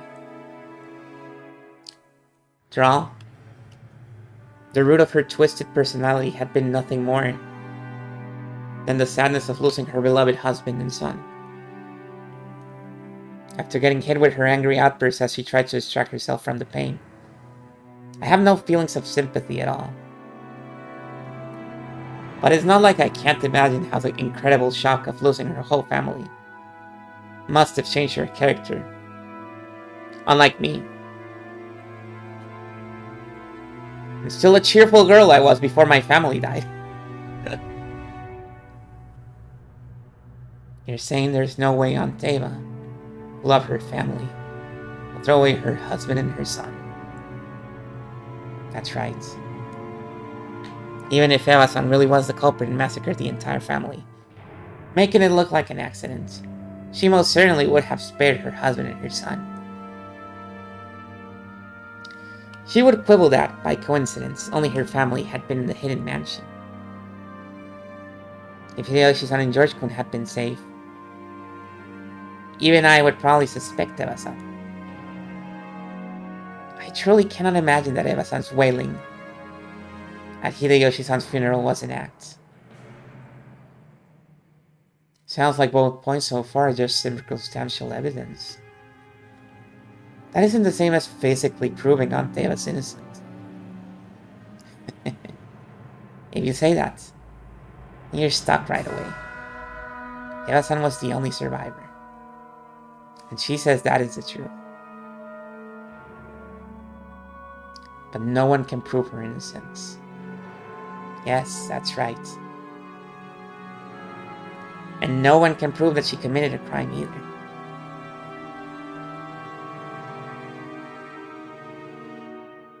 And the final point that justifies trusting her is the police.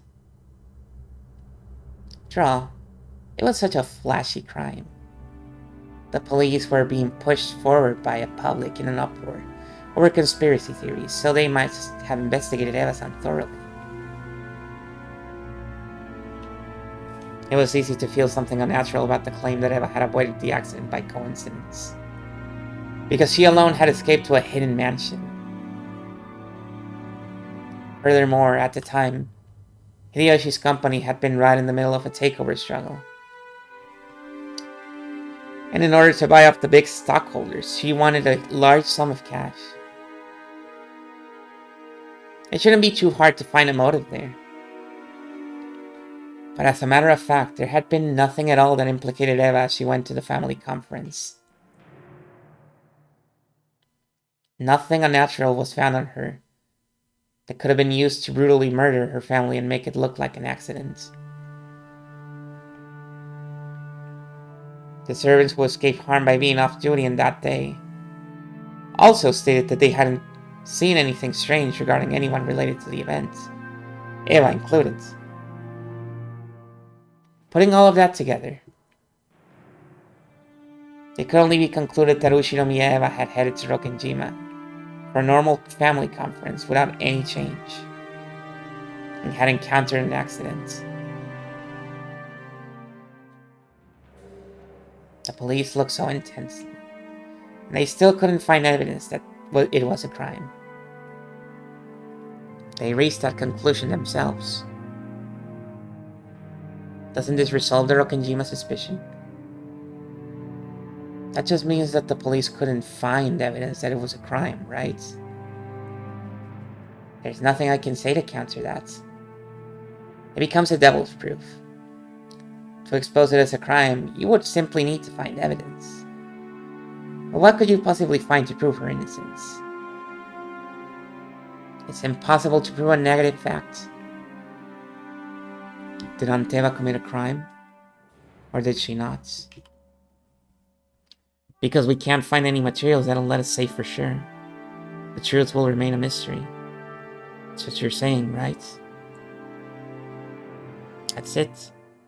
Phrase in a manner you would prefer. That's what it amounts to. It was impossible even for Eva-san to prove her own innocence. On that island, an unfortunate accident occurred, and Eva-san survived by chance. And we don't know any more than that. In short,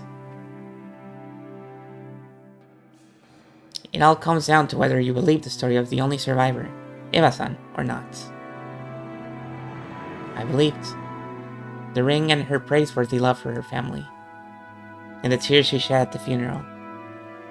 Taking all of that into consideration, I decided to believe her story. But I don't believe. If she wanted to steal the ring, there were probably many ways for her to do it. And no one knows if her relationship with her family really was that good.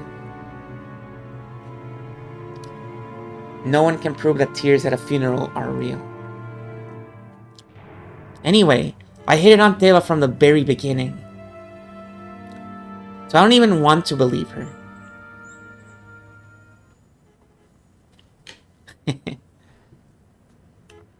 How does one view the truth of the crime? You and I are on completely opposing sides. Even though the information we are given is exactly the same, we interpret it in a completely different ways. This happens often in politics and business. The exact same enterprise will always be assessed in multiple, different ways. Do you know why? Why? It's a question of whether one has love. Whether you feel love for someone or not completely changes how you view them. If a person you like gives to the poor, you respect them for it, right? But if someone you hate starts donating, you fiercely protest that it's a publicity stunt, or that they're handing out favors. This motherfucker saying thematic shit. Well, yeah, he's an important guy. Why wouldn't he? We don't even know what his name is. No matter what they do or don't do, you thank them or you have love and criticize them if you don't. That's how the world works. Can Anteva be trusted? Can't she? You're saying that's all that really matters? Those who respect her will probably take anything she does or doesn't do, and truly see it as something unnatural. And it works in reverse. As for me, I think that, barring certain extreme cases, truth might not exist in this world at all. No. Even if truth does exist, whether you believe it or not is determined by whether you have love or not. Can you really call truth without certainty truth? Even if Eva-san had been able to show physical proof that she had an alibi, would you have been able to believe it? You have? Awesome. You're gonna have to show me. It's hard to counter that. I hate Anteva, so I'll probably deny any information beneficial to her. And interpret any neutral information in a negative way. In other words, the truth is already decided inside me. There's just one in the world is this truth that I'm still searching for. Unsatisfied. That's how it is. So no matter what you hear from me, and you still suspect Eva-san after all this time, nothing will change. At the very least, even if you were to grasp a piece of hitherto unknown information, I don't think you'd be able to reach the truth the way you are now. So I can't reach the truth. After all, no matter what kind of new information or proof you find, Anji-chan, it won't change your stand that Eva-san is the culprit, right? So it's pointless to investigate anything more, because the truth inside of you is already decided. However, if you stop assuming that to be the truth, if you wish to struggle further towards the deeper, real truth, there is a single way. I believe I already mentioned it. But do you know what it is? Is it love? I don't really know what you mean.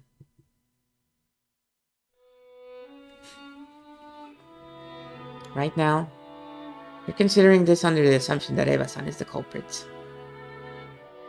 But that's no different from looking at something with a single eye. With one eye, no matter how much you squint, you cannot see an object in 3 dimensions, right?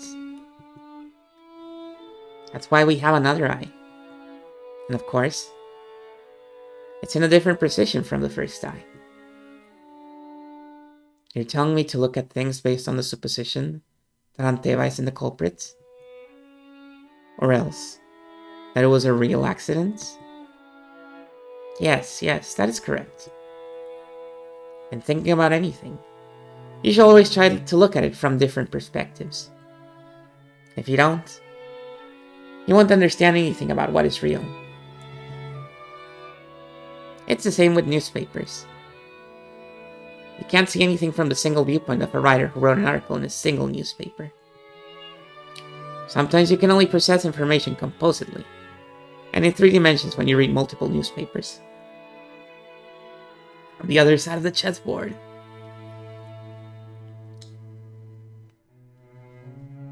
Without love, the truth cannot be seen. Holy shit, he said it! He said the thing!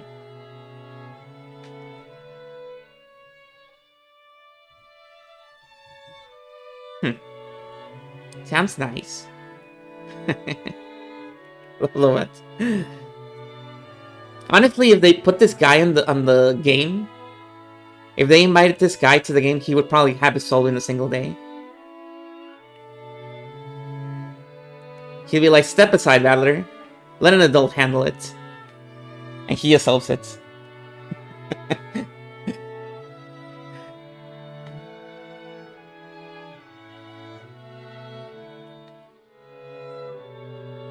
Okonogi. That's his name, right?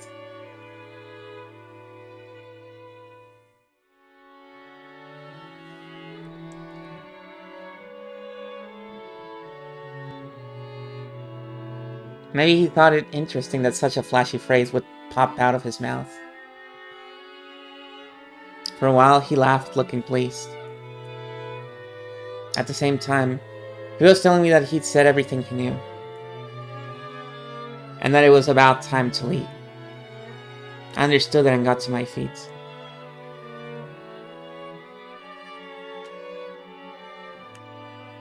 I do understand your feelings, Anji-chan. You should do as you like for a while, until you're satisfied. You were 6 years old at the time. I understand how you must feel after losing your family, before you could even understand what that meant, and how you must still be unable to sort out your heart.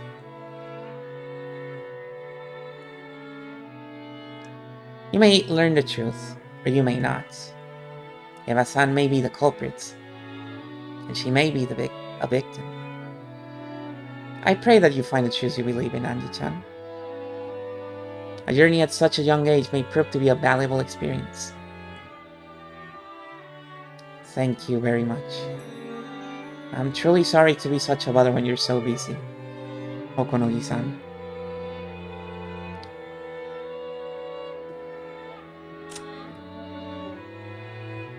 He's in a picture! Why is he in a picture? A leading member of the Yoshinomiya group.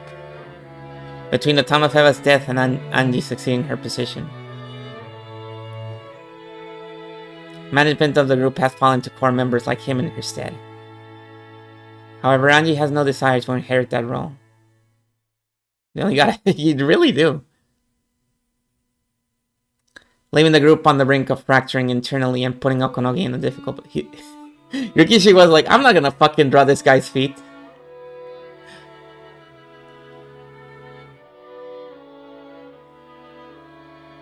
He was once the president of a foodstuffs distribution company and had an intimate relationship with Hideyoshi's business.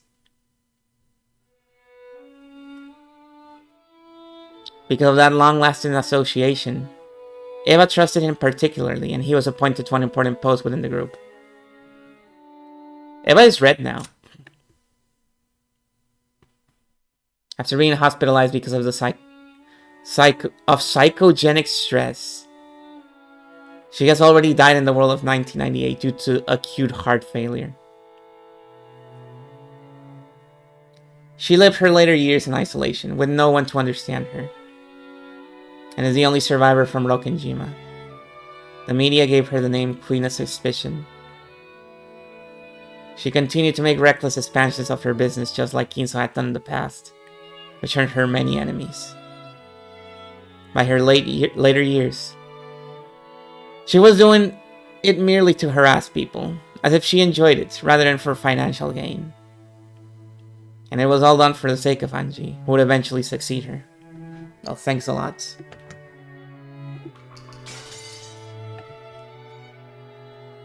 No trouble, no trouble. What are you going to do now? Well, whatever works. I made appointments with several specialists and people related to the crime, and I plan to go visit them. I see. I hope you find an answer you can accept.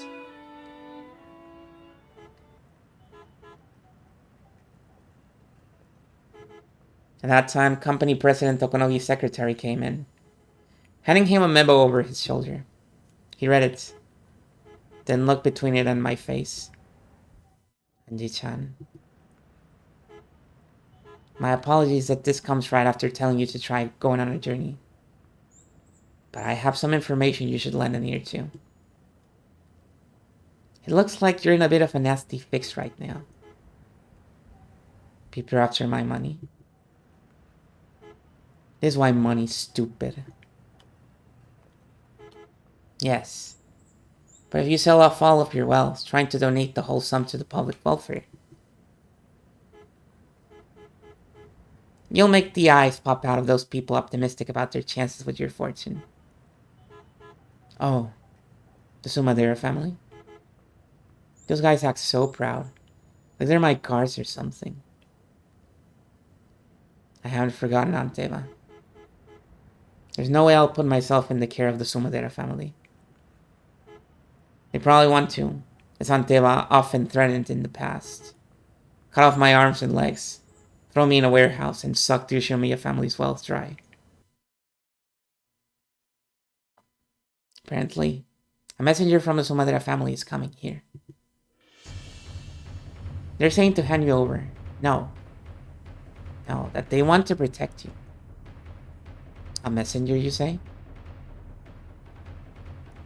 It's your aunt, Hideya-san's younger sister.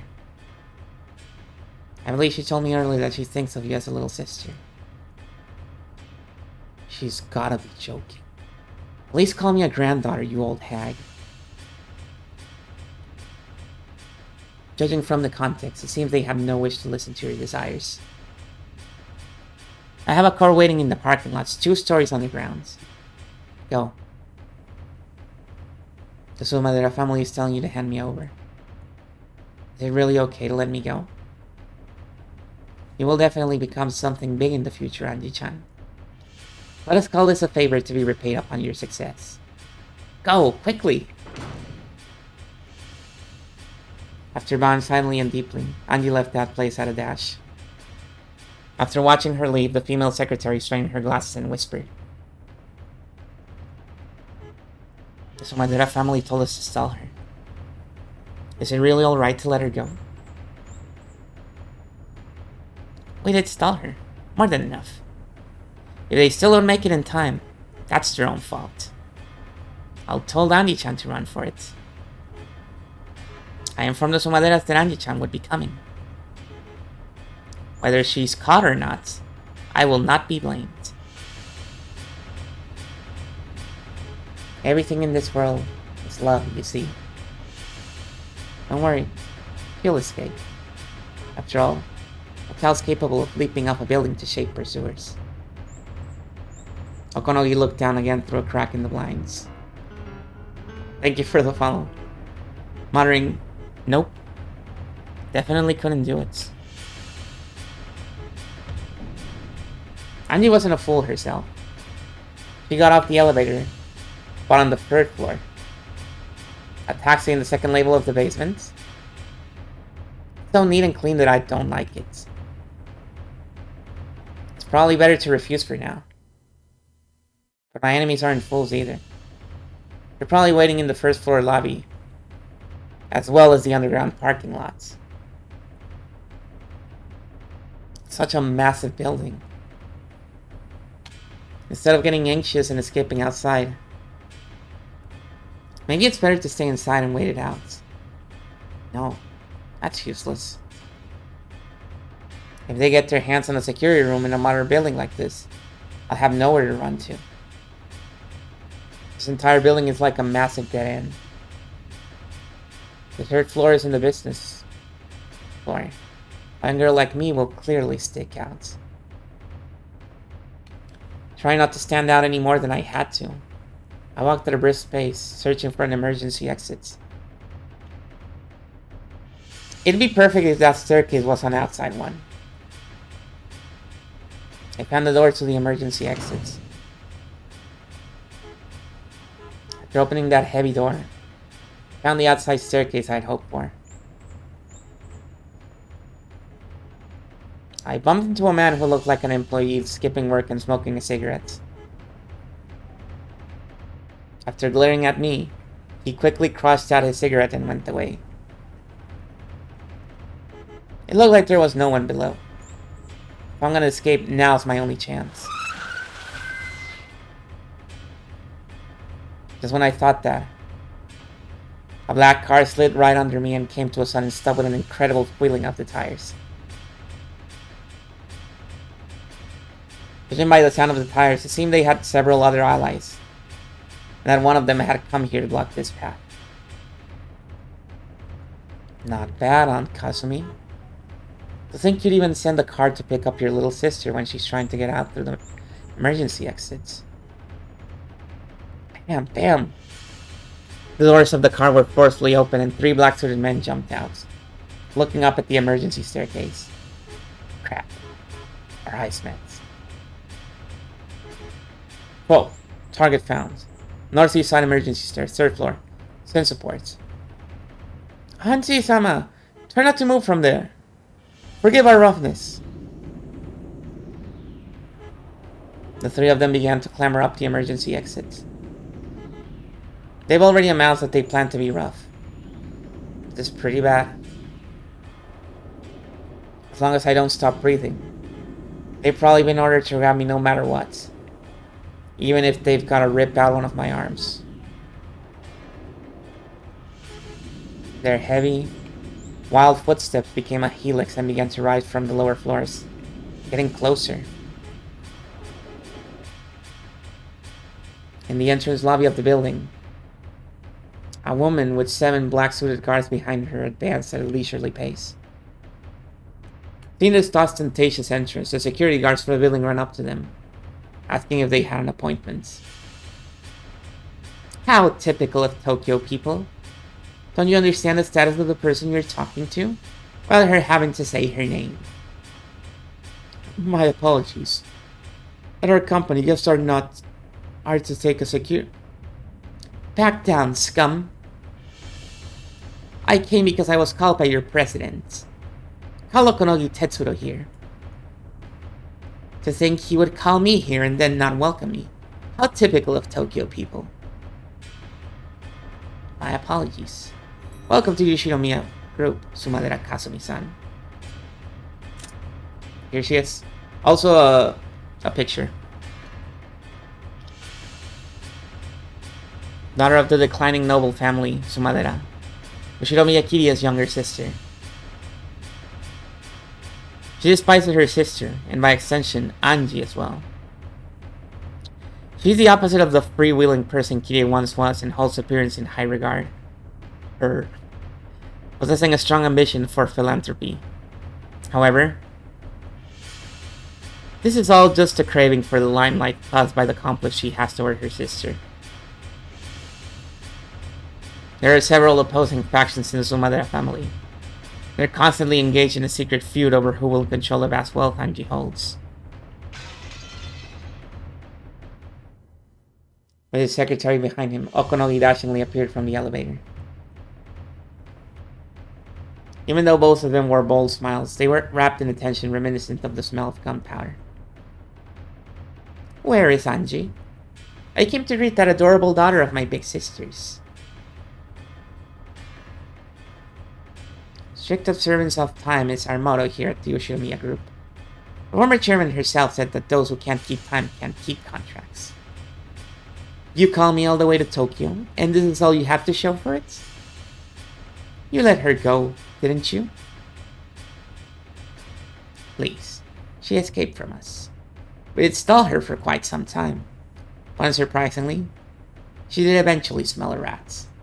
Of course, it wouldn't have been a problem at all if you had arrived on time, Sumadera-san.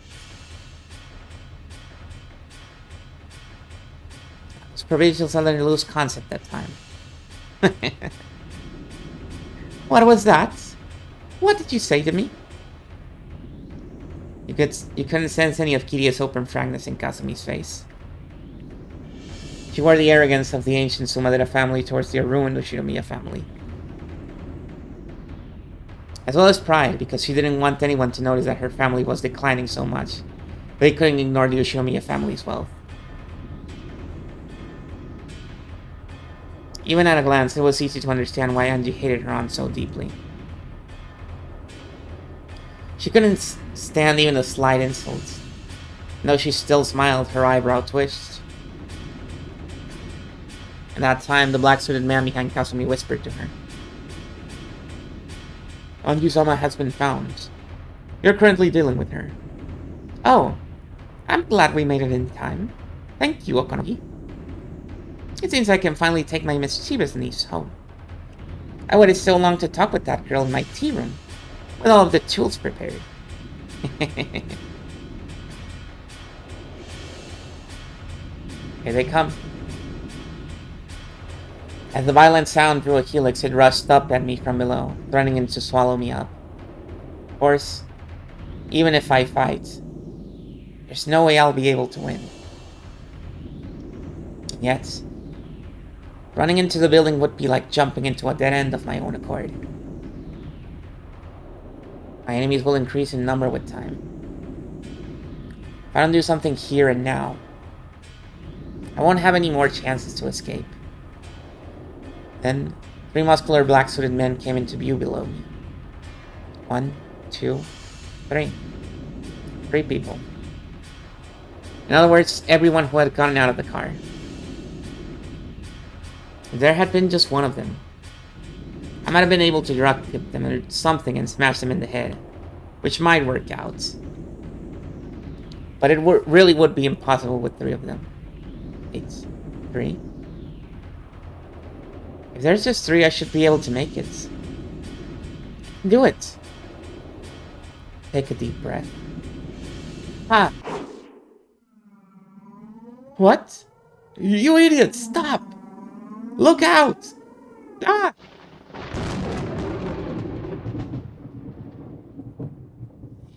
Owang calling 12. Is the package secure? We received our response. What happened? Respond! She's crazy, damn it!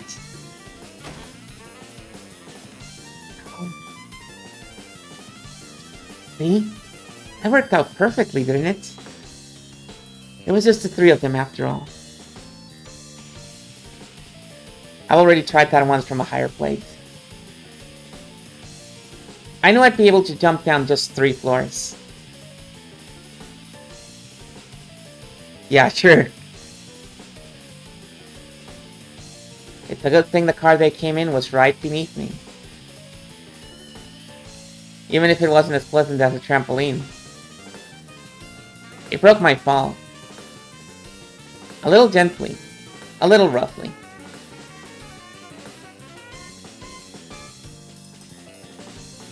How rude. You didn't have to dent it that much.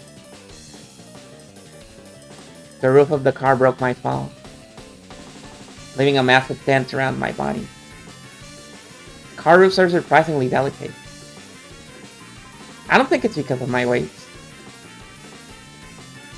Apparently, the 3 people on the stairs hadn't planned on me jumping down. It seemed they now realized that they'd been outwitted, and they were rushing down the stairs. I had to run and escape while I had a chance. I moved my body, making clunking sounds in the car roof. I've been naive. Of course, they wouldn't all rush up the stairs without leaving one person behind. There was one black-suited man left in the driver's seat of the car that had broken my fall. He stuck his head out the window, and when he realized what had fallen on him, he jumped out. In a rush, I jumped off the roof, but the black-suited man's reaction was really fast. Either there was a massive reward for capturing me, or there would be some harsh punishment in store for them if they let me get away. 15 secured! Secured! Ow! Ow! Don't touch me like that! Let go! I was mercilessly held down against the asphalt. I was being crushed face down, covered and pressed upon from above. It was a hole without a trace of elegance. It was extremely practical and left me no room for resistance. I tried to push back with both hands, searching for a way to resist. But I was being pushed down solidly, and I couldn't even tear myself off the asphalt. Then another car came, spilling its tires as it slid to a sudden stop. Is it all over now? Ah! The man that had been crushing me let out a sharp cry. He was yelling straight into my ear, making my left ear ring. In the world? Along with the black suit guy, I fell with a thunk. After landing face up, first thing I saw was an arm stuck out right in front of my eye. Makusa? What are you doing here? Let's talk about that after we lost him. To the car, quickly, lady! Amakusa grabbed my arm, easily pulled me up, spinning around with himself as a center of gravity. Just when I thought I was a little like a dance, he flung me through the open door into the driver's seat. More doors. I climbed over the handbrake and slid into the passenger seat.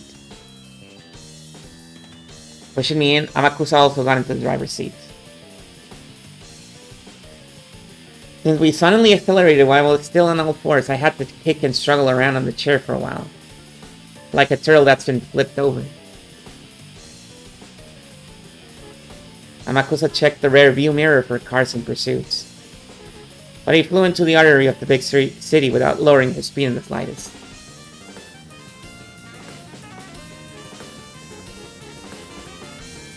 We slewed our way between cars one after another. Just like a chase scene in some action movie. I was shaken by this horrible driving and had trouble sitting back down. Are you hurt, lady? Fine. Humans are surprisingly durable. Next time I try to escape a downward moving elevator, I'll jump out a window instead. I guess air drives are a hobby of yours, lady. Still, I'd recommend you grab a parachute next time. her if I remember to do it after leaving. Cool. He's smacked the steering wheel. You're fine. Need an explanation for this flippantly talking man? His name is Amakusa Jusa. Freaking guy. He was originally one of Panteva's guards. Didn't she start to hate him because he chatted too much? You hate him? He was much younger than the rest of the guards, but contrary to his outward flippancy, he'd hop from the first airborne of the JFDF to the French Foreign Legion, placing himself in overseas private military companies and high-class security companies, one after another, making for a pretty incredible and unique career. But I heard he deserted both the JFDF and the French Foreign Legion, and that he'll be arrested if he enters France again. Both of these flippant episodes were very typical of him. The guards were told sternly not to chat with me unnecessarily. But he came and took a pass at me, didn't he?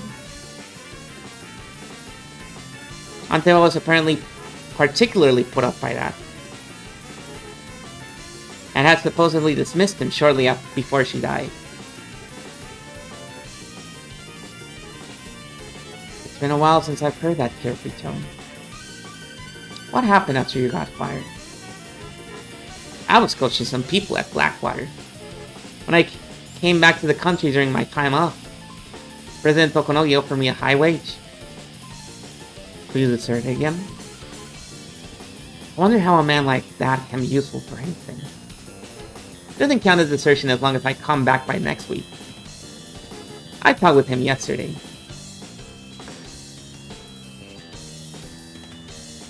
I was told that some troublesome people might come to call on you, lady. Sorry, that turned out to be exactly right. My name probably came up since I know you, and I've gotten lots of crazy experience. Thanks to you, it looks like I'm for a happy vacation plus some pocket money. So, Okonogi's employed you as my guard. He probably wants to buy some gratitude from you, lady. After I got fired, I was indebted to President Tokunogi in various ways. He's got some dirt on me here and there. I can't say no to him.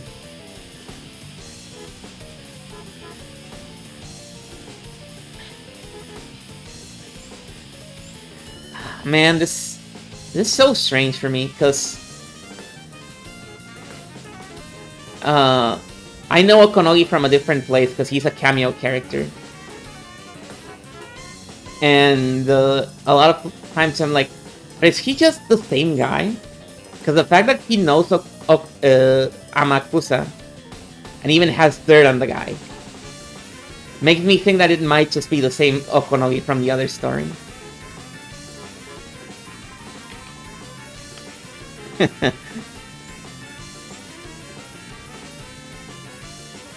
Seems that getting indebted to Okonogi-san can be pretty costly. No, he's not. Amakusa is only from this.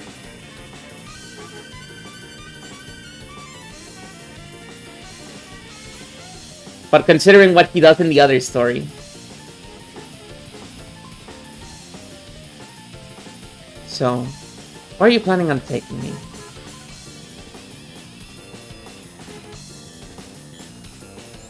Anywhere. I'm employed until the weekend. Anything after that will cost you extra. Okonogi is like Patches. Yeah, you might be right. Sometimes he's a spider. How much for they? I'll take 50,000. Plus expenses. You start cracking jokes, I'll double it. The period of employment isn't fixed yet. It might take several weeks. That'll be tough. I'll have to call my boss to get an extension on my vacation. More than anything, I want to investigate that thing. Oh, is this about Rokkenjima? Exactly. What happened on that island 12 years ago? I want to investigate it with my own hands to my satisfaction. Do you really expect to find anything new investigating something that old? True. But this is a journey for my own self-satisfaction. Once that's over, I'll just throw my hands up and go over to the Sumadera family. Did not Kasume say something about how she wanted to serve me some matcha? Maybe she'll serve me tea as I kneel on sharp wooden block. Clutching stones or something. Damn, that sounds freaky.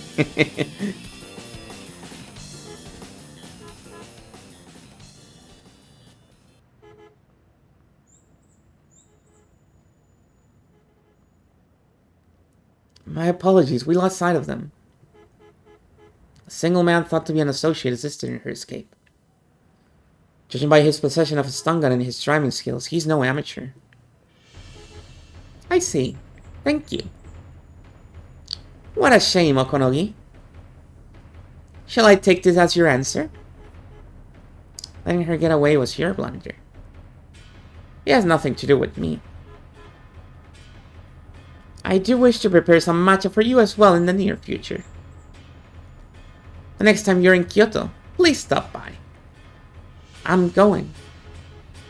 Oh, are you leaving already? I could have you some chasuke first. With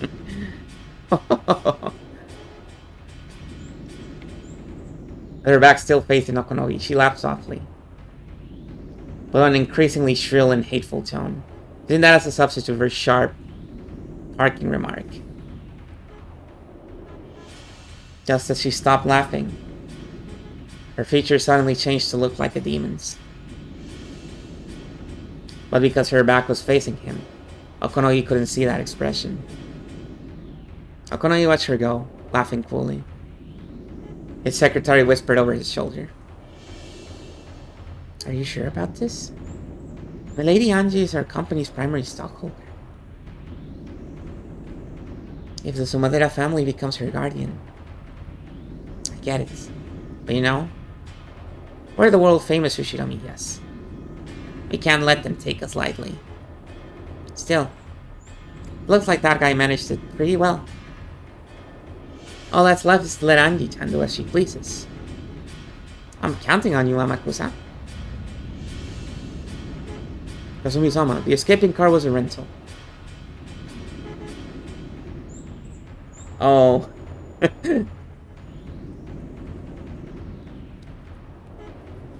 license plate that displayed was a fake. We're clearly dealing with a pro. They'll probably abandon the car. Pursuit will be difficult. Can we have the police chase them? Yes. Shall we have them search for our runaway daughter? They're not getting paid with our taxes, so police must be on some use every once in a while.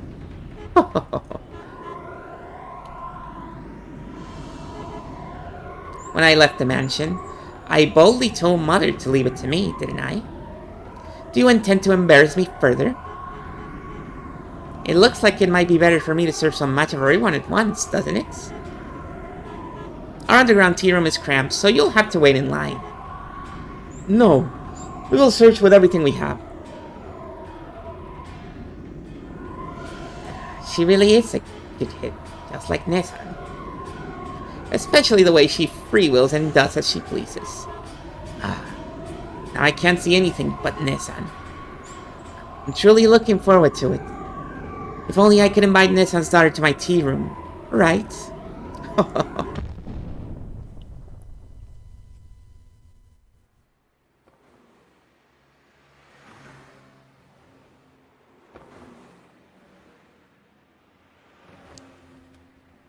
The Sumadera family sure moved quickly.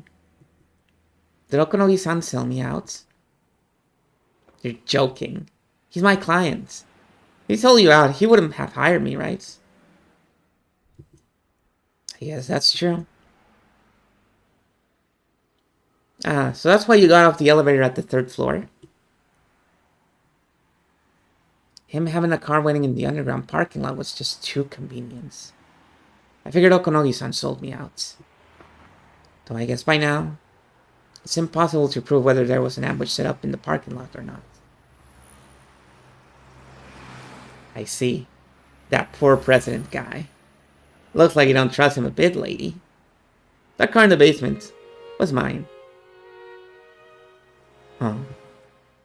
He was talking about you, Amakusa? I freaked when the elevator came and was empty. I wonder what would have happened by now if I hadn't been listening in on the radio. So what's going on? If I'd obediently believed Okonogi-san and gone to the parking lot, there would have been no need for me to do that jump off the 3rd floor. Pretty much, yeah. Well, it turned out okay in the end.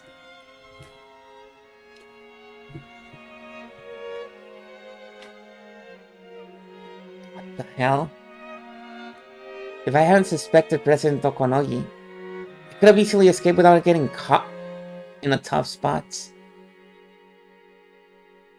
President Okonogi might have sold me out. No. Since paranoia told me that it was better to assume that he'd sold me out. I assumed and concluded that he sold me out. Because of my inability to believe in him, regardless of his truth. My truth became, he sold me out. I thought back on President Okonogi's words. Can you really call truth without certainty truth? Truth can change completely depending on whether you have love or not. In the end, perhaps truth itself doesn't exist. There are as many interpreted truths as there are people who speak of the truth.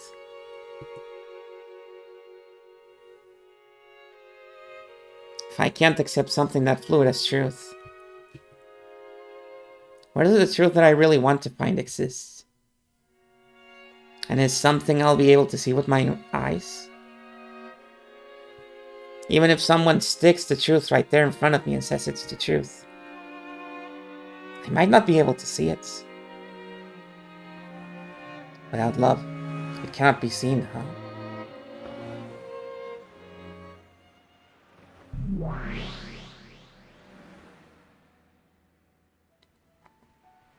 This fragment of yours is very lively. It doesn't bore me. You told me something. You commanded me to search for the truth of 12 years ago. There's something I'm not getting. What's that? What is truth? There are as many truths as there are people. There are as many interpretations as there are people. And those can be twisted by opinions and changed indefinitely. Is truth really that unfixed and vague? That's right. Truth is unfixed. It can be like a particle, or like a wave, and it can hold conflicting forms at the same time. You are free to believe that the cat in the box is alive or dead. But the truth is very delicate. It can change its experience just by being observed. You're talking about stuff like Schrodinger's cat box. Nonsense. If you open the box, you learn the truth. Discussion about what happens before you open it is just an armchair theory. That's right. And yet, in order to deny that abstract theory, you need to open the box. It is impossible to negate any idea about the contents of the box that cannot be opened. That is what truth is. As long as truth is denied, it keeps its form. That's right, as long as truth is observed, it keeps its form.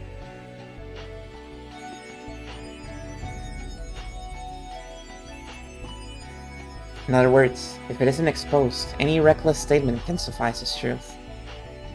Yes. Even if they contradict each other, endless ideas can exist as truth at the same time, without being negated.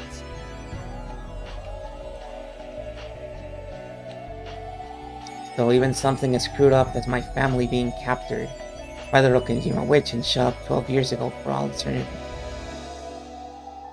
can exist as truth as long as we don't know what happened 12 years ago.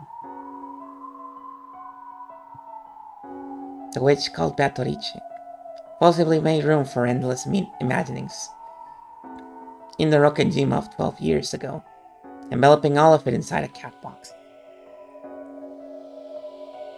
The endless witch, endless imaginings of what happens. Everything inside the unopenable box is the truth. That's right. We don't know what happened on that island, so it becomes endless. That's assuming no one opens it up. I just have to wrench it open. But that box was closed up 12 years ago. And I don't even know where it is. Even if I visit Rokkenjima, just what can I learn about what happened 12 years ago on that desolated island? Who knows? I wonder what you could learn. It's something that can only be done by the person who is able to walk around freely in the world of 1998, 12 years in the future. The final witch, Angie Beatrice.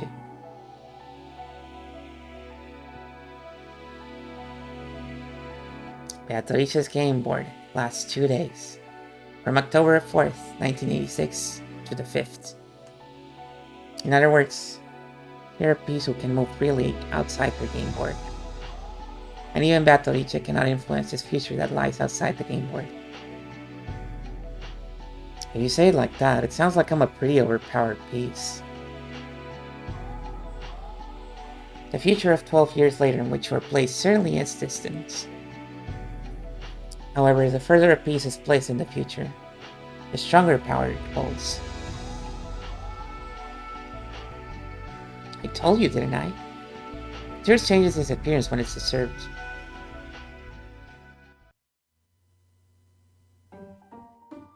Come to think of it, I heard something like that once. Even if one day, all of a sudden, a star in the constellation Centaurus were to explode, the light from that explosion would have to cross 4.4 light years. So it would take it 4.5 years to reach the Earth. That's right. In other words, even if the sun in the Centaurus had already died, people on Earth won't be able to perceive that fact for 4.5 years.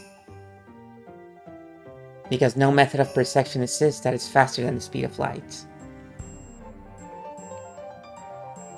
When we learn that the sun in Centaurus has exploded, we Earth people will paint over our history of 4.5 years ago with new truth. We will revise history with a new fact, that it exploded 4.5 years ago. However, for the 4.5 year period until we learn that, despite the fact that it has already died, the mistaken truth that the sun of Centaurus still exists will be able to exist as truth. Maybe. Probably not as much because, you know, they probably don't let you write like 30 hours of text in a video game. The truth of the future wins against the truth of the past. That's right. By itself, the Rokkenjima accident gave rise to nothing but suspicion of a conspiracy involving Antema and the Yoshiromiya family assets. But later on, it was dramatized and linked to the occult, and the conspiracy was painted over by the legend of the witch. Even though it was clambered over as a conspiracy at the time of the crime. Later on, strange occult theories which claimed that it was the work of the witch ran rampant and began to paint over the truth of October 5th, 1986. The conspiracy theories will probably be forgotten over time. And only the more bizarre, impressive witch theory will continue to remain a superstition, eventually covering up the conspiracies. That's right. The false truth that exists before the light from an exploding star reaches Earth is almost like the conspiracy theory, which is a human theory. The wine bottle with a letter in it that drifted ashore several years later. The message bottle painted over that theory and made things return to the occult theory, which is a witch's theory. The wine bottle thing actually happens. But we only saw it being mentioned in episode 1. So we can only assume that the story that was written in that bottle was the story of episode 1.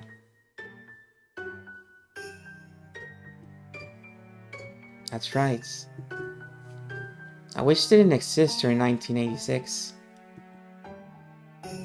The witch took control of Rokkenjima because she was observed several years later by us humans of the future, thanks to that message bottle. A small revision is necessary. The witch couldn't have existed even during 1986, as one of the many endless possibilities that can exist. Certainly. She'd disappear if she were observed, so she curls up inside the cat box. That's what makes the message bottle so nasty. The witch tried to get out of the box. She made it so that she'd be observed, weeding out possibilities that conflicted with the witch theory. In other words, to make it impossible to negate her, she negated all possibilities other than the witch theory. The hell? So in other words, Beatrice satisfied the Devil's Fruit with a frontal attack. And that was part of the witch's plan from the beginning. The message bottle is information observed in the future after 1986. It cannot be observed by Beatrice or Battler. It can only be observed by Angie Beatrice. I really didn't want to investigate the message bottle. After all, reading that would be like listening to the witches say. I thought the witch theory was just a crazy fantasy, though I thought of it as nothing more than a waste of time. But Okonogi-san told me, you can't see things in 3 dimensions with only one eye. You mean that while looking at it from the viewpoint of the 9 witches, you must also look at it from the viewpoint of the accepting witches? That's a correct way of thinking. The number of viewpoints is like a denominator. If you have one viewpoint, the mystery in the numerator doesn't decrease in the slightest. However, the more your number of viewpoints increases, the more the mystery begins to be divided. I understand. There was a message bottle that washed up on a neighboring island several years after the crime. That passed into the hands of a dilettante. I made an appointment with him, just in case. I was able to hear Anteva say from Okonogi-san. Next up is the witches say. Why don't I listen to Beatrice say?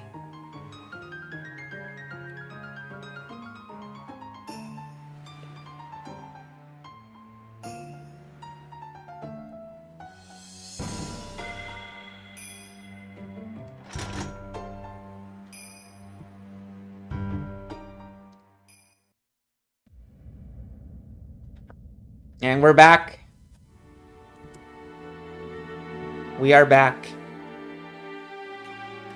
And we're gonna call it here because otherwise... No, we need to call it here. It's a pretty good place to call it, actually. We return to the past, which we now know is the past. Or we can call it the present. And we can call the 90s the future. Running in the 90s. Let's see. I was thinking about that song earlier today for no reason, because I didn't even remember what year this game took place in.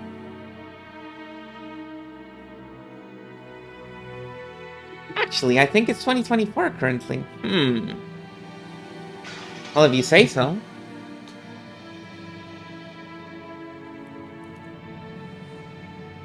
That would have been a very fitting song for that previous scene, right? The Running in the 90s song, though.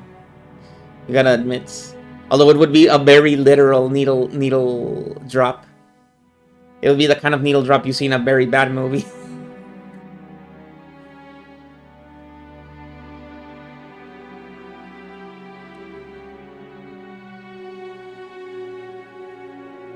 Right, let's kill the sound here. Move over here. And thank you everyone for watching. I hope you enjoyed the beginning of episode 4. Yes, that is what needle drop means. It is when you put a song in a movie, and the song is like, you know, non-diegetic. Like you have a cool scene or a cool sequence or something, and you put a song. That's a needle drop.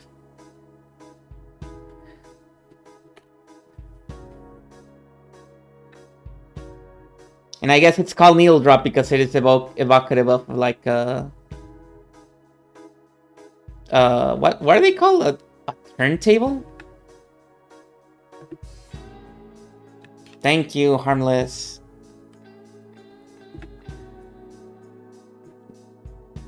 Yup. But yeah, I hope everyone enjoyed the beginning of episode 4.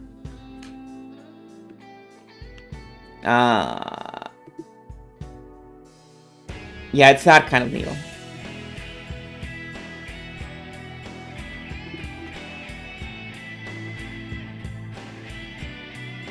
And wow, that's...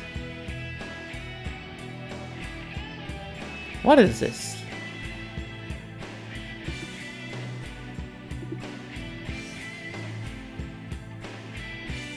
A super zoomed in slow-mo. Like a slow needle or something. You know, I didn't know about it until very recently. Like maybe a year ago I learned about it.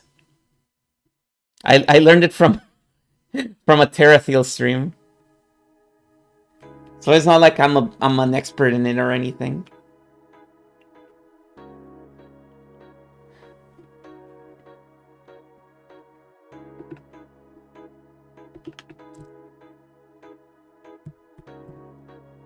Let's see. She knows so much. What the hell? Oh, this looks pretty interesting. I've never seen this. I thought I knew what it was, and apparently I had no idea. Let's see. We're gonna rate Dubious, who's playing Lack of Love. I think I was it's called LOL, right? I think I was confusing this with another game that has similar type of naming scheme, which is WTF, Work Time Fun, which is a completely different thing, apparently. What the hell? No, somebody's calling my shot.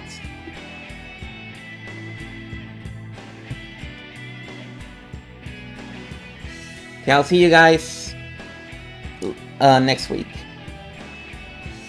For whatever the case may be. Oh, guys. Episode 4 is gonna kick my fucking ass. Every single time that Wingless played, I was dying. The counter said 1, but it was actually like 4. Okay, I'll see you. Bye, bye.